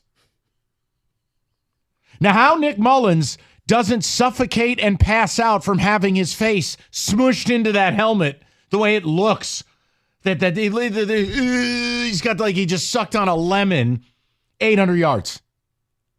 Looks like his head got jammed into a vice. What do you think Stafford's going to do with Kupp and Nakua, and you don't have a pass rush? Then you combine Laporta's hurt. Yeah, hey, storyline, I wanted Stafford. The win will feel better than had you beaten anyone else. But I will tell you sitting here today, my concern level for the game this weekend is a solid 6.5. If you want to compare and contrast, my concern level for Michigan tonight is a 0.5. Wow. There's a chance because as long as you play a game, there's a chance. Wow. I have no concerns about Michigan. I got a 6.5 for the Lions. All I hear is I get a new hoodie. All right, buddy. I'm gonna tell you something. No, I'm gonna tell you something. I already have selected and bookmarked what your winning prize is if Washington wins tonight. But I'm not telling you what it is. But I will tell you it far exceeds a silly little overpriced sweatshirt. Okay? But I'm not telling you what it is. Okay. But if Michigan wins, Jim Blarbaugh's in here tomorrow. No. Remember, I said I'd go and crack nuts on Bo's grave. Yeah, you know what? No. Too early in the week for me to get in trouble. 248-539-9797. David, where are you at as Kenny screens a full potato? I mean, people flocking to the phone lines. David, do you disagree with what I've said? Do you think I'm overreacting? Am I a jerk because I was fine with them playing?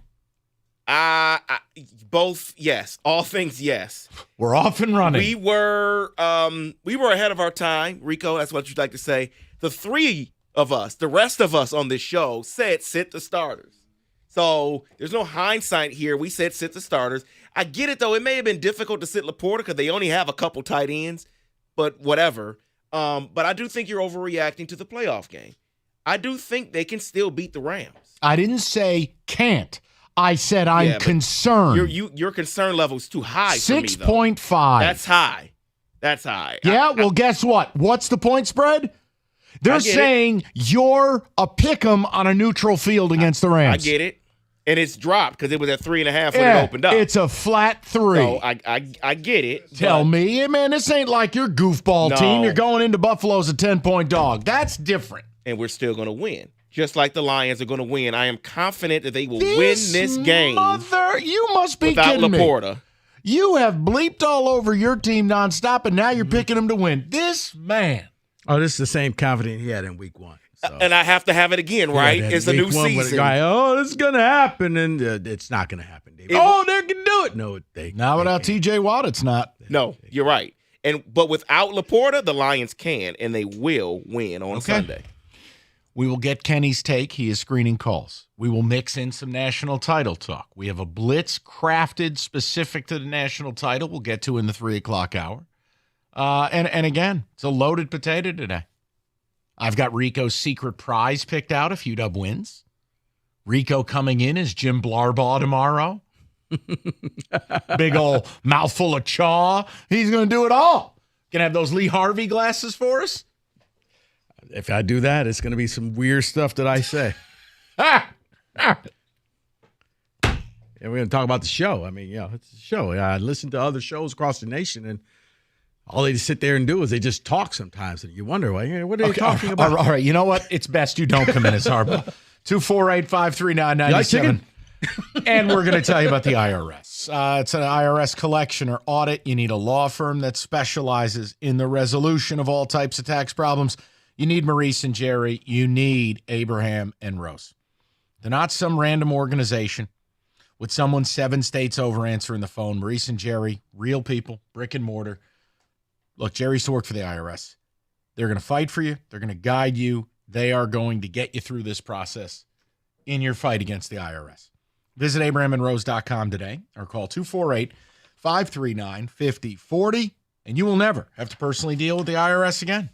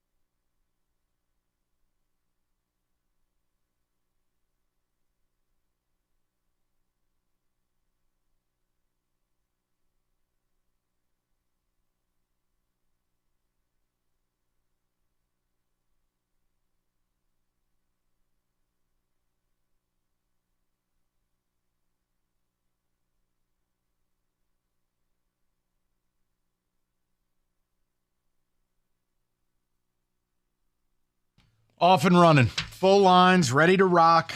Tons of conversation about the Lions. We'll get some national title stuff. If Laporta doesn't get hurt, we don't make as big a deal about the Lions today. But he's hurt. And I will be in stunned disbelief if he plays this weekend. Now, you win this weekend, you got a shot in the divisional round? Yes, but it's not a great one. You win the divisional round and you come back for Championship Sunday, a much better shot. But he's hurt. And if he's out, I'm very worried. David, the ticket text, what do the people have to say? Funny, Laporta had 29 yards yesterday, and Goff still went off for 313 and 124. Without him, they will beat the Rams without Laporta. Man, it's so funny how low your IQ is.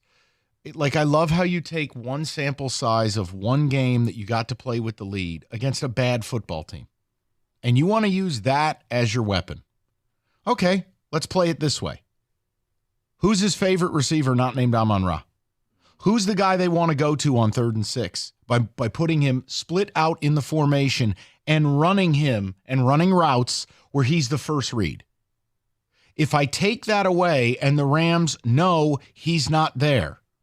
Hey, by the way, did you ever think maybe he drew a ton of coverage yesterday before getting hurt? You ever think maybe that's why Amon-Ra had such a big day? I don't know, man. Be smarter. Be better. He's a Pro Bowl, borderline all-pro tight end. If I were doing radio on KNBR today and George Kittle got hurt yesterday and was going to miss the divisional round of the playoffs, I would say the same thing. That's the respect I have for Sam Laporta. But go ahead. You keep treating him like he's Pete Mitchell. Concern level without Laporta is 7.25. Interesting number. Laporta was playing even if they sat the starters. They only have 2 tight ends on the roster. He was playing anyway. Someone else says Laporta could have been injured on the first play of the playoff game just as easily. There is no difference. Don't pull the I told you so act. You play to win. It was the right thing to play them. Rico's just a hater. Wow. I really didn't. Wait, how did I get to be a hater? Congratulations. You won the game. And you don't have Laporta. Gee whiz. Without being a hater. Rico said it Friday. He's got a right to say it today. You calling him a hater just means you're out of ammunition. Sorry, I mean, I don't need to defend your ass. You're a grown man, but it's the truth. You have a right to say it. You want to be angry? Be angry at me. I wanted them to play the starters. Either you're a hater or you're a Sparty. So I guess, you know what? I win. What do you mean? What's the Sparty stuff? No. I'm saying that's when you run out of things to say. Oh, right. Well, yeah, but that's, You're a hater. How am I a hater? I begged you, don't do this. Don't play these people. Truth. Players play, and you play to win the game. No problem with what Dan did. Listen, Dan Campbell would have sat all the starters. Dan Gamble played them. I told you last week, you got to accept he's Dan Gamble. This is who you've gotten in bed with. I mean, hell, yesterday, there were a couple situations going for it. I couldn't believe they did it. That one in midfield, I'm like, you know what? This is who he is. And he better do it in the playoff game. You don't get to be conservative because it's the playoffs, because then that would mean the regular season is inauthentic. Right. David, one more. We'll go to the people. No Laporta equals no confidence. Lions will lose on Sunday. Oh, boy. Let's go to Kevin, kicking it off on a Monday. What's up, Kev? Not much. Thanks for taking my call. Yes, sir. Yeah, those. I'm gonna try to hopefully leave you guys with something better than those ticket texts that were just said. So it's the St. Louis Blues announcer once said during the playoffs, the Blues, like humans need oxygen, the Blues need Chris Pronger, and the Red Wings need Sam Laporta. I'm as cynical as it comes with the Lions, but he's basically Travis Kelce in a nutshell, in my opinion. I'm worried because we have an immobile quarterback who is kind of like the old version of John Navarre. He's a statue. He's better than that, but he's not going to be able to run, and he doesn't have his favorite safety valve to throw to anymore. I honestly, as great as St. Brown is, I feel like you could argue that I'd rather have Laporta than St. Brown. That's how important he is. Listen, I'm fine saying he's number 2, but Amon-Ra, come on, it's a kid who caught 120 balls this year. I don't care about the Pro Bowl and the popularity contest. I'd put Amon-Ra above Mike Evans all day. He's an all-pro receiver. I can't go there. Everything else you said about Laporta, I agree with you. It was a terrible injury. Terrible. Yeah. Let's go to Ivory, 97.1. What's up, Ivory? How are you, buddy? All right, good afternoon to you guys. Hey. Hey, look, so my thing is, I pray with a lot of things, just like anything in life, two things can be true at once.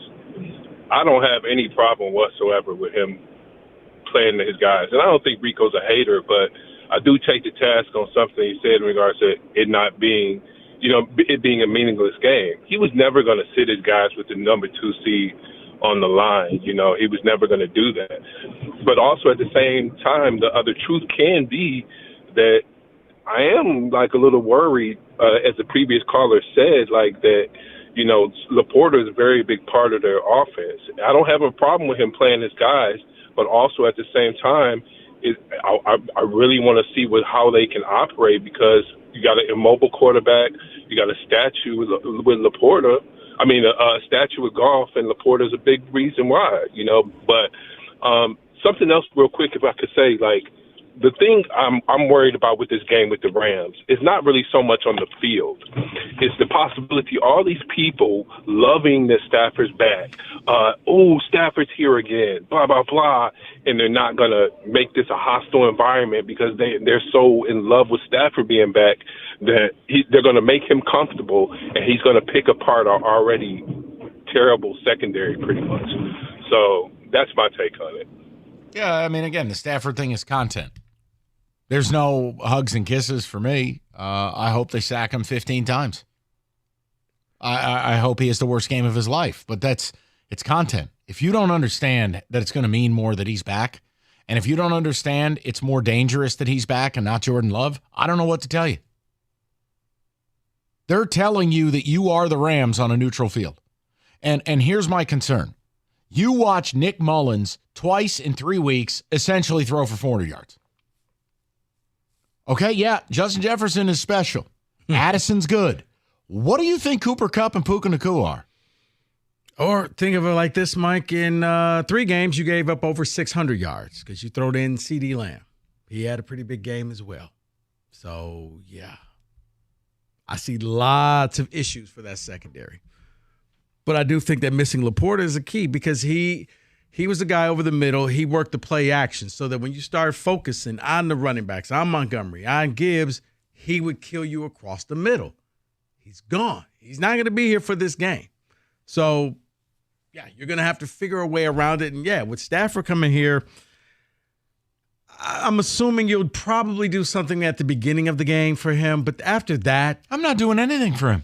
They'll do something to say. No, to hell with that. You don't think so? I wouldn't do a damn thing. You wouldn't, but the Lions will. Well, no.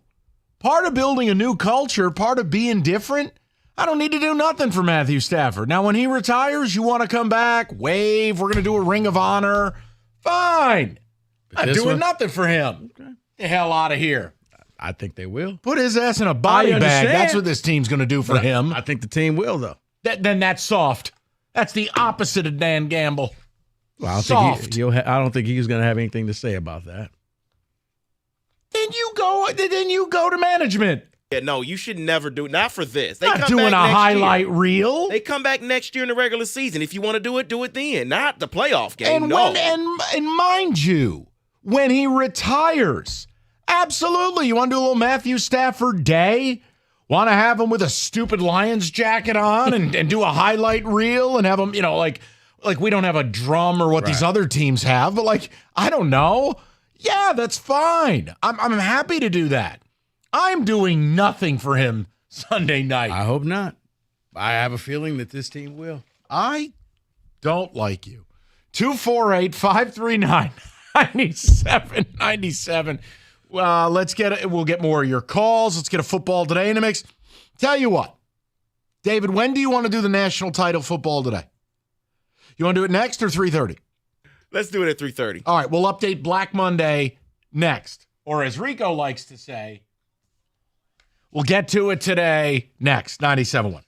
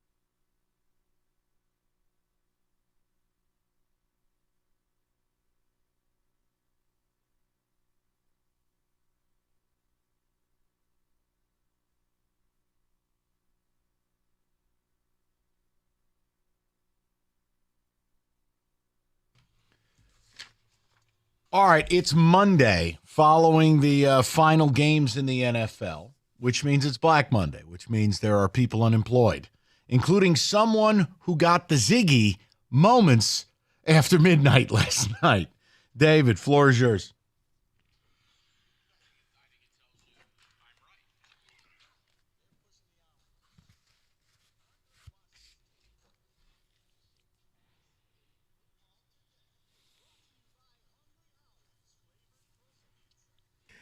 Let's start there in Atlanta. Let's first get to the yelling that happened on the field after the game. Arthur Smith was yelling at Dennis Allen, the coach of the New Orleans Saints, about scoring late. Well, Jameis Winston later on after the game in his locker apologized for scoring, apologized to his coach, because apparently it was a team decision on the field to get Jamal Williams his only touchdown of the season. Hey, how'd that work out there, parakeet hat wearing guy? How'd that work for you? Lions got David Montgomery. You went down to New Orleans and went right back to being an also-ran. Keep throwing shade at Detroit. They didn't want your ass. So Arthur Smith then yells at Dennis Allen, and the reports before the game were that there was going to be a conversation on Monday regarding job security in Atlanta. Yeah, well, it was had. Well, it happened on the plane back from New Orleans. He was fired. Your thoughts on the next thing for the Falcons? Because there's a lot of rumors out there about who they may want. I mean, you can't have a losing record 3 years in a row in this league. And drafting Bijan but not using him, bizarre. Yeah. Entrusting Desmond Ridder with your franchise, yet paying Heineke $20 million, bizarre. Not using your tight end, not using you had all the weapons that teams would love to have, and you decided. But what if we used our backup fullback? Right. Nobody sees that. It's an attractive situation. I think it'd be a great landing spot for Justin Fields if the Bears get rid of him. Now, who's the head coach? No idea. No, I have no idea, but it should be an attractive job. Well, Diana Rossini of The Athletic is reporting that the Falcons are a team to watch if the Patriots move on from Bill Belichick. No, it's not if. They're moving on. That'll come out later in the week. Yeah, that's interesting because Bill Belichick met with reporters, and his answer was, I'm under contract. Do what I always do, which is every day I come in and I work as hard as I can to help the team win whatever I can. He then answered and says, well, we'll deal with things internally, meaning they have a series of meetings coming up. So you do think that this week he's gone. Yeah, gone. 100%. It's run its course. It's become, it's reached sad phase. I do think that's a destination for potentially Brian Flores. I think it's a possible destination for Jared Mayo to take over. Or you want a long shot play? How about Mike Vrabel coming home? Time to move on in Tennessee maybe as well. Yeah. Period. There's a lot going on there. Yeah, that was weird. Yeah, the you whole saw Derrick Henry saying goodbye to everybody, but I'm not gone, but just in case. He gone. Great seeing you. Speak to the fans because I don't know what's going on. Well, we do know what's going on in Washington. It is now official. Ron Rivera is gone, and they didn't waste any time. They have already requested permission to talk to possible GM candidates. How about them hiring? Coaching. How about them hiring from Golden State, Bob Myers? That's what I was going to get to He's next. running their search. Yeah, him and Rick Spielman will assist in the group of searches, but Bob Myers is the guy running it. Okay, well, maybe that's where Harbaugh goes. A desperate organization, need to sell tickets, power running game is in their roots. Number 2 pick in the draft. Yeah, and again, that would fit. An organization's going to have to be desperate if they're going to hire Harbaugh because he's a complete pain in the ass. Well, the Falcons are maybe look at Harbaugh. Albert Breer of Sports Illustrated is reporting that blank could target Jim Harbaugh. There you go. All the weapons are in place. Atlanta? The weapons are there. Power running game. David, it's who he is. And, I mean, they won't have the number 2 overall pick, but I think Atlanta has, a top 10 pick? Right, and they can trade for Justin Fields. Yeah. They can get that done. Speaking of the number 2 overall pick, let me get to that because I did talk about the Commanders. Let me give you what they have, which could make their job attractive. They have the number 2 overall pick. They also then have 5 picks in the top 100 and $74 million projected in cap space right now. Perfect. So them being in Washington, that is a very attractive job there. You get to select your quarterback. Would Jaden Daniels be a nice selection there? Drake May. Well, if it's hardball, who he's going after. Oh, J.J. McSmiles? Yeah. Good for me, because that means Commanders finish last place every year. Fine by me. J.J. needs to come back to school. I think so. Let's talk about this for a quick minute, because everyone watched this game, this Sunday night matchup. It was for the division. Miami was hosting Buffalo, but it was basically a Buffalo home game down there. I mean, that crowd was fully Buffalo. It was wild. But I have a statement here, and I want to know if you agree with it or not, guys. It is the Dolphins are complete frauds. The Dolphins did nothing in the second half. Doesn't matter if they have Waddle or not. Tua, we have the answers. He cannot lead your team to the Super Bowl. It's pretty lazy. I mean, they lost their bookend DNs and Jalen Phillips and Bradley Chubb, gone for the year. Jalen Waddle did not play. Raheem Mostert did not play. Yeah. Offensive line is beat up. And you ran into a Buffalo team who has evolved into one of the 6 or 7 best defenses in football. Yeah, and what you're seeing in the NFL, just like most sports, it is a marathon. Sometimes you don't want to peak too soon. Right. The Dolphins did. They were the hottest team out there, and now they're wearing down. Think about it. At one point, the Eagles, I think, were 10-1. Hard to think, but yeah, they were the best team out there.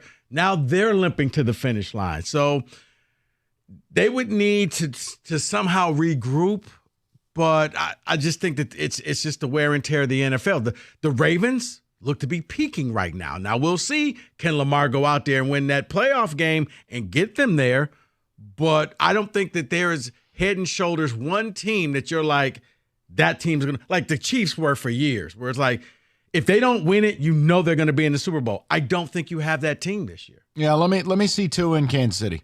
He lays an egg there, the cold weather, the whole bit. It'll fulfill every stereotype of what Miami is. I'm more inclined to have the conversation. But how do we view them if they go into Kansas City and win? None of what you said will apply. I'm not coming at you, David. I'm saying, let's see the wild card game. And if they look terrible, they lose the whole thing, say whatever you want. But if they win, a lot of this goes away. Welcome to being a quarterback in the NFL. You can be an MVP, but have a bad playoff record, and you're Lamar Jackson. It's all about what you do in January. So let's see it. So let's close it out with this, since it is Black Monday, a conversation I want to have with 2 teams. One is in the playoffs. One failed to make the playoffs because they lost on Sunday. Let's start with that team. That is the Jacksonville Jags. What happens with them? You're not going to fire their coach. No. But what do you do to basically make up for failing this year? I think you spend every waking second fixing that offensive line. It was a complete clown car.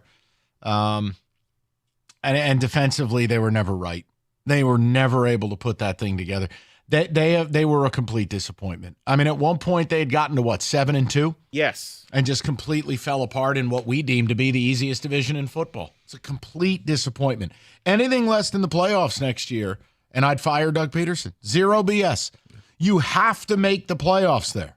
You have to. And I think that maybe this is one of those places where you have to go out and get a real backup QB just in case something happens to keep this thing going. Trevor Lawrence, I know he had never missed a game going back to college, but all of a sudden he broke down at the end of the year, and you were just hoping that you could just somehow sneak your way into the playoffs while he was getting healthy. And then that last team is the Philadelphia Eagles. They are in the playoffs. They will be facing the Tampa Bay Buccaneers. Is there any way, I get they made the Super Bowl last year, but if they lose this playoff game, is there any way you fire Nick Sirianni? I wouldn't, but Philadelphia, that's animalistic, And that's sports why- fan. I don't think so, because here's what you find out. When you lose your coordinators, it's a different team. And the Lions may be realizing that next year, that, okay, now our guys are gone. That's great. We got this coaching tree, except for you replace them with not so great coaches. Matt Patricia. And you see what happens. So I think if anything, he's going to go out there and try to get some better assistants. Well, it's hard when you lose both your OC and DC and Steichen and Gannon to head coaching job. Right. That's really hard. Right. I'm saying, but the thing is, certain teams can do it. Yeah. The Eagles couldn't. No, and that's what I said. The Lions may be in that same category next year. And the timing of when you lose them. You go all the way to the Super Bowl, you know you lose them, and now guys have already put staffs together in the NFL. You got to find these guys. My heart bleeds for them. You just hate to see it. And that is your Black Monday. Scumbags!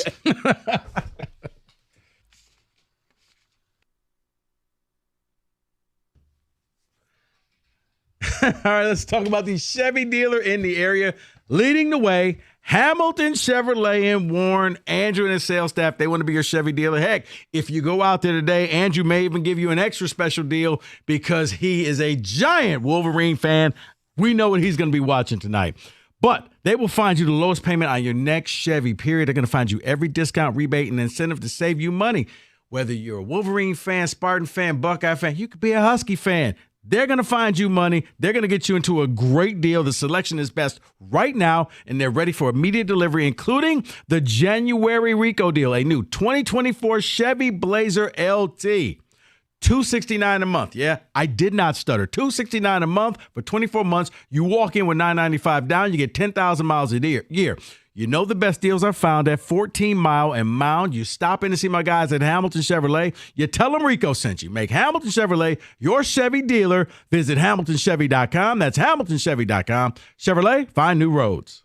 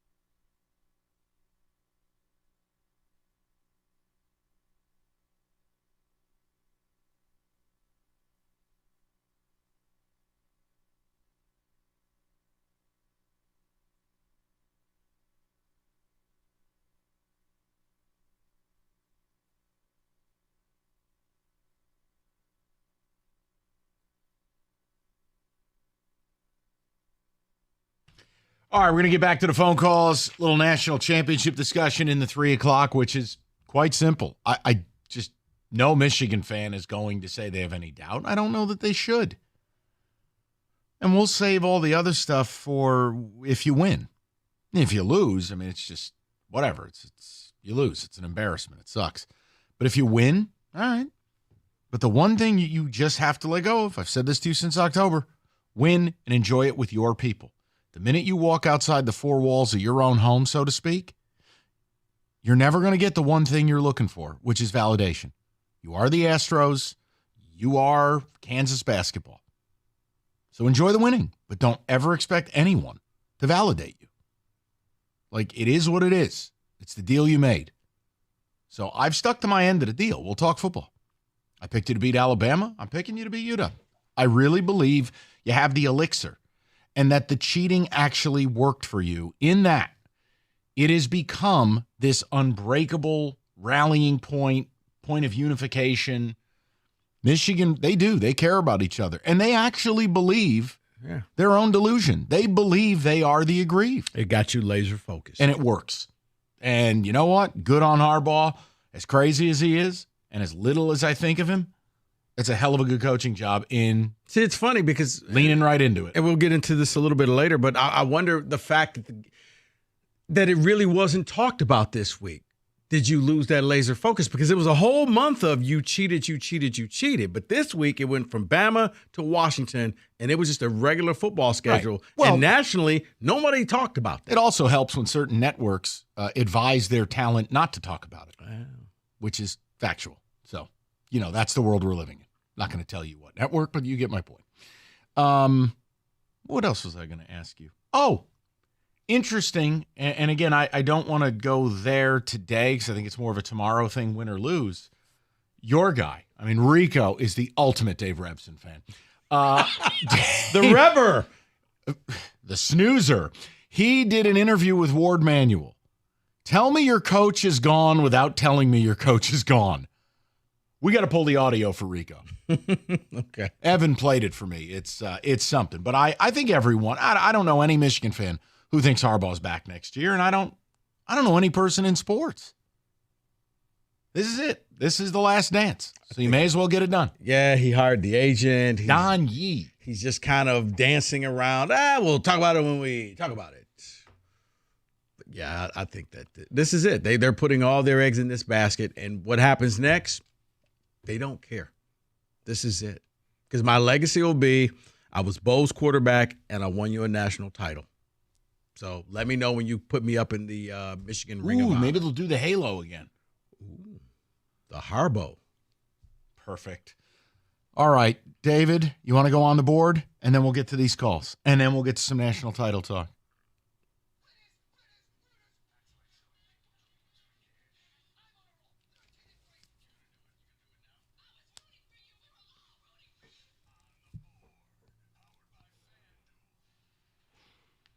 All right, so I don't have a play today. What I don't do when I bet is I don't spite bet. So there's no way I'm betting Washington. And if I believe Michigan's going to win, I'd bet Michigan. But you know what I don't like? The number. Michigan could thoroughly dominate Washington and be up 31-21 with 1:06 left, and UW could score a garbage TD. And when you're laying 5.5, that's a problem. I think the total's probably a right spot bang on, to be honest with you. 55 points. I just don't want to get involved in tonight's game on a side. I'm going to watch it as a sports fan. Clearly, I don't want Michigan to win just because I don't like your joy. But I also hate UW. So unless you can show me Bane popping up from the 50 and the stadium collapsing, I'm just going to watch the game as a fan and as a radio host. But if you wanted a prop, I came prepared today, people. I need to understand how Rome Odunze is even money to score a touchdown. They have played 14 games. He has scored 13 TDs. Now, I can't bet Blake Corum, who's minus 400 to score one. No value. But Rome Odunze, he will make the most difficult catches in the world. He will make the 50-50. He will go OBJ style. Rico, you are the UWologist. And while I think Michigan wins the game, is there value in Odunze even money anytime touchdown score? There is, Mike, but Uh-oh. No. Because here's the thing. I wonder if that's going to be Will Johnson's assignment, and they're going to. And if that's the case, then Washington may go Polk and McMillan and just kind of use Odunze as a decoy. The one that I would go with is he's the touchdown stealer. I had a prop bet. I threw in Blake Corum because he just always throws. He will. Minus 400, though. You got to add something to it. Dylan Johnson. He's the touchdown stealer. No. They're not going to run for a yard tonight. Okay. I'm sorry. They don't have. You know what? They'll run for a half a yard because Odunze will get them to the half-yard line. What about Bobby Stillwater, the tight end? Hanover. No. Blake Corum. What's 46's name? I don't mind him. He's like the ultra back. The H-back. And he's got like 4 or 5 TDs. Right. Is it Hanover? Stillwater? What the hell is it? Hold on, let me pull it up. I like him. But he, honestly. Westover. Yeah. What is he, plus 400 tonight? He is plus 325. What about Samaj Morgan? Anytime TD plus 650. Little jet sweep or something down at the goal line. 8 plus 580. There's your play. Value. That's not my play. Okay, then.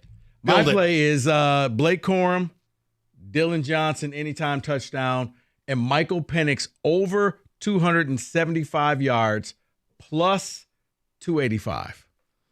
Man, Corum really kills the value of that. It does. Swap it out for a Dunze.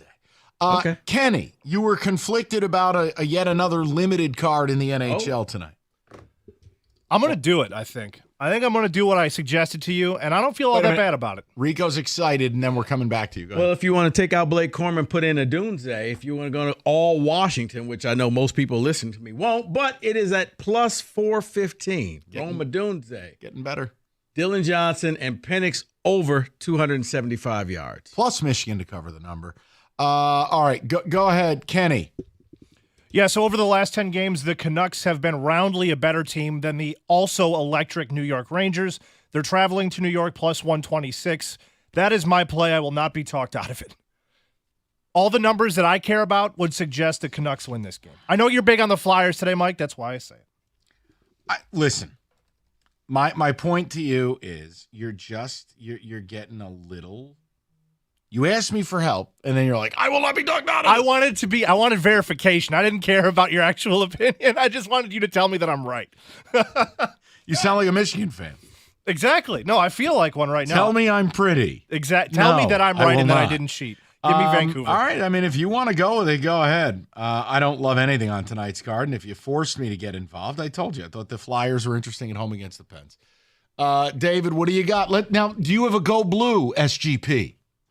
No, I do not. I like one of their player specials that they have on FanDuel for this game, so I'm going to go with it. Is that plus 160? What it is Blake Corum or Roma Dunze to score the first touchdown. I like that. Wait a minute. First touchdown scorer. Yeah, so either one of them, if they score the first touchdown. Well, what are they separately? Separately, Blake Corum is plus 280. Yes. What's a Dunze? He's plus 800. Just bet them both. Yeah. Oh, no, you could do that. Yeah. What's my man Stillwater? Stillwater is Westover. Westover. And let's see, about plus 2,200. Let's go. I love it. He's like old school. I like that kid. All right, listen, David, I'm surprised. I thought you would have a Go Blue and Rico would have a Purple Rain, and it was going to be this exciting SGP competition. Well, I gave you the Washington one. It's plus 415. Buddy, when you're down 52-3, I really don't know how that happens, but we'll talk about it. You're going to build a case for the people. You know what? They're listening to you, Mike, and I just got a call from DeBoer. They're not going. They said Mike Bellini does not believe in us. Let me tell you this. If Washington wins, you're going to get – it's going to be like the Showcase Showdown at The Price is Right, except you're getting both door number 1 and 2. Okay? I just don't believe it's possible. I just don't see how there is no chance for this team to win. Because Michigan is a team of destiny and God's not real. Okay. 248-539-9797. That slipped out. I just heard this with Oregon. David, you told me cheaters never prospered. What is this I see this evening? Where's your good book now? In the end, Where's the good book now, David? In the end, they will get what they deserve. Pass the communion bread. Kenny will have the everything chips. Why don't they make everything communion bread? Would people enjoy it better? That's that Everything, is not the point. The communion bagel chips. I'm just saying, people be lined up. It's a represent. Little Asiago cheese. There you go. Right. Who wants a stale wafer? Why can't the body of Christ be something savory, if you will? Because it was unleavened bread. Okay. Sure, he went to the cross in his Lamborghini and had all his furs on. Somebody hold my cell phone. I got to go up here, do this cross thing real quick, and you know what? I'll be back in 3 days. Don't use all my cell phone minutes. That's on the board. Be responsible no matter what you do this evening. 97.1. All right, FanDuel, $150 in bonus bets guaranteed when you place your first $5 wager. Maybe it's for the national title game tonight. Rico's got his Purple Rain SGP. David gave you a couple options with U of M. Do whatever you like. Do it with FanDuel. It's the best sports book in America. FanDuel.com/ticket. That's FanDuel, official betting partner of 97.1 The Ticket. 21 and up, present Michigan. First online real money wager only. $10 first deposit required.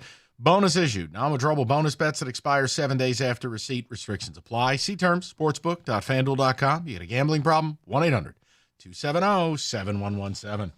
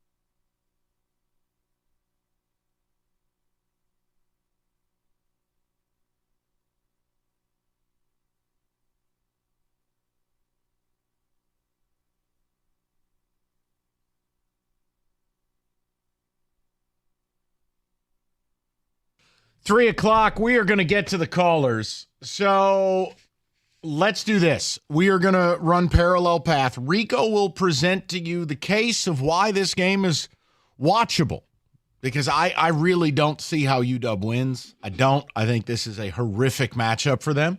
But Rico has been right about them all year. He has watched them all year. I've been wrong about them all year. I just called them the college version of the Minnesota Vikings of last year to Rico off air. But let's do it. But I want to run parallel path because two things are in play here. One is the national title tonight. Is there any doubt? Like, what Michigan fans calling this radio station going, guys, I'm kind of concerned. The other stuff we'll save for tomorrow. I made that deal with you. But the Lions stuff is simple. You gambled and you lost. And I can't say it was the wrong move to play the starters because I was fine with it going in. The loss of Sam Laporta, I think, is a major, major concern for this weekend. And the fact that while you played your starters, Nick Mullins just did it again. I mean, you've watched Nick Mullins twice in 3 weeks go for 400 yards. Well, what the hell you think Stafford with Nakua and Cup and company are going to do to you? So, yeah, I don't think it's going to be easy. And if you're going to win, it's probably going to be a shootout. And if that's the case, you better hold on to your ass because it's going to get scary. So both things are in play. David, do you want to give us some ticket text before we get to the callers? Sure can. Rams defense is not very good, so we should be able to win without Laporta. Really? Is yours? David, let me ask you a question. Do you just read the stupid people's texts, or are these somehow, filtered? No, they're filtered. Of course they're filtered. Okay, well, then people need to be smarter.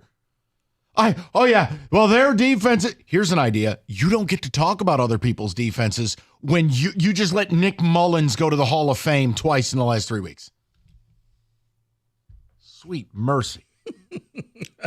The passing game might be okay, but his presence in the run game is unmatched. The run game struggled after Laporta left. Corey in Westland.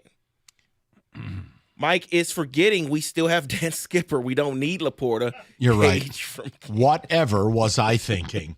Let's go to the people, see what they have to say on both topics that are in play. Let's go to Bernard, 97.1. Hi, Bernard. Hey, what's up, fellas? How are you, sir? Good, man. I need a double chair pull. First of all, the undermining of the Lions, just flat out losing, and we watched them all year. And then the remark about making something happen for Stafford, doing something big for him when he comes here. That deserves a double chair pull. Period. Here's the deal with I got you. Here's the deal with Laporta. Major injury, but this is an opportunity for Mitchell, Peoples-Jones, and other people that the Rams have not seen all year that can come in and make some things happen. I'm sure Dan Campbell, Ben Johnson, I'm sure these guys got something up their sleeve. And we got to believe. We got to believe and trust. With that style of offense, with the magnitude of that offense, Goff leading the helm, but you also got, a Pro Bowler, regardless of what the hell they say. We got a Pro Bowler in Amon-Ra, and you got a hell of a running game with Gibbs and Montgomery in the back, man. That's, as well as the offensive line. Let's not forget the cohesiveness of that entire unit. I have to say it's not Laporta, it's the offensive line. Listen, the O-line is the biggest factor, right? If all five guys are healthy, you're going to have a good O-line. But Laporta's role in the running game, it's big. Laporta's role on damn near every third down, on those hard first down play actions out of base personnel, all of that's gone. You don't get to split him out on 3rd and 6 and get the first down. You don't get the hard play action with a deep post for 24 yards. It's gone. It matters. And sure, you'll have Amon-Ra catch a few passes. But outside Amon-Ra, who is your second biggest weapon? The guy your quarterback trusts most. And the guy who, let's face it, Rico, while Amon-Ra is getting double-teamed and bracketed, Sam Laporta oftentimes can be crafted into man-on-man situations. Well, if that's gone, who do I have? Who the hell are the other tight ends? Brock Wright's hurt.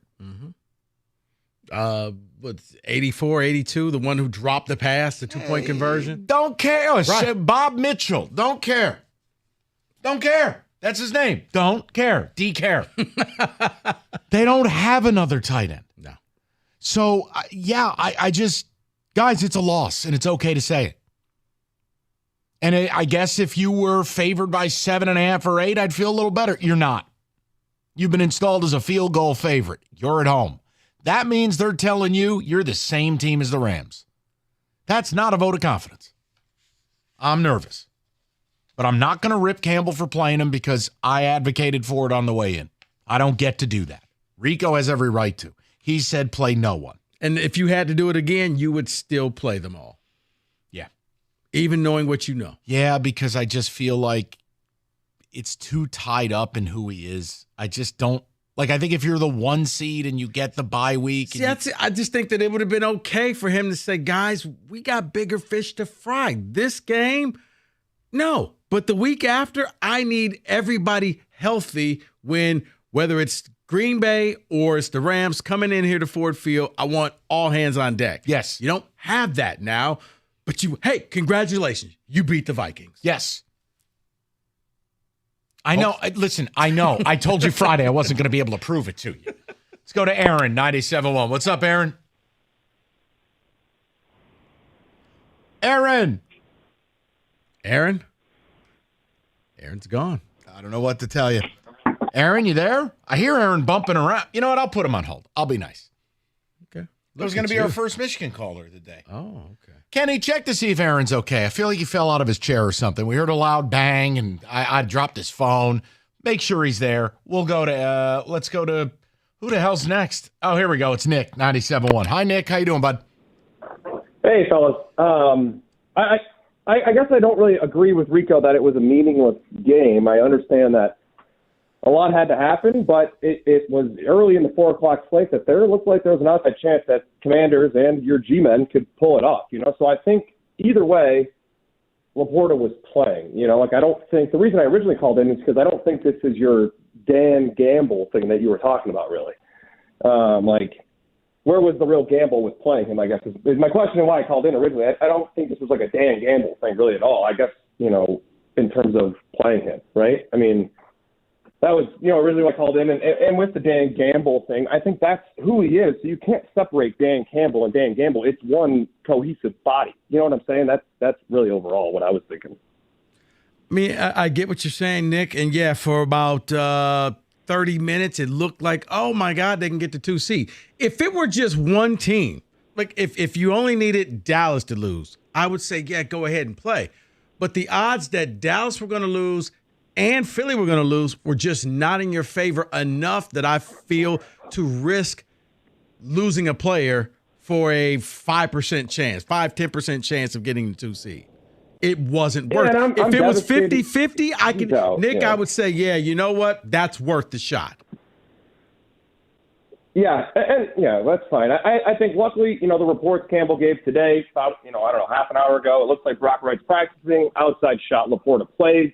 So I'm not, super worried about it. I think this offense played most of last year without a Pro Bowl caliber tight end, and I know it was last year, but I don't think it just automatically handcuffs Goff. I think he's got a good shot with the running game.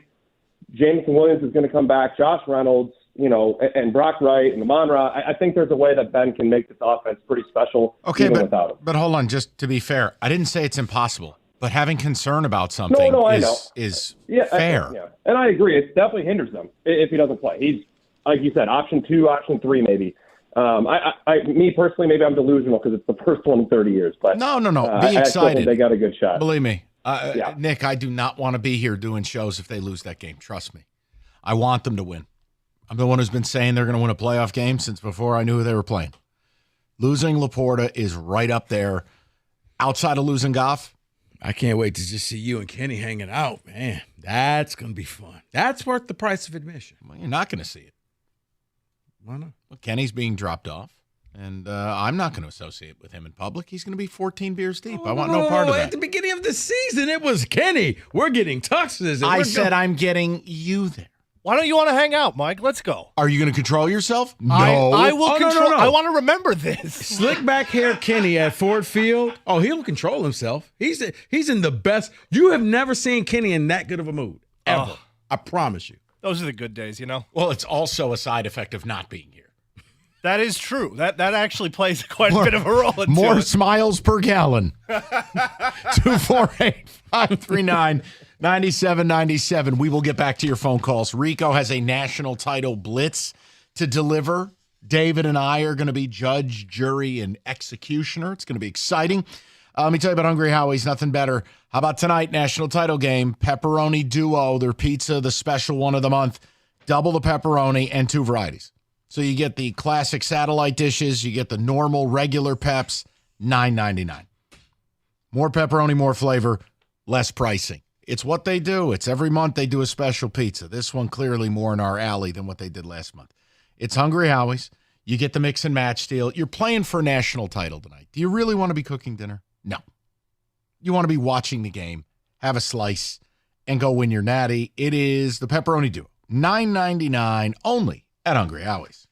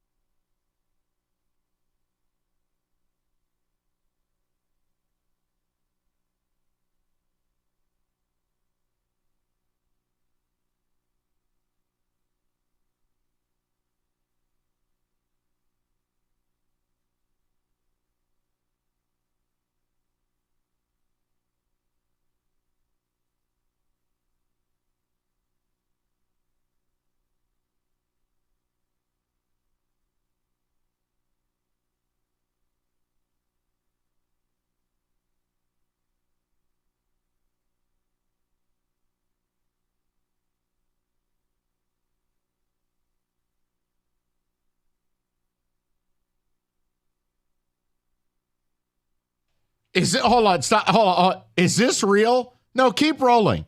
What is this? John spoke at the Michigan pep rally. Getting the crowd ready. Getting the team ready.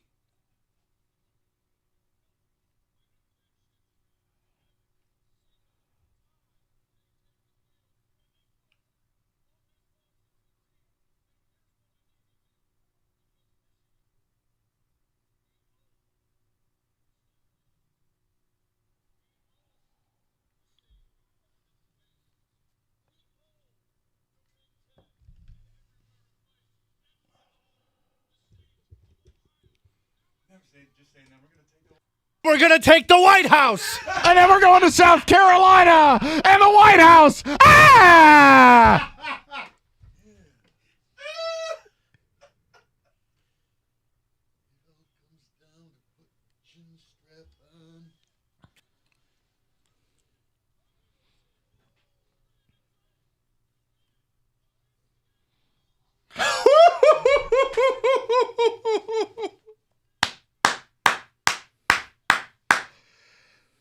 Oh my God!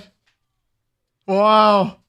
All right, I would say was it's that mascot real, mornings. So I mean, are you kidding me? That wasn't made up, right? That really happened. That was real.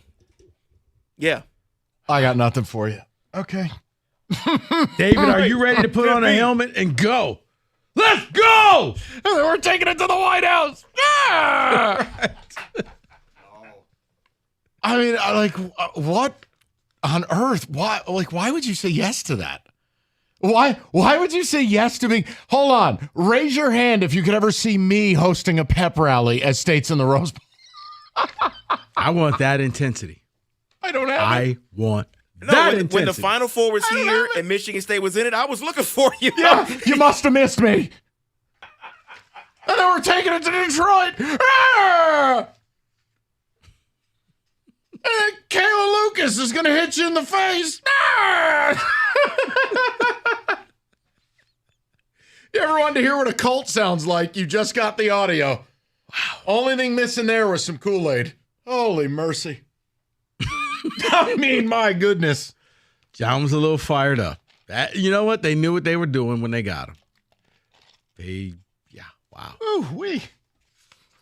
Hopefully they had some sheets down on the floor and maybe some wet wipes.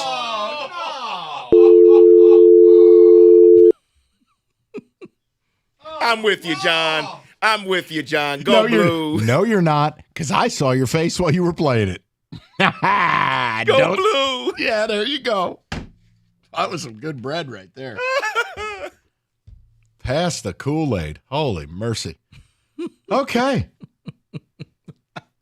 Shall we go to the people? Let's go to the people. Okay. Yeah.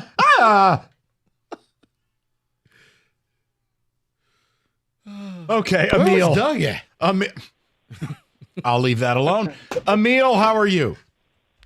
I'm all right. How y'all doing? Good. What's going on?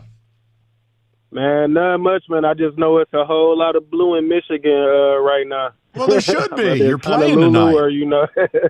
But I basically want to speak on the Lions deal with Sam Laporta. You know, I feel like we all feel like that was a big loss. You know, like ain't nobody really hiding it.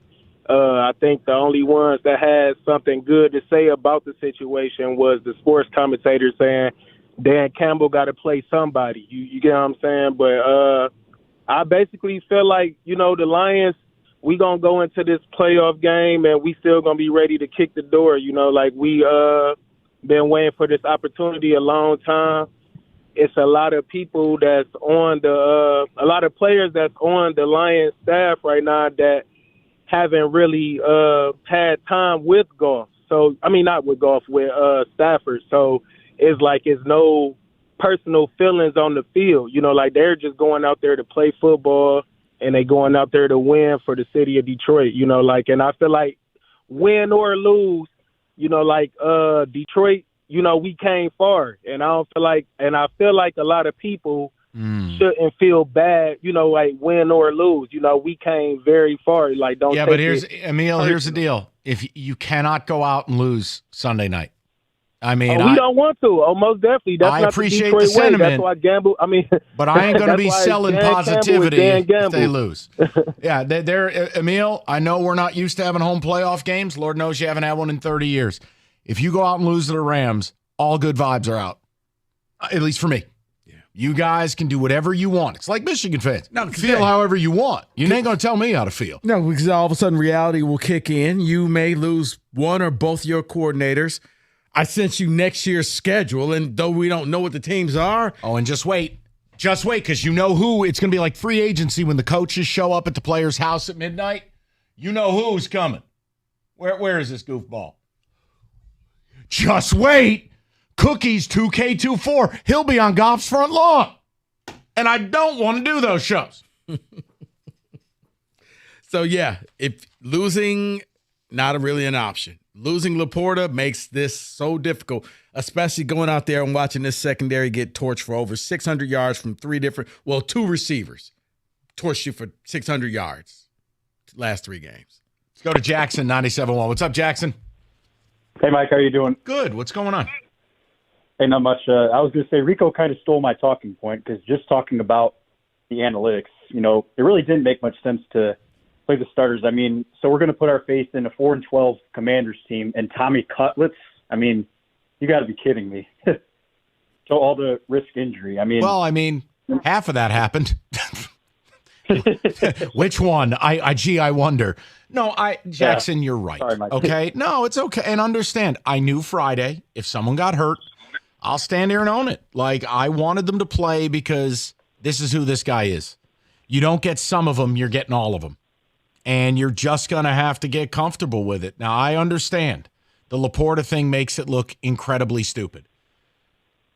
But he's not going to change, Jackson. This is what he is. It's what he's built on.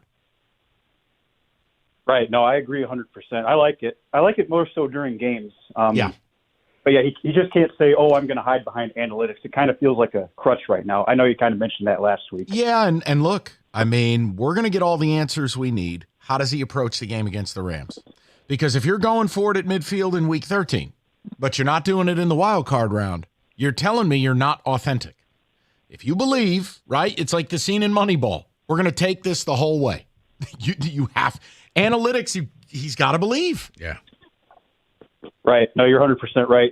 I was stumbling upon your old videos because sometimes I like listening to your old rants. They're kind of funny. Uh-oh. And I remember stumbling on one in 2017. The Lions played the Steelers, and Jim Bob Cooter, I think one time, down by the goal line, one time he went for it, and the other time he kicked the field goal out. Like, this was a while ago. I don't know if you remember it. I do not, but okay. But, yeah, you railed on him for, kicking it one time, going for it the other time, just because you get about 25% of the points that you could have got, if that makes sense. Right. You have to decide. The other thing is, am I a huge underdog? Yeah. Right. Like, you have to look at it and look, this is the problem with analytics, Jackson. And I understand. They don't factor in the matchups. They don't factor in injuries. They don't factor in weather, and they don't factor in game script. Now, if you're a huge underdog, like if the Steelers go out and lose their mind as 10-point underdogs going crazy and going for it, I'll have a greater understanding than I will say if Rico's team did it as a team clearly better than whoever they're playing in the second round. I think you have to look at how the game goes. Now, look, if the Lions feel, let's say this is a shootout. Let's say the first 2 Rams drives, Stafford, 7 plays, 68 yards, 8 plays, 82 yards. So touchdown. It's a Chargers game. Now all of a sudden it's going to change the way I think that a field goal is not going to get it done. Yep. But what I'm saying is if Dan Campbell becomes a completely different coach in the playoffs, that would bother me. See, but nope, I said I was going to move past that. I'm not what? That's what bothered me in the Dallas game is every point mattered. In the Chargers game, yeah, field goals are going to get you beat. But in the Dallas game, get every point that you can because, first one to 24 points may win this thing. That's what bothered me by just go out there, be smart about it. Well, there's also a point where certain situations don't warrant going for it. I'm sorry, but 4th and goal from the 7, I'm kicking a field goal. Unless we're late stages, 4th quarter, and I got to have it. It's just right. You common absolutely sense. have to have it or the game is over. Yes. 248-539-9797. When your furnace goes out, you need reliable service. You need Mastercraft heating, cooling, plumbing, and electrical. They got you covered 24/7. Locally owned for 40 years. They back their work with a 5-year warranty. Mastercraft, your one-stop shop for heating, AC, plumbing, electrical. Plenty of generators in stock, too. If they can't get to you same day, they're going to take $100 off that next day service call. All you need to do, visit mastercraftheating.com.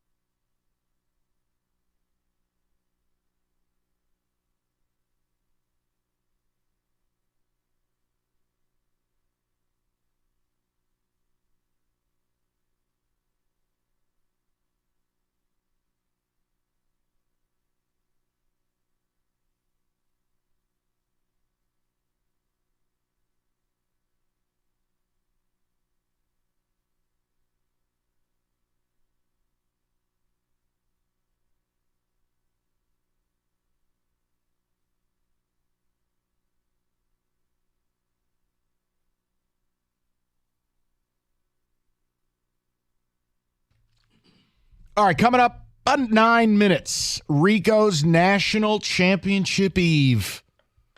The night, the big game. Rico's got a full blitz presentation, point, counterpoint. David and I get to play judge, jury, and executioner. All right? And executioner. We added the last part. All right, you want to get to the people? Let's get to the people. All right, I have been told Aaron is back, Kenny. I want to make sure we circle back. I knew he was somewhere in the background there. Aaron, are you with us? A.A. Ron. I'm with us, guys. A.A. Ron here. What's up? Hey, guys. It's the new year, and I want to help people. So I'm going to try to help you guys because you guys over the years have slowly turned into like the Feinbaum or the Alex Jones of the news outlet. So like today, I was hoping for like you guys got to have a wealth of knowledge on X's and O's. But all you guys want to talk about is how much you hate Michigan and how you want to just keep the whole shtick is about the narrative of how much you hate them. They're cheaters. They're trash. Well, I mean, it's like it's all true, but yes. See right there. So you guys are like, do you want me? CNN guy, do you want me to Fox explain News. it to you? Do you want me to explain it to you? We can. I'll have a nice convo. Well, no. Let's just be equitable.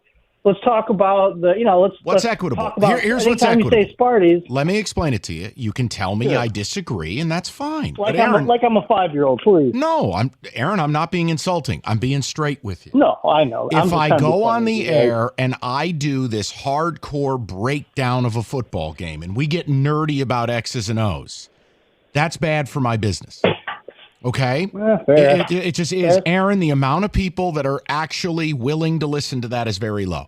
No, but Aaron, I will say this. If you want to hear the nerdy, geeked out stuff, you can listen to our pods because we get into those types of things. Do you? Okay. Yes. No, and Look, again, now, you're educating me. Aaron, I did one segment before the Rose Bowl, and I got nerdy. I broke it down because we were in the holidays, and I said, here's the deal, guys. I think Michigan's going to win. Here's why. And I gave you everything. I gave you why Milroe can't process short to intermediate. I gave you why he's loose with the football when he carries it. I gave you how little I thought of Bama's O-line. But listen, the one thing I only speak for myself. You can go after Rico if you like. I'm authentic. I don't know you, Aaron. I'm saying as a school, as a football program, no, I don't like it. And I don't have respect for your coach or the way he's operated. I don't have to. I mean, you're a good football team. Obvious.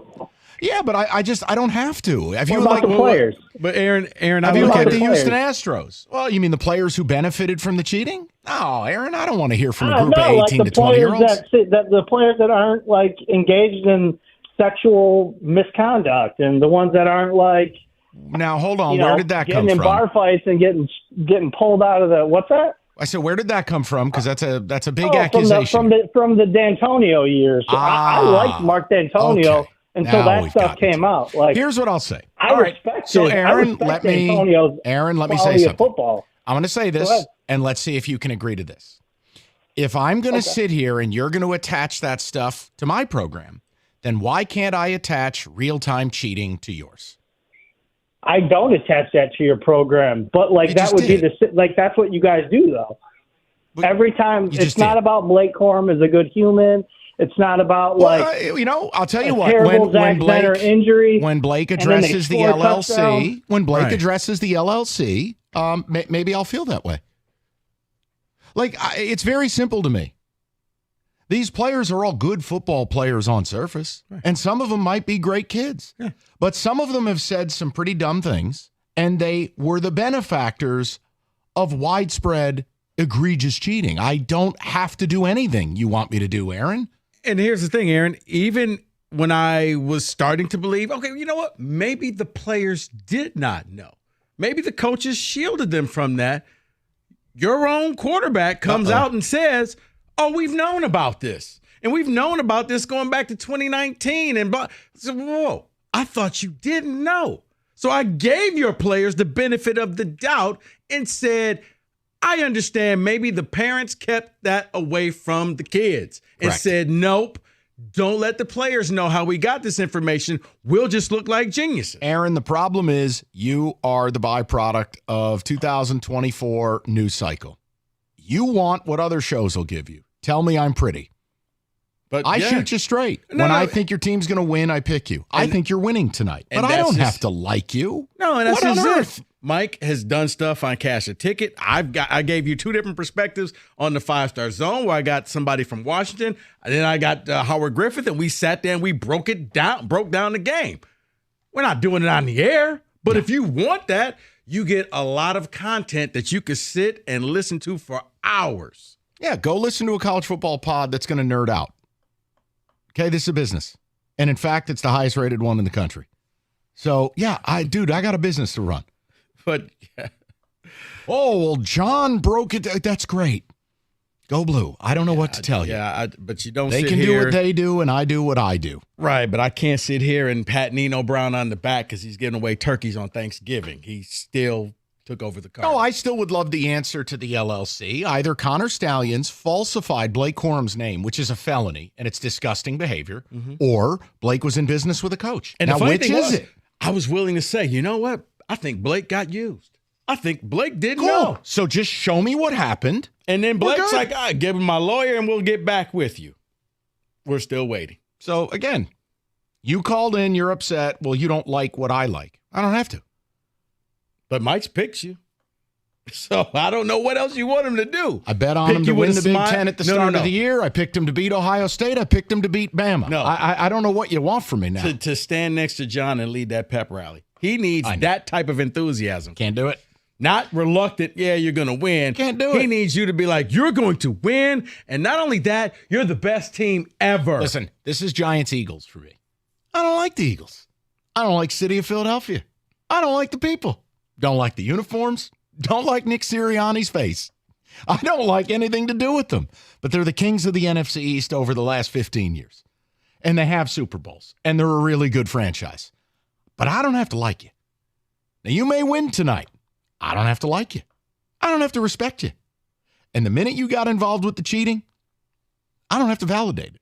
I told you the rules the minute this story came out. And that's where I think that it's going to get lost in the wash. You can't sit here and say Michigan versus everybody and get mad when everybody doesn't acknowledge you. Or call up a radio station and say he wants to hear about football and then talk about everything but football. Right. Like you cannot do that. If you've isolated yourself on that island, you've said it doesn't matter what people think. Right. So why do you get angry what people think? David, because you're not going to get the respect. You're not going to get the validation from anybody. If you win tonight, you are the Houston Astros. That's what you become. And again, I laid the ground rules out in late October when this all broke, when the dam really broke. And I went, well, here's what we're going to do. We're going to talk football. Just understand what this is going to mean. Did you see the piece in The Athletic this weekend? I sure did. Okay. They talked to more coaches. You want to see those quotes? This isn't a me and Rico thing. No one. The only people that respect you or are telling you how good you are or how innocent you are in the cult.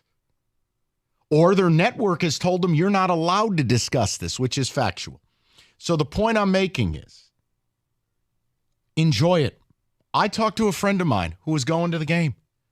Take the picture, get it framed, have your moment with your dad, your son, do whatever you want to do. But what you don't get to do is seek validation.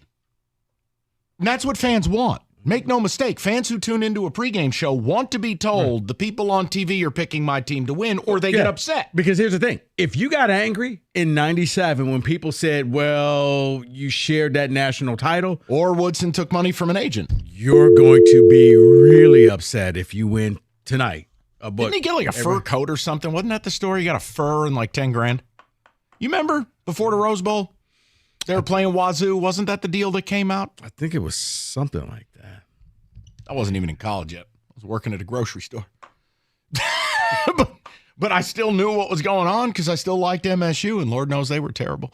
248-539-9797. Yeah, because I remember I thought it was a joke until it was true. Like Marcus Ray was saying that they were at Snoop Dogg's house the night before. Oh, by the way. Until Snoop Dogg actually told the story and was like, yeah, they had some Michigan guys at my house. And just so you understand, ESPN's doing nonstop coverage right now of Michigan UW.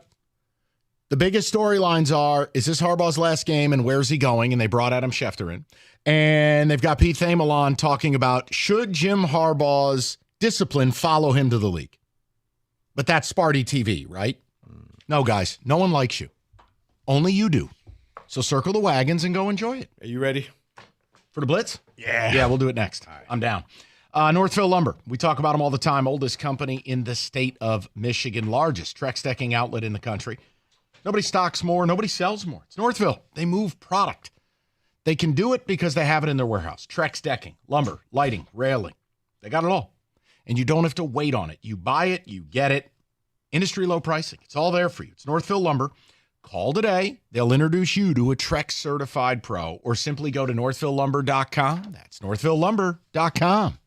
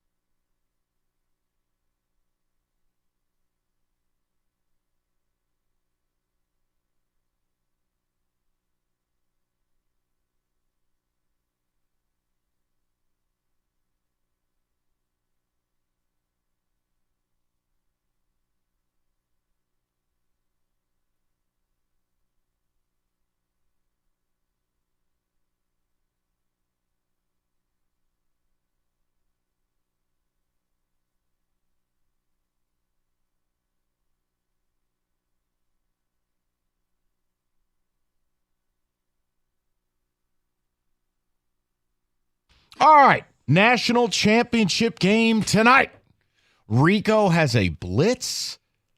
I think Michigan wins. Rico says, not so fast, my friend. David, I don't know what type of music we have. Do we have a little Purple Rain? Some Prince nonsense, perhaps? No, just regular football. Something. Oh! Woo! Let's talk about it. Rico Beard. All right, Michael. Yes. David. Reasons why the Washington Huskies will be crowned national champions tonight. Reason number one. Michigan didn't show up. No. Okay. Just saw the update. Running back Dylan Johnson for Washington is expected to play. He's one of the 25 best running backs in the country. And they're facing a front seven that no one in the Pac-12 has. What does it matter? You can have Barry Sanders back there. How are they going to move that Michigan front? Okay.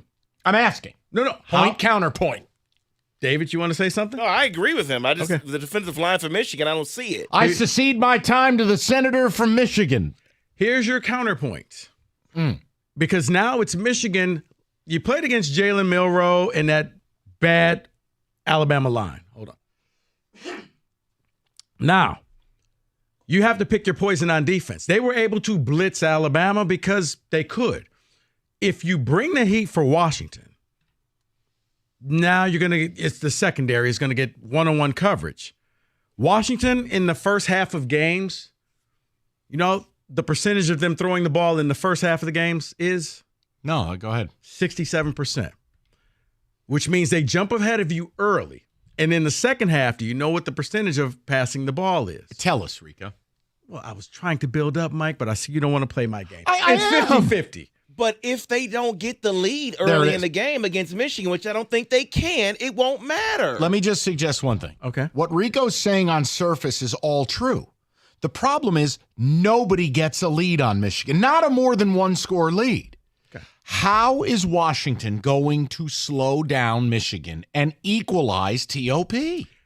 Interesting that you said that, Mike, because I've seen an example of how Washington slowed down a team with a quarterback and with a top running back and even some good wide receivers. And they not only did it once, they did it twice. It's the University of Oregon. That's a point for Rico. No, it is. I believe Oregon to this day is still one of the 4 or 5 best teams in the country. UW beat them twice. All right. That's a point for Rico. I can't argue that. And with that Oregon game, for the last 3 of the last 4 games, and including tonight's game, Washington has been the underdog. They were the underdog against Washington State. No, they were the underdog against Oregon State. They were the underdog against Oregon. And they were underdogs against Texas. They won all of those games.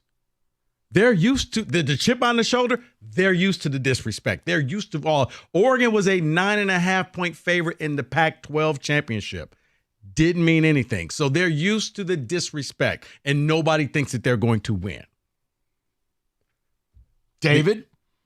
From an attitude standpoint, I still give Michigan the edge because they're playing the role of the aggrieved. And they are as dialed in as any team in America. Now, Washington, you're right, chip on the shoulder, but nothing compares to what we've seen coming out of Ann Arbor. These young men are convinced they've been done wrong. And they are focused on... Even though... Yes. They have done something wrong. It's an interesting dilemma, isn't it? Now, thanks to the bowl game, this number has now changed.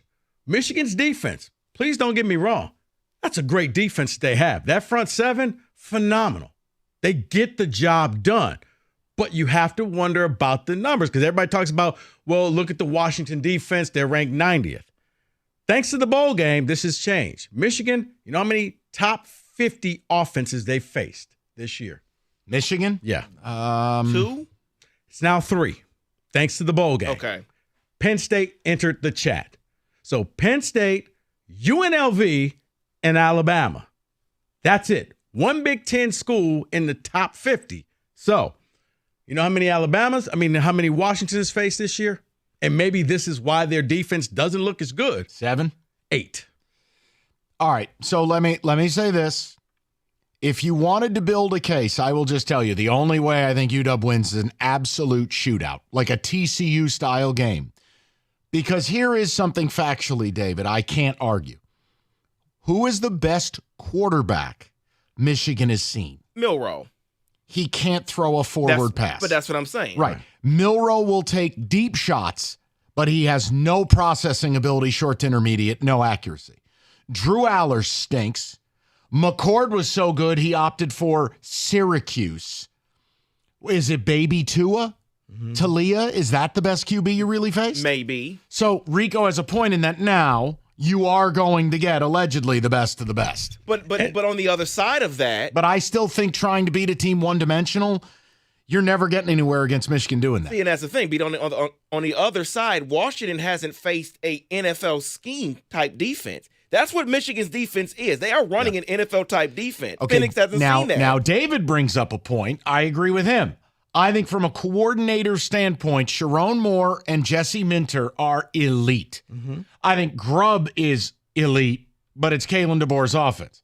I still believe Michigan's biggest advantage in the post-cheating era is they have legitimate – I mean, Sharon Moore's a head coach. He's probably your next head coach.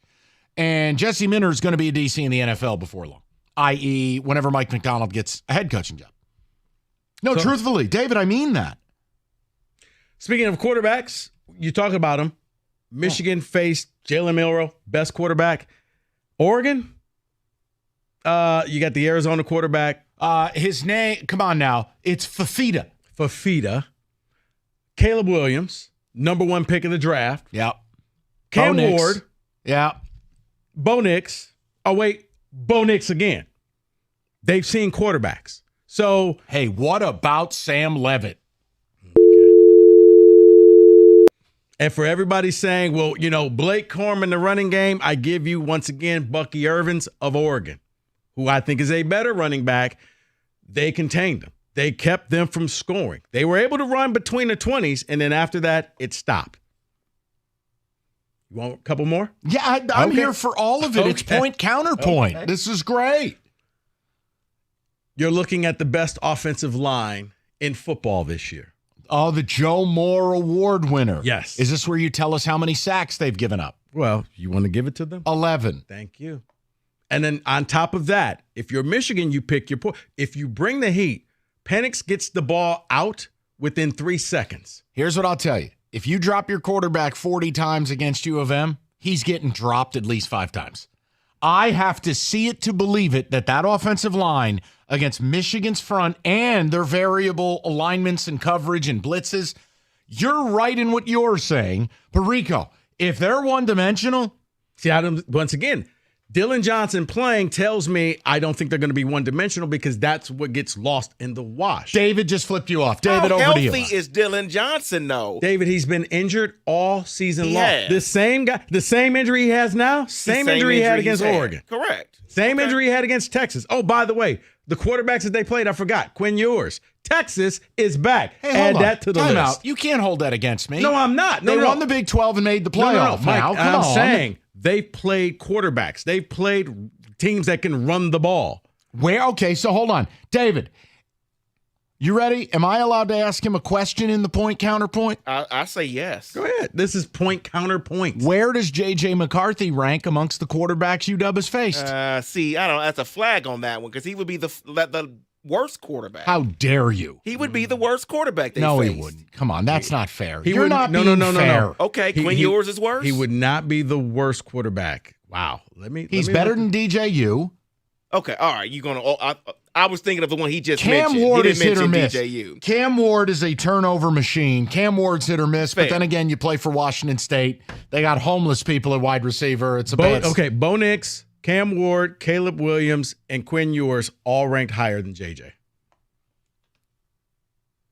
David, your thoughts? I'm not saying he's the worst. What's his name? But he's the worst. The Arizona Noah Fafita. Fafita. Put some, as Birdman once said, put some respect on my name. Noah Fafita. And I ain't going to talk about it no more.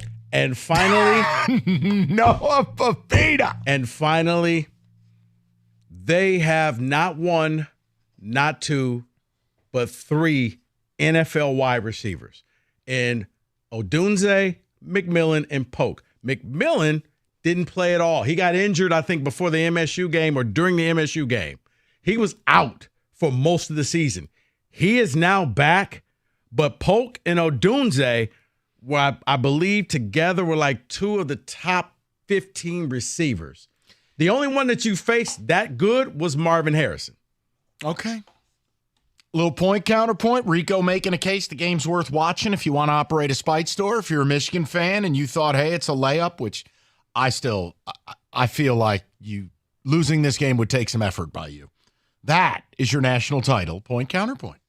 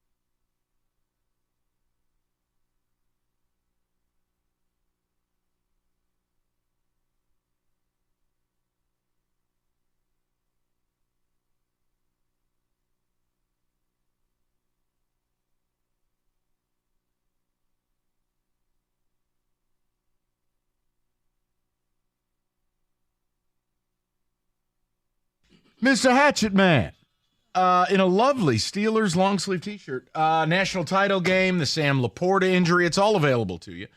Give me some of the ticket text coming in. What do we got? Yeah, someone's saying, you're still not answering my question, Rico. They won the games against Oregon, but they didn't slow them down. It came down to the last possession in a shootout both times. Same with Texas. Very true. So what was the question? The question is, can they slow Michigan down? No. They don't have to. They played Oregon twice. Like, what the hell is Mark D'Antonio doing up on that screen? He's in the Hall of Fame class, College Football Hall of Fame. Oh, good for him. All right, go ahead, David. What I'm saying is, they've played Oregon twice. They slowed them down enough. Nowhere did I say Washington is going to shut you down. They're going to slow you down enough, and the offense is going to just keep it rolling. Someone else says, Michigan has at least 3 NFL defensive backs. I'm not worried about Washington's wide receivers. Yeah, but, okay, timeout.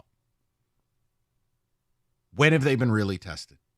Now, you'll say Ohio State. Well, Marvin Harrison still popped off. But that was the only big-time receiver they had. This Ibuka kid who gets all this hype, I never see anything out of him. Right. Julian Fleming was a bust. Like, who in the Big Ten were you really worried about? I mean, the fact is you got a better quarterback getting them the ball. Listen, Rico's best point, and although I don't think it's going to play out to the level he wants, or I want, or really America wants, but the reality is, I think Michigan's stats on defense are largely trumped up. I think they're largely fake. You played no one, and you played in an offensively challenged conference. Now, when you played Ohio State, you hung on, but they moved the ball. You played Bama. You hung on, but they moved the ball. So the idea that Washington's not going to move it, no, I think that's a fantasy. All I'm saying is I think Washington's going to have to be one-dimensional.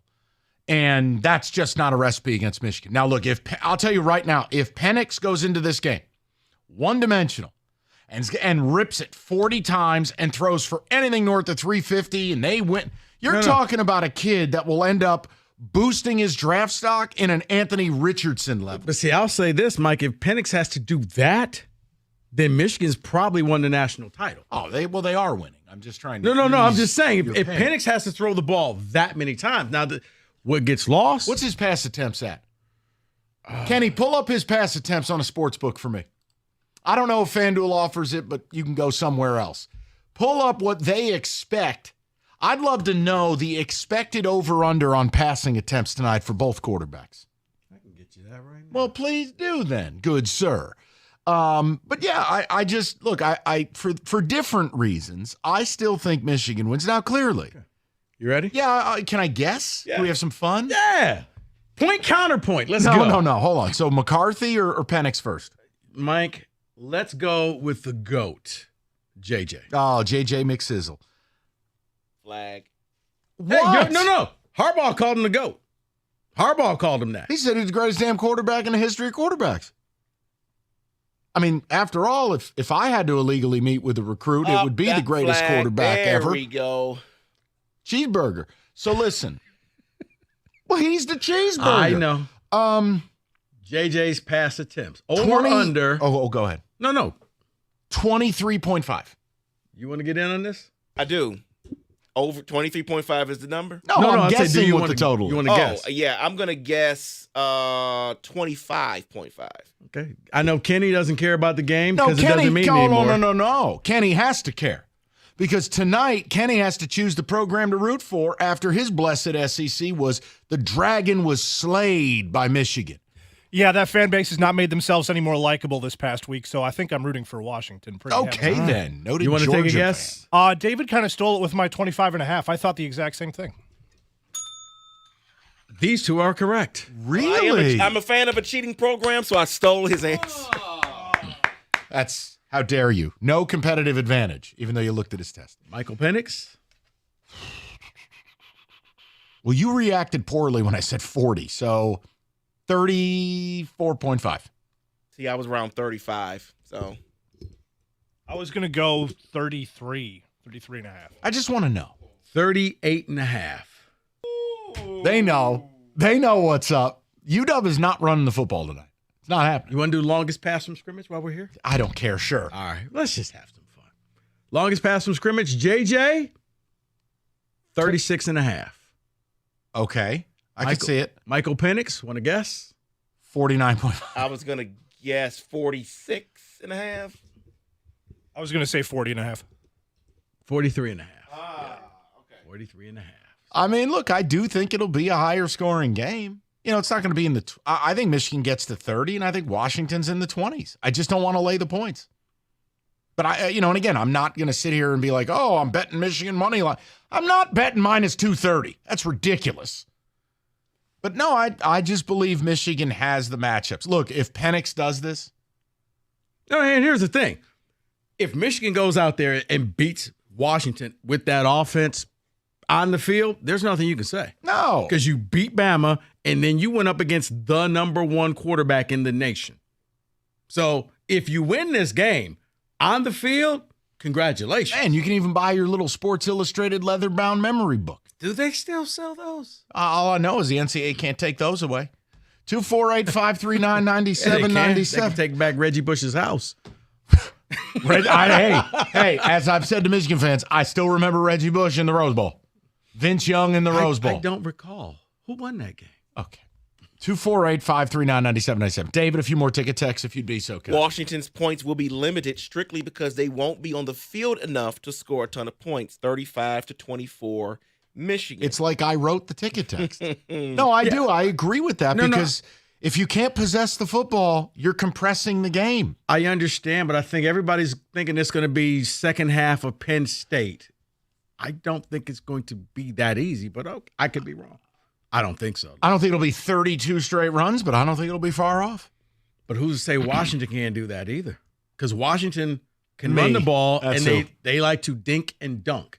Now, what happens is you start cheating, they go over the top. Well, someone wants to make a point to yours about you talk about what Michigan has faced offensively. They want to counter you. Washington's ranked pass defense they've played, 54, 65, 82, 87, 89, 90, 101, and it continues to get worse from there. So they're making a point. They haven't faced a pass defense that's good. They face NFL quarterbacks. Yeah, I would be careful just on rank based on the Pac-12 as a passing league. It is going to really make your defensive numbers look a little odd. Just like the Big Ten is a running league. So it's going to make it seem like, oh, my God, we can stop the – remember, part of those totals that Michigan has, you throw in that Iowa game. Right. Like if I got to see Michigan gives up 9.5 points a game, and it's like, right, half the teams you played couldn't crush a grape in a food fight. Like, look at your non-conference plus Iowa. Like, right off the top, let's just – a third of your schedule is hapless. Yeah, throw in Iowa, throw in MSU. There you go. That skewed the rankings. You're right. It's not Michigan's fault. Hey, bigger train wreck, Michigan State football this year or Michigan State basketball? Football. Push. Football. Thank God Michigan's in the national title game and the Lions are in the playoffs. Football. Basketball, because it's not done yet. Basketball was supposed to be top. I'm with David. It's college. Not I'm going to tell you yet. The same thing that applies to Red Wing hockey that we've talked about, how they're getting hidden because of how bad the Pistons are. Right.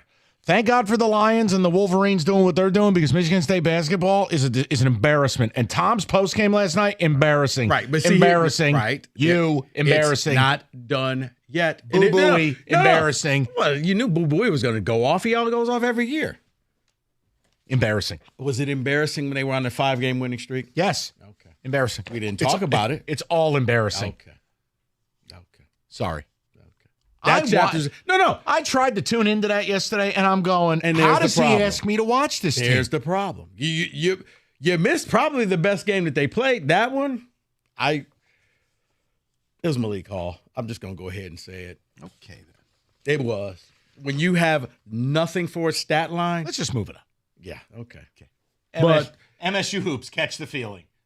David, I'll say that if they finish and they are one and done or don't make the tournament, you're right. At that point, it's still Michigan State football. Because at least Izzo will have the decency not to do anything stupid in a hotel room. Okay, fair. And I'll leave it at that. That's okay. I think that's a great place to leave it. Your phone calls are coming up next. It's Black Monday. Coaches getting fired all over the NFL. We'll update all those situations later in the hour. 97.1. All right, guys, you made that promise to yourself. You were going to get in better shape for the new year. Planet Fitness heard you, and Planet Fitness is telling you get in for the big fitness energy sale now through January 12th. Just pay 24 cents down and $10 a month, and you too can join Planet Fitness, home of the judgment-free zone. You can experience the squeaky clean gym with tons of equipment, full body workouts for just 30 minutes with the 30-minute circuit, and all memberships include fitness training. You get all of this, $1 down, $10 a month, no commitment. You promised yourself you were going to get in better shape. It doesn't get any easier than this. 24 cents. That's less than a quarter. You head on down to your local Planet Fitness to sign up, or you can go online at planetfitness.com. But just 24 cents and then $10 a month. You can just say, you know what, this isn't for me. No commitment, but I promise you, you're gonna want to keep going there. You're gonna keep staying in better shape. You're gonna love it. Big fitness energy sale, 24 cents. Planetfitness.com. Go there now.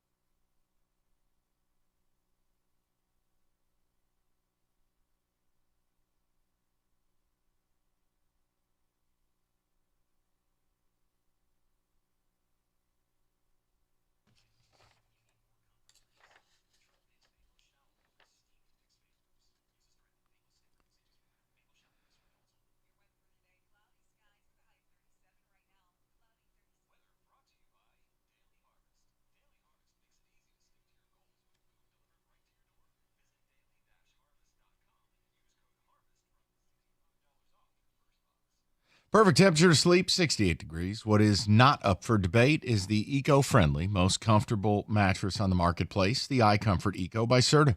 Supportive, designed to keep you cool and relaxed to get a good night's sleep. The Serta Perfect Sleeper, pressure-relieving comfort and support while maintaining a balanced sleep temperature.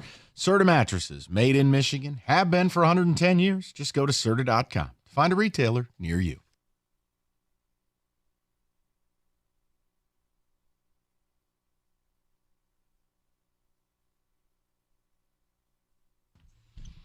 All right, to the people. Talk about Sam Laporta, who all but likely is not going to play this weekend. My concern is huge. I think he's massively important to what the Lions do.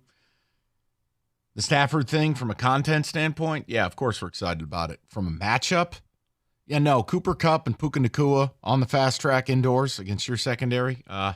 No, that's not what dreams are made of. But we'll talk about it. I'd love to know your guys' thoughts. And then Michigan, obviously, national title game tonight. We're rapping about it. I just don't see many pathways to U of M losing this game. Now I didn't see it against TCU. Let's be fair. I got that one wrong. but it featured 2 pick sixes. It featured TCU gutting your defense in a way that Ohio State couldn't. Maybe we see that again tonight. I don't know. But Michigan has had the answer for everybody. Mm-hmm. And the way they play is the opposite of, I think, how UW wants it. But we're going to find out, thank God, 3 hours from now. We can watch the damn game, be done with it, and then we get into Lions football and waiting for the NCAA to hit you with a laser beam. So there you go. What did I miss? That's what we're rapping about. Yeah. And if you're a Michigan fan, am I underselling UW? Are you more concerned with UW than I am? Than David is. David is like me. Now, David's a blue belly, but David is like, no, we're not losing this game. Can't lose this game.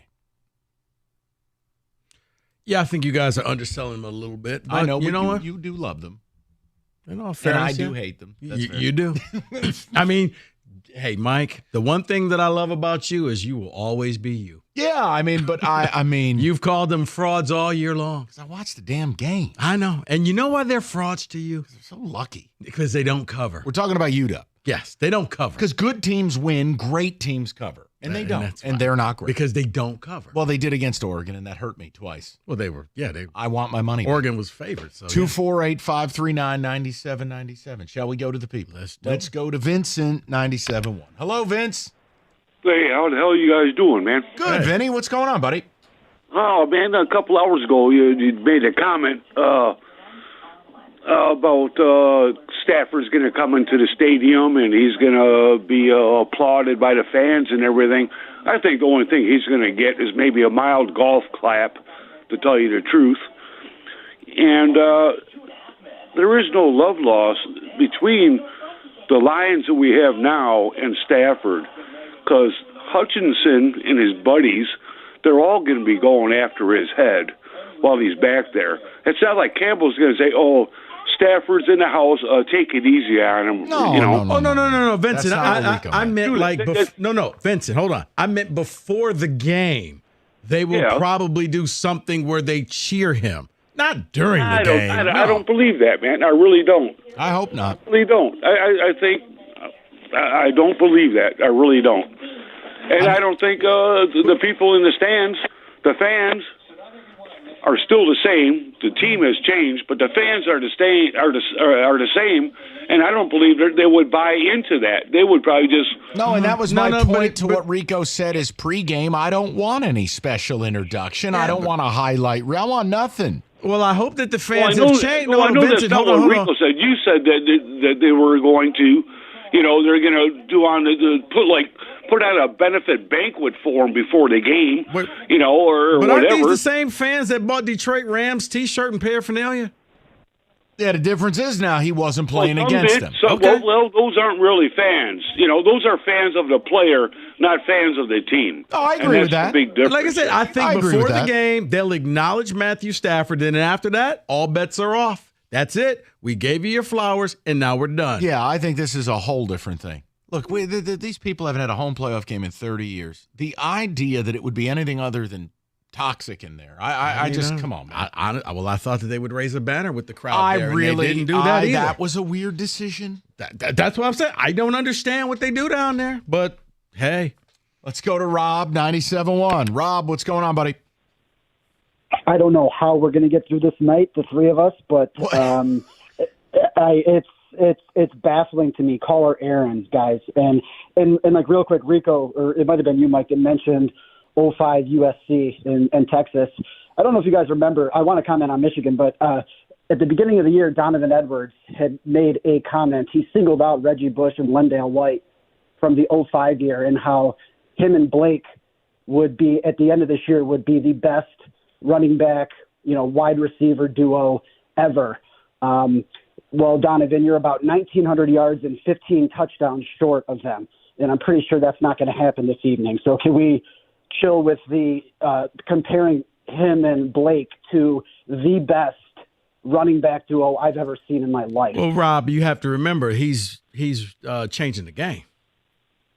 Well, hey, Rico, God's gift of great earth. He can do no wrong, correct? But guys, caller, like between caller Aaron and John and that rant and that speech that he gave yesterday, and when Doug came on the air about how butthurt he was that, and how offended he was that Florida State didn't make it, but yet he hasn't even mentioned Michigan, getting into the playoff and what they've done. And, family members and friends of mine that I haven't talked to in years coming out of the woodwork and sending text messages like, Michigan and how much better than Notre Dame and Michigan State they are. And they're insufferable. And I've been praying all day. And Mike, I'm a big college football guy. Yeah. I wasn't planning on watching the game tonight just because I've been sick about it. No, come on. Come on now. Listen, the sun rises here. Jesus. Now I'm going to hate watch the crap out of this game. And I'm praying that Penix just, puts his big Penix energy on JJ and Jim and just takes it to him. Because Rob, here's the thing. This is really a win-win if you think about it. All right, work with me on this. All right, let's say Michigan loses. Ha, ha, ha. We all act like Millhouse, and it's a good time, right? But let's say Michigan wins. What's the win? Laser beam. No. Well, that's my point. What's the win? They will have cashed in everything they purported to be, become everything they hate, to win an asterisk-ridden title where their coach can't leave fast enough. Who cares? I kind of think about it like as a fan. If Notre Dame, was in this game and they have done what Michigan has, I genuinely think as a fan, I wouldn't want them to be in the game because I don't want what's going to happen, what's coming after. I've got one of my good buddies who, while he's watching the games and enjoying it, he went to Michigan. He's like, it's just part of it doesn't matter because I know what's coming. So I'm enjoying it while I got it. But he's like, I know Harbaugh's gone, and I know they're going to take it away. So I don't know. People can do whatever they want with it. But, I mean, for me, Rob, I got news for you. Like, we'll talk about it one way or the other tomorrow. Rest of the week's going to be Lions. Thank God. You know what? But, I mean, Rob, you can't not watch. You're too big of a college football fan. You are the guy who goes to games around the country. You have to watch. Can we mix in some Malik Hall talk here this week, guys? Is that going to be on the schedule this week, or are we going to postpone that? Generally, we don't talk about players who don't post a single stat in 25 minutes of playtime. He better not start another game this year, Rico, and he better be coming off the bench. He better be Xavier Booker. Leave the warm-up on, get 2 minutes a game, put it back on, and never see the floor. Rob, if I could do that, I wish I had as much power as people think that I do. But, yeah, after watching last night, I was just like, what are we doing? Let me tell you something. After the Lions, however this season goes, after Michigan wins or doesn't win their natty and things calm down, we're going to talk about the flaming clown car that is MSU and Michigan basketball this season. Because this weekend, I saw something at U of M I've never seen before. Juwan just saying, Phil, you coach. You're from Philly. Wait, what? Down 4 with a minute to go and Martelli's got the whiteboard, not Juwan? That, I had never seen that. Dude, just step aside. Just say you're leaving to spend time with your family and your heart can't take it and just bolt. For Izzo? We're on the precipice here of you losing your mind. He's talking about getting sued for criticizing players. Yeah, he sounds like a man that's ready to tap out. Like, then you know what? I don't like new college rules. Okay, so do me a favor. Tap out before you become Belichick. Tap out before you're a sad parody of the man you used to be. Tap out. Leave. No, I feel you. But I don't want Izzo to become sad Izzo. Sizzo. I don't want it. Maybe he'll let Monty, do the coaching and he'll stand on the sideline. If MSU was down 4 with a minute to go and he had bequeathed Mark Montgomery coaching duties, here's Izzo while Mark has the whiteboard. Spine, get out of my way. Give me that. Right, here's what we're doing. It's like, whoa. I understand. You're at the Palestra. It's like sending somebody out to flip a coin. You go out there, you're the honorary captain. They're not doing the coaching with a minute to go on the whiteboard. Right, but he's sitting there. The team is all focused on Martelli, and Juwan is walking behind like he's one of the bench players hoping to get in the game. I truly was expecting a resignation announcement at the end of the game. Hey, do we have that Ward Manual sound? We do. Let me play that for you. Because while we're talking about the Natty, I can tell you a lot of ESPN's coverage is actually not about football. Oh, Sparty. Yeah, a lot of Sparties work at ESPN. They're talking about should Harbaugh's discipline follow him to the league. That's ridiculous. I don't care what you do in college. I don't care what dirt you have. It does not translate to the NFL. So you can miss me with that. It's part of the reason why he's not staying. He's going to be suspended all next year. It's just ridiculous. But the other thing they're talking a lot of, what? You're smiling at me. I got something to show you in the break. Okay. And Yeah, we'll come back with Ward. Yeah. Okay, F it. I don't even remember what I was saying, but Rico creepily smiling at me has me shook. I'll be right there. All right. College football ends tonight. FanDuel, $150 in bonus bets guaranteed. When you place your first $5 bet, it's $150 win or lose. And they got you covered. More prop bets than any other sports book. You bet all the Blake Corum, J.J. McSizzle, Roma Dunze, whatever you like to make tonight's natty game entertaining, exciting, whatever you like. FanDuel's got it. It's FanDuel, the official sports book of 97.1 The Ticket. 21 and up, present Michigan. First online real money wager only. $10 first deposit required. Bonus issue. Non-withdrawable bonus bets that expire 7 days after receipt. Restrictions apply. See terms, sportsbook.fanduel.com. You got a gambling problem, 1-800-270-7117.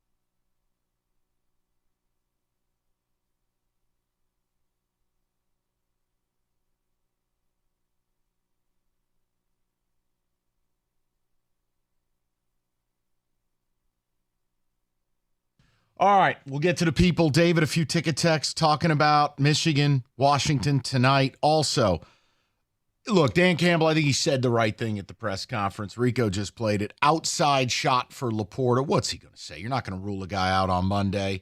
He walked off. But do I really believe you're getting Sam Laporta or anything close to Sam Laporta when you take the field Sunday night? No, I don't. No. Just because he's there, he may give it a go. I would be really surprised. So, yeah, I'm concerned. I think that's a big loss. So we've talked about that a lot today, too. And, look, there's no hindsight. I'm not allowed to criticize Dan Campbell for playing him because I said, play your starters, go try to win the game, and if you get up, pull the plug in the third quarter and be done with it.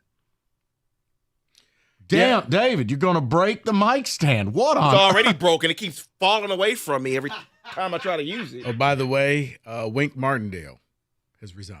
Yeah, he got fired. Dayball and him were button heads all year. Listen, man, I don't want to. Don't say the word New York Giants. Just don't. Don't even go there. I'll leave that for Gator. He almost took one to the spine earlier too. Don't do this. No. I just want to. Gator, stop. I don't think you were around, David. I haven't really made a habit of telling a coworker to get the F back in the studio, but yep, that happened today. Me and Kenny was like, just was like, Gator, don't get back in the box. Stop. Well, I just need to know. What get does out. This mean? What does this mean, quarterback? Gator, why are you doing this? Just let it go. You've been warned. Right. I made sure you were getting. I didn't even put the words "new" and "York" in a text message. No. We were about to play a game of Would You Eat It? It was going to be my elbow on his temple. Oh, my gosh. And it was the most innocent trolling I've ever heard. So how much did the Giants hurt their draft pick, Gator? Not now. Yeah, but, I mean, it doesn't. Gator, why are you're killing? Why are we doing? Gator, get the F in the studio. Oh, you wonder why I said a lovely quarter zip. Get away from me. I need who said it right now.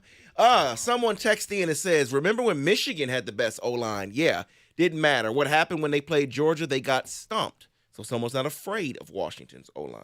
That's such an odd flex. So just so I'm clear, so saying that Washington won the Joe Moore, your equivalency is you're now Georgia from 3 years ago. In that, I guess apparently when you won the award, it was Fugazi. It didn't count. Weird flex, but David, your people are a strange lot. That's all I can do. A lot of them are that. You're exactly right. Boy, it sounds like you guys just think that Washington is going to score at will on Michigan. You guys sound like you have no confidence at all in Michigan's defense. Wait, I picked Michigan to win, and I don't. You know what? I quit. I think, you know what we're going to do? We're going to get John Jansen to just do mornings and afternoons, and I'm going to the beach. Because you people, you want CNN or Fox News. You just want to hear what you want to hear. I picked you to win the game. I thought Washington would be contained in the 20s. What planet are you? What are you on? Planet Nebula? No, they're saying, because I actually said that I think Washington can score. So by saying that, they're just going to run up and down the field. Well, they have a very potent offense. So yes, they can score. They can go on long drives. They can score quickly. You know what? Michigan 63, Mini Huskies 2. Right, but but two. You think there's gonna be a safety? Oh, you have no belief in Michigan. My bad. That's what they are right now. But I think, again, this is the quandary. I think if you're a Michigan fan who has a good view of the world, you're going to be fine. But look, most of them are nutcases. The point I make is you're not going to get the one thing you're seeking. Sports fans seek, above all, validation. That's the flex for sports fans. You want to be validated. So when you watch a show where the hosts are predicting the show, ESPN, a pregame show, whatever it is, you're not tuning in to learn anything. You're not even interested in hearing about the game. You just want the host to say things that align with your beliefs. Mm-hmm. So when someone says something that doesn't align with it, well, they must be stupid or agenda-ridden or just a bleep hole. Well, not really. So here's the deal. If you win the Natty tonight, what have I said to you since late October? Enjoy it for you. Don't bring it to my doorstep. The rest of America, now I'm sure you've bunkered yourself. It's the right move, right? You don't want to hear reality. The rest of America is rooting against you. No one respects you. And almost exclusively, there'll be an asterisk next to your title for eternity. That's if you're allowed to keep the damn thing after they vacate all your wins. That doesn't mean you can't enjoy Houston tonight and enjoy the trip and the pictures and the memories and the rest. But what you don't get, what the Houston Astros have never gotten, what Kansas basketball doesn't get, what teams who cheat don't get, you don't get validated. Because we get to sit here and go, no, well, you cheated. So, whatever, dude. Enjoy. But, yeah, for some reason, I'm a bad person because I said that the best quarterback in football. I have not turned you into that. No. I'm just saying the best quarterback in football with 3 NFL wide receivers is going to score points. Well, David, you're the I Michigan didn't do fan. enough because I said I think Michigan wins. I think they win fairly easily, which would be double figures. But maybe I should have just been a little bit more and just said, 48-5. I don't know what to say. Field goals. I know. How dare I? They're going to kick a field goal and a safety. Have you not seen Michigan special teams? I mean, they did. They dodged a bullet. Their special teams was not good. I would expect a bounce back. Yeah. You can't play 2 games like that in a row on special teams. That was missed extra point, missed field goal, 2 muff punts. Can't do that. I mean, I just don't think that's going to happen again. But yeah, I hope not. My bad. I mean, David, let me ask you a question. Sure. When I say what I just said regarding, it's only an issue if you make it an issue. This issue of validation. Not you. I'm saying your fan base.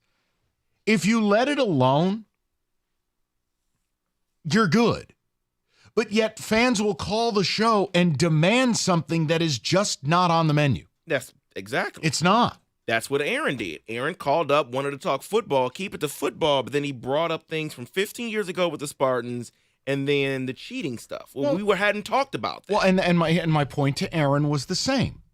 So, for instance, if MSU is attached to Larry Nassar, even though the football coach and basketball coach had nothing to do with him, never met him, that's always mentioned in football articles, then how couldn't real-time cheating scandals, plural, now not be attached to you? Guys, let's be consistent here. ESPN, which does not want to talk about it, is talking about it. Leading up to the championship game that they will air, why would they want to invalidate the possible champion? Right, they don't. But they know America is who they're catering to tonight. This isn't the Big Ten Championship, which basically only Michigan fans are watching. This ain't the BTN. Right, which is a horse bleep network. The point is, you can't demand everyone give you what you gave up in the process. Think about it. For years you said, well, we're not going to win one because we don't do what the SEC does. Really? You've become everything you hated. So own it.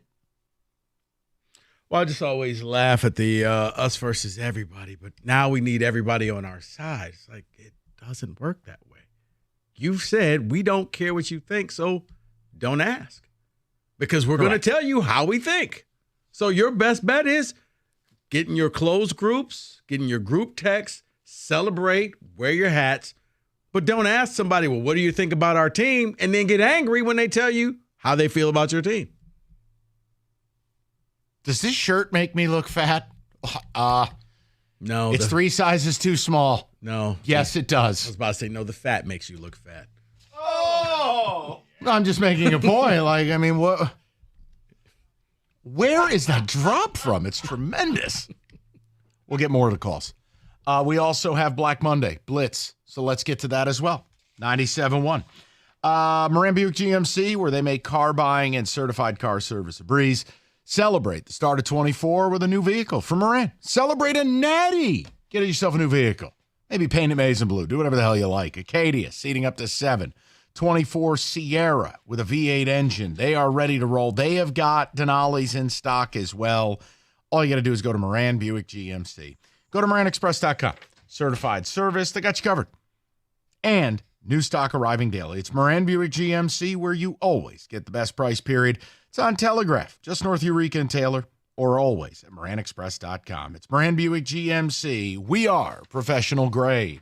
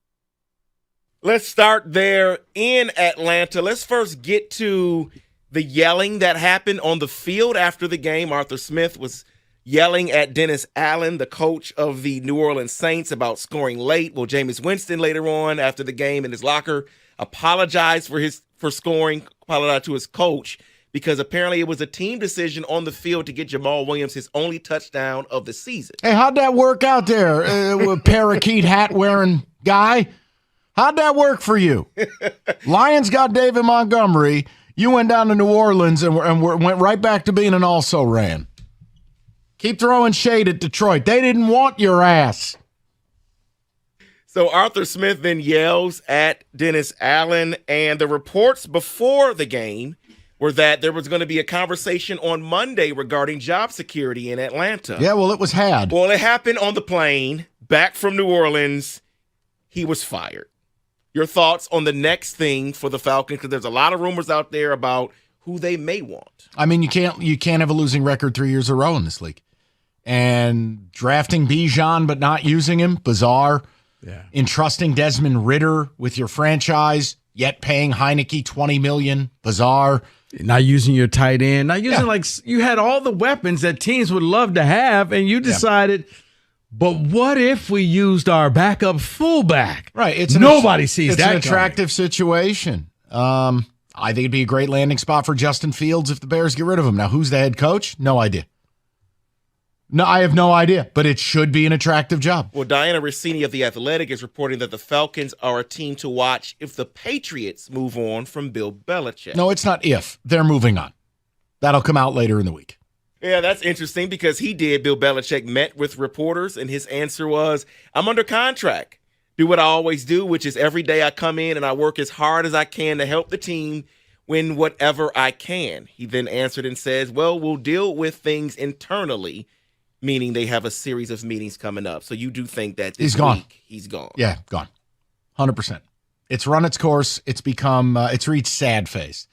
I do think that's a destination for potentially Brian Flores. I think it's a possible destination for Jared Mayo to take over. Or you want a long shot play? How about Mike Vrabel coming home? Time to move on in Tennessee maybe as well. Yeah. Period. There's a lot going on there. Yeah, that was weird. Yeah, you saw Derrick Henry saying goodbye to everybody, but I'm not gone, but just in case. He gone. Great seeing you. Speak to the fans because I don't know what's going on. Well, we do know what's going on in Washington. It is now official.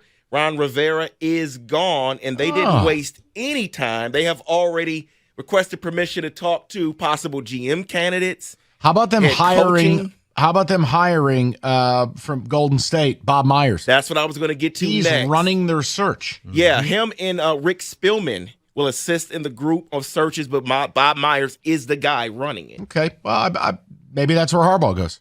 A desperate organization, need to sell tickets, power running game is in their roots. Number 2 pick in the draft. Yeah, and again, that would fit. An organization's going to have to be desperate if they're going to hire Harbaugh because he's a complete pain in the ass.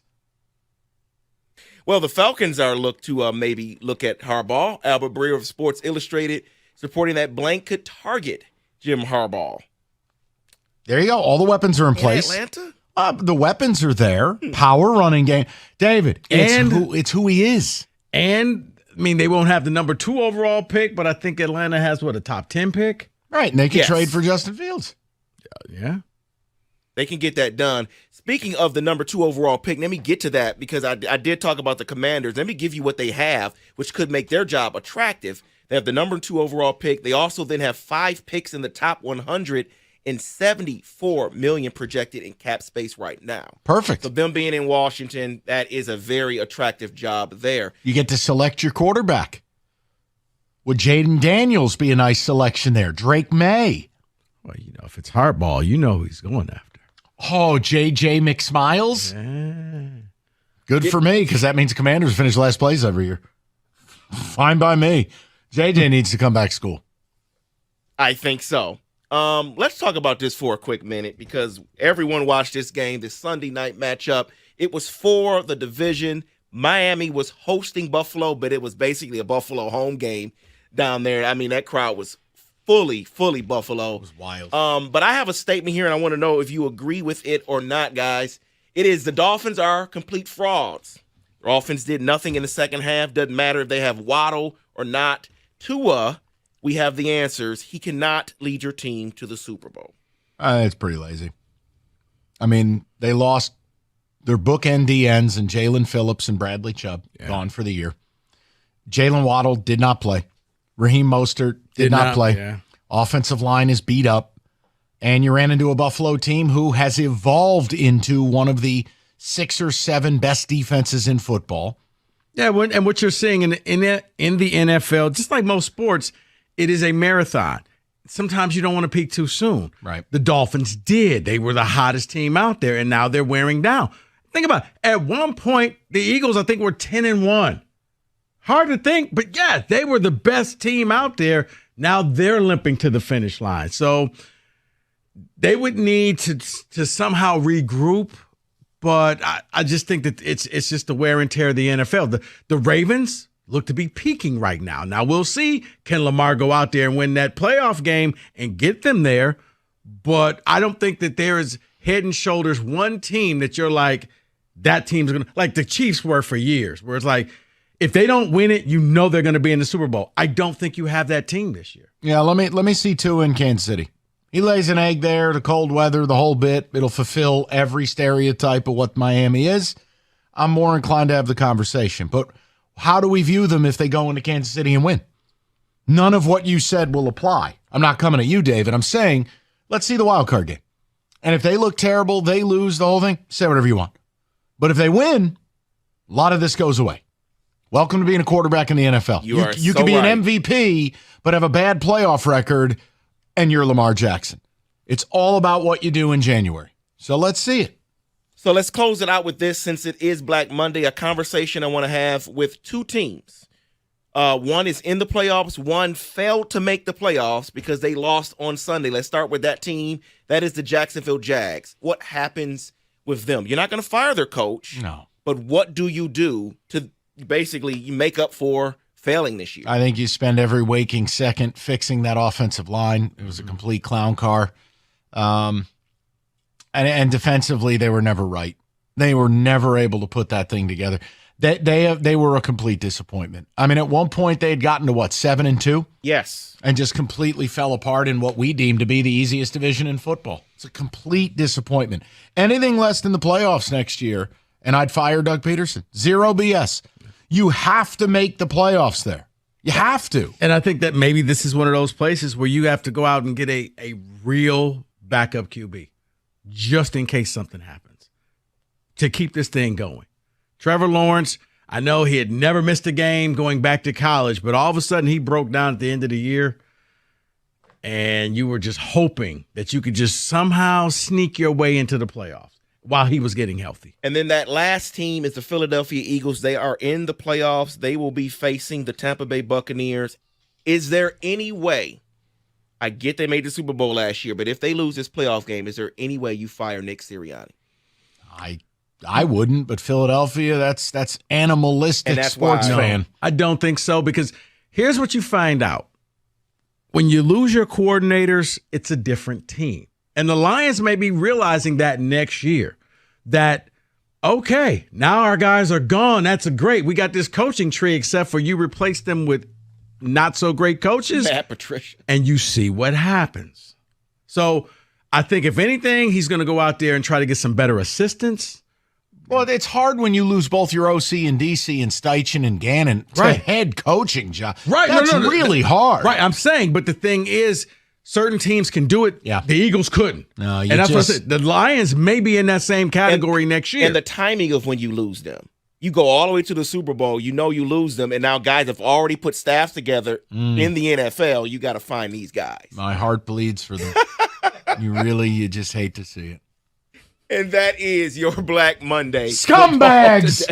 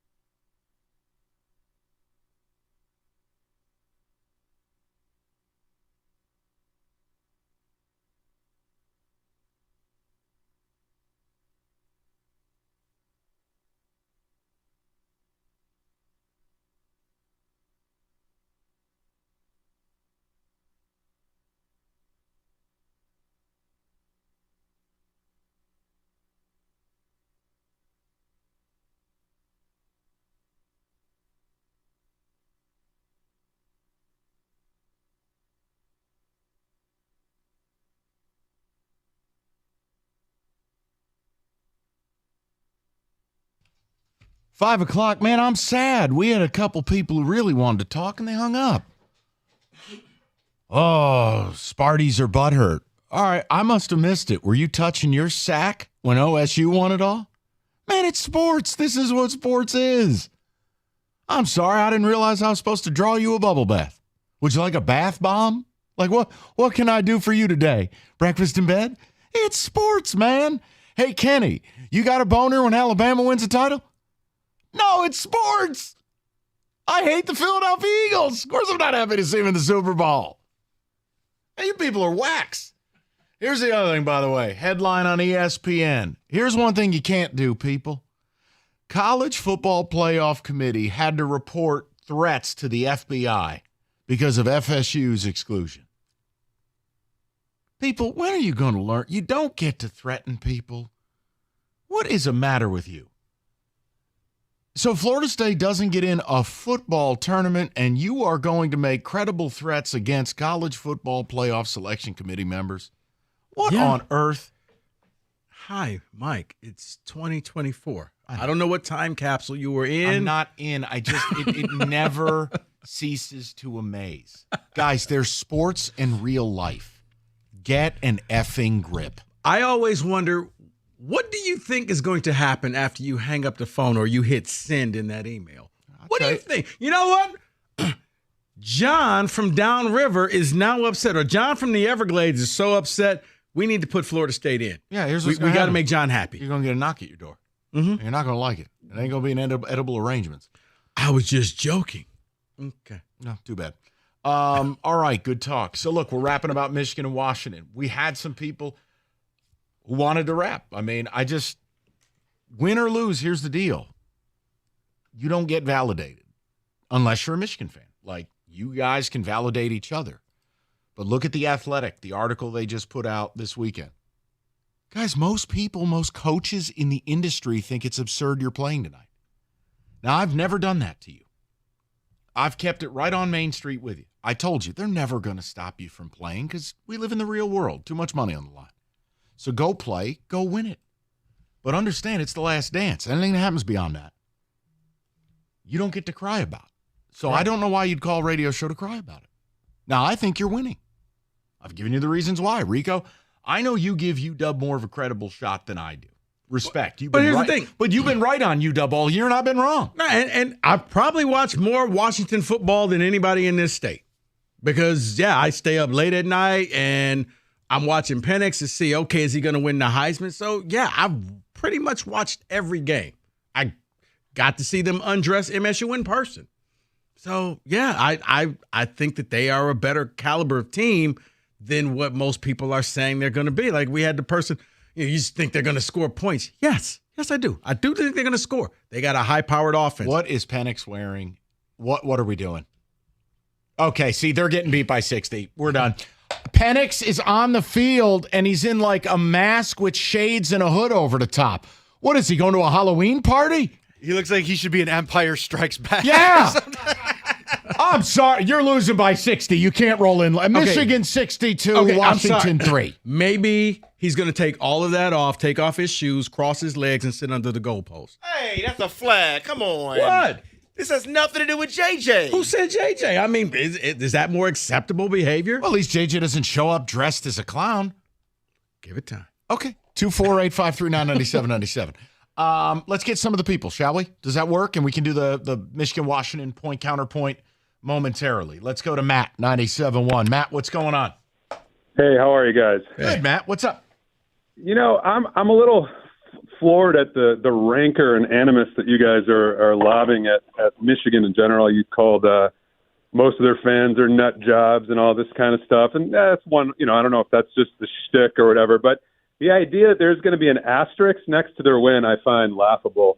That they're cheaters and all this kind of stuff. So you're trying to tell me that the Ohio State win and the Alabama win were because we were stealing their signs and they had no idea that we were coming and what we were going to do, and we had all this stuff behind our back. I mean, give me a break, dude. They're a quality team. If they win the national championship, there's no asterisk. They are the champs. That's all there is to it. You guys sound like crybaby Michigan State fans. There we go. Get Matt, don't bury the lead. garbage. Just get right to it. No, you're garbage. You're a cultist. I'm garbage? Yeah, you're garbage because you buried the lead. Why would you call me that? I'll tell you exactly why. Because you buried the lead. You don't like where I went to school, so therefore you want to invalidate what I've said, even though I picked you to beat Bama and even though I've picked you to win tonight. The asterisk isn't about me giving it out. It's the rest of America. You cheated your balls off for 3 years. That's arguable. No. Oh, is it? Did you read the piece in The Athletic this weekend? Who exactly? Okay, well, you could start there. How about the rest of America if you're not a Michigan fan? Who's rooting for you right now? Matt, how about the fact that you guys proudly, the fans and the team, Michigan versus everybody? That means that everybody doesn't like you. I don't like that phrase. Anyways, I think it's kind of silly. Okay, how about the fact that everybody hates Michigan? How about the fact that Harbaugh's first suspension is about the illegal visit that J.J. McCarthy went on during COVID?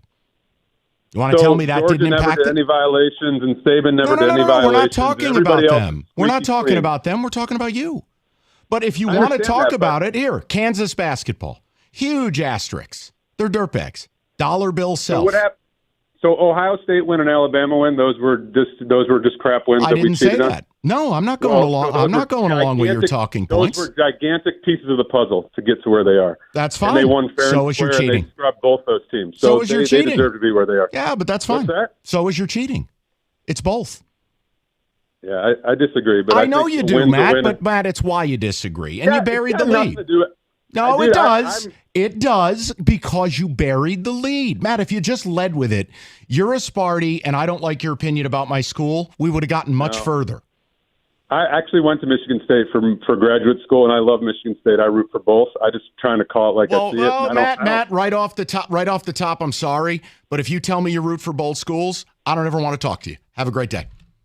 People who root for both schools are useless humans. Have a spine, pick a side. But Don't be Stoney. I love Michigan football and Michigan State basketball. Right, and he's got an MBA from State. Get lost. Goodbye, Matt. Oh, I sound like what the rest of the country feels like. You're the Houston Astros. Astro fans, there's no asterisks. Rest of baseball, there is. You don't get to dictate the rules because you flouted them. You don't get to say, we don't care what people say about us. We galvanize in this locker room and then get angry because you're not saying we're pretty. Right. Here's the deal. Your coach was suspended twice for 2 different scandals. Real time. One of them helped you secure the recommitment of the quarterback who's 25-1 as your starter. Cheeseburger. The other scandal is going to be the reason he's not even eligible to coach here next year. That's why he's leaving. You had people in spyglasses at games. And you think beating Ohio State somehow exonerates you from cheating your balls off for 3 years? Why are you calling a radio show on the day you're playing for a national title to have that discussion? It's Michigan versus everybody. Go enjoy it. Unless, of course, you know deep down the things we've said on the show are accurate. And it wouldn't be any different if it was Michigan State because I'd burn them to the ground. We just hit Izzo with a chair an hour ago. I don't care. I don't have feelings. You're a good football team. But you're also an embarrassment to the sport. And you winning tonight, not good for the sport. Like, whatever. Enjoy it. Party. I'm not telling David not to eat pizza and watch it with his kids tonight. But the difference is David's not holding for an hour to talk on a radio show about something that shouldn't matter to you. I've never met a more insecure lot than you guys. Why do you need validation from old Chucklehead over here and Sparty McSparterson? What do you care? I mean, honestly, call a Columbus radio station and try to get their validation today. Man, nobody. That's sports. I don't need any more reason to not like the Red Sox or the Eagles or you. But you happen to give me a bunch of reasons. Now, I mean, it's sports, man. It's not a big deal. But when you want to call up and bury the lead and play games and be all indignant, no, you're garbage. You're wasting my time. Call up, shoot straight, be like, nah, you're a Spartan, you just hate us. Yeah, bet, as you say. Bet. Bet. Like, David, it's the strangest thing. Everyone's looking for validation. I don't understand why. Right. I don't care. I just want to see the game tonight and win. David, I've played by their rules through the whole investigation. You said it's Michigan versus everybody. I set those ground rules months ago. You don't get to have it both ways. You're not winning any popularity contest. And you don't have to care. I have told you, you don't need to care that you cheated. But you don't get to tell people to not care. There it is, right there. That's the beginning, middle, and end. I've never tried to take your joy with it. Get hammered tonight. Go watch the game. I hope you're in Houston. But the rest of America, caller Matt says, well, I highly doubt. What college fan base is rooting for you? Seriously, you think Georgia has a soft spot for you? You took their spot in this deal. They were number one in the AP poll for 14 weeks. You openly cheated and flouted the rules in season with a coach who was suspended twice. Oh, you think Georgia's on your side? Who? Who's on your side? You think the other 14, 13, 15, however many schools are in this stupid conference anymore, you think your fellow conference foes, who the Big Ten tipped off and said you don't have to play if you don't want to, you think they're on your side? Who? Go it alone, man. Rally up, circle the wagons, go win your natty. But, man, don't expect the rest of us to give a damn. Like, this is what you did. As Rico put it, you're Thanos grilling a sad hamburger on your own planet. Right. What did it cost you? Everything. Yeah. But you did it. Yeah. But now I just put you in the lot with places like UNLV, and there's JJ, sweatshirt and a hat. We're good. That's what you look like. That's when you walk why they're in. winning. The quarterback dressed like an adult, and Penix is dressed up for Halloween. Okay. We're going full Colin Cowherd. All right. The backwards hat? Gotta look like a quarterback in order to be my guy. I feel like JJ is more prepared to lead tonight. Maybe Penix is just suffering from anxiety. Oh, don't make me feel bad. He doesn't have some kind of condition, does he? You know what? You should feel bad. No, don't say that. No. Does he seriously have anxiety? I don't know. Oh, I'm like, jeez, man. I don't know. Me. 248-539-9797. All right, winter is here if you've been injured as a result of an auto accident or a slip and fall. And we're getting a ton of snow later in the week, by the way. It's going to be a nightmare if I have to travel. David Femininio, we have told you before, if you're injured in Michigan, you need to call David. Get David, get paid. David can be reached anytime on his website. Go to getdavid.getpaid.com, or you can call him directly at 855-65-CRASH.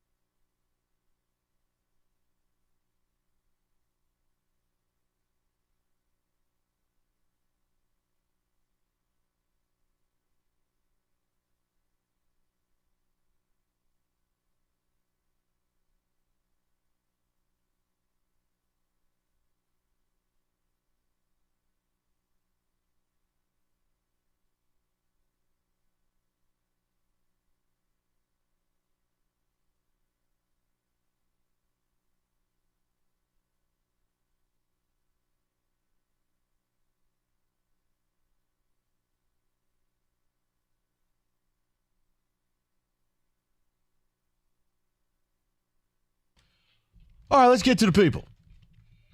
I'll say it to you again. David just came in here. Enjoy the game. Watch it. But I don't get where Michigan fans have these weird demands. No, I've been me since the beginning. Caller Matt is a treat. Well, I just find the vitriol. Here's the funniest thing. Matt, I've been delivering the vitriol to your ass since 2004. I don't like Michigan. I never have. You've picked them all year.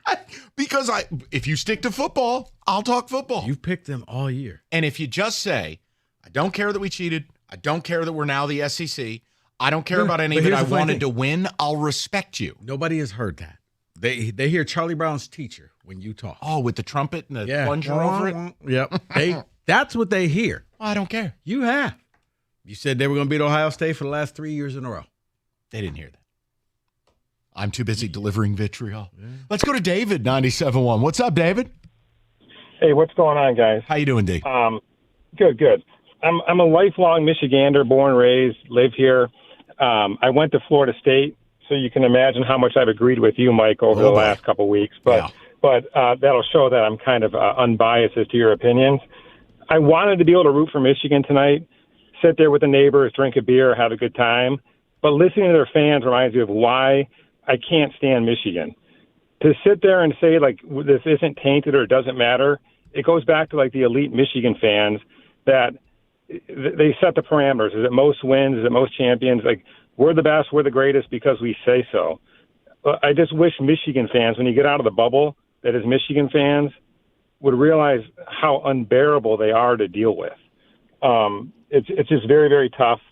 I don't enjoy having to explain to my kids that people in Ann Arbor are bad and, Michigan fans are terrible, but there's plenty of good Michigan fans. Like I said, you're not going to get a sampling from a majority of Michigan fans. Like people who are willing to call and wait 40 minutes to yell at you about an asterisk. Yeah, that's going to be the hardest of the hardcore. Those people are very enjoyable to deal with because they're cartoons. They're not real. I mean, David, any Michigan fan who doesn't think they did anything wrong, I don't know why they'd call this show. There's no point. Like, it's clear you did. Your coach wasn't suspended on a lark. He's leaving because he has to. Make no mistake about it. Jim Harbaugh will not be eligible to coach next year. I would be in stunned disbelief.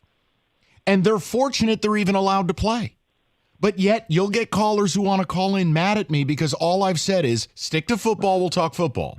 But if you want to play stupid games, you're going to win stupid prizes. I don't know what to tell you, David, and like I said, name me a fan base that's rooting for them tonight. Name me one.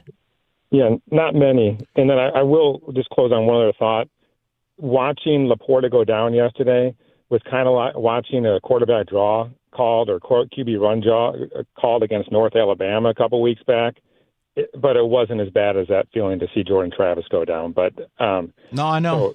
So, some Lions fans might know what it feels like to be a Florida State fan. No, I know. I mean, David, like I said, what happened to you guys, I from a football standpoint, I understood it. I thought the committee did the right thing. That doesn't mean you have to accept it or like it or not be enraged by it. It's awful.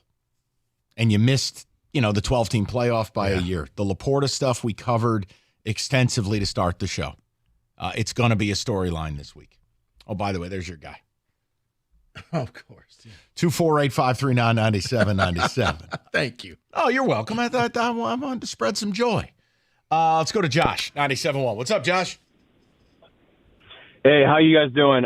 Good, Josh. So I just want to say I'm 23, and I don't count anything before I was 10 because, I faintly remember the 08 Wings, but that doesn't really count. I'm 0-3 in championships. Right, like Michigan, bad hoops twice, and then the Tigers in 2012. I was devastated, all three of them. Dude, I don't care if we cheat. I'm sick of being a loser. I'm sick of losing these games. I don't care how it gets done. I just want to buy the hoodie that says champions on it. And, Josh, I just wanted to give that take. Josh. Respect. I'm going to tell you this. I respect you. Yep. Because you're honest. No, seriously. You're honest. You don't care. and you're not trying to justify anything. You're saying, just give me the damn title, and I don't care what happens after that. 100%. I respect you. I do. Yep. I really do. Josh, do you understand I have never had frustration with people like you because you're not playing a game. You know what it is. But the people who want to call in and get all indignant and stuff, Josh, they're from Planet Nebular. Like, at least you're honest. Oh, yeah, I get it. I've said from the beginning, if you're willing to say we're going to get in the dirt and we're going to play dirty and we're going to cheat and we're going to win and you can do whatever you got to do, I'm never mad at you. Josh, you have every right to say it. Go be a winner. Go enjoy the game tonight. Have some drinks, order some wings, party. Because you're not trying to sell me a lie. Right, because then tomorrow you're not going to say, tell me I'm pretty. Tell me we're the greatest team ever. I don't care. I'm celebrating. Say what you want to say. But it doesn't matter to me. I appreciate people like Josh. I have no issue. Because you know and what it's he the same say? thing David has said. Yeah. I don't have an issue.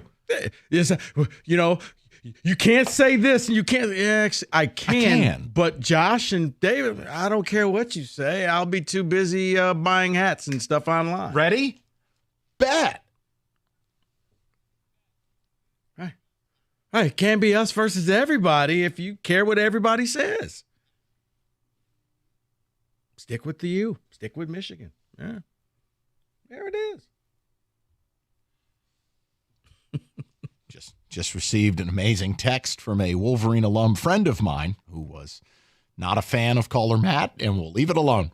Yeah. I'm not reading that on the air. Oh. And you know who you are if you just sent it to me. I am not reading that on the air. Shame on you. I've known you for 20 years. How dare you ask me to read that on the air? That's not happening. Come on. Nope. Use your words. I can't. Come up with different things. He's a Wolverine who's offended by other Wolverines who behave that way. That's all I can tell you. Come on. I know. If we can read Zion's. No.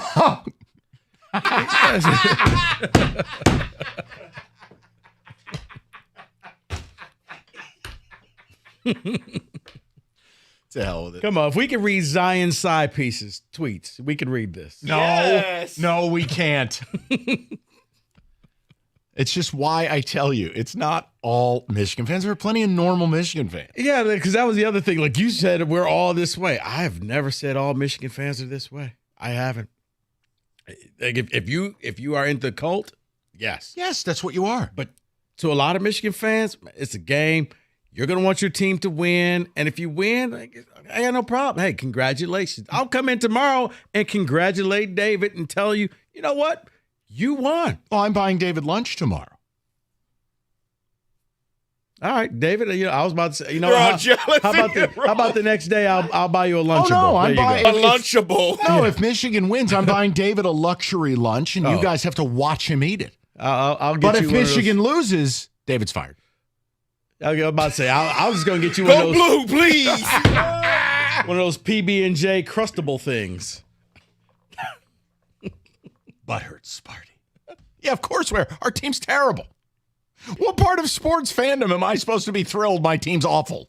And yours, who cheated their nuts off, is awesome. Even if they didn't cheat, Mike, if this was the other way around, they're not rooting for Michigan State. They're not rooting for Ohio State. It's good for the state. They're not rooting for the state. They're not rooting for the Big Ten. I got a graduate degree from state. Yeah, okay, and I'm Mr. Rogers. So, yeah, if it's the other, they're not. Signed. Final score, David. Come on, let's hear it. What do you got tonight? 27-20. Ooh, lower scoring. Yep. Matching the Rose Bowl.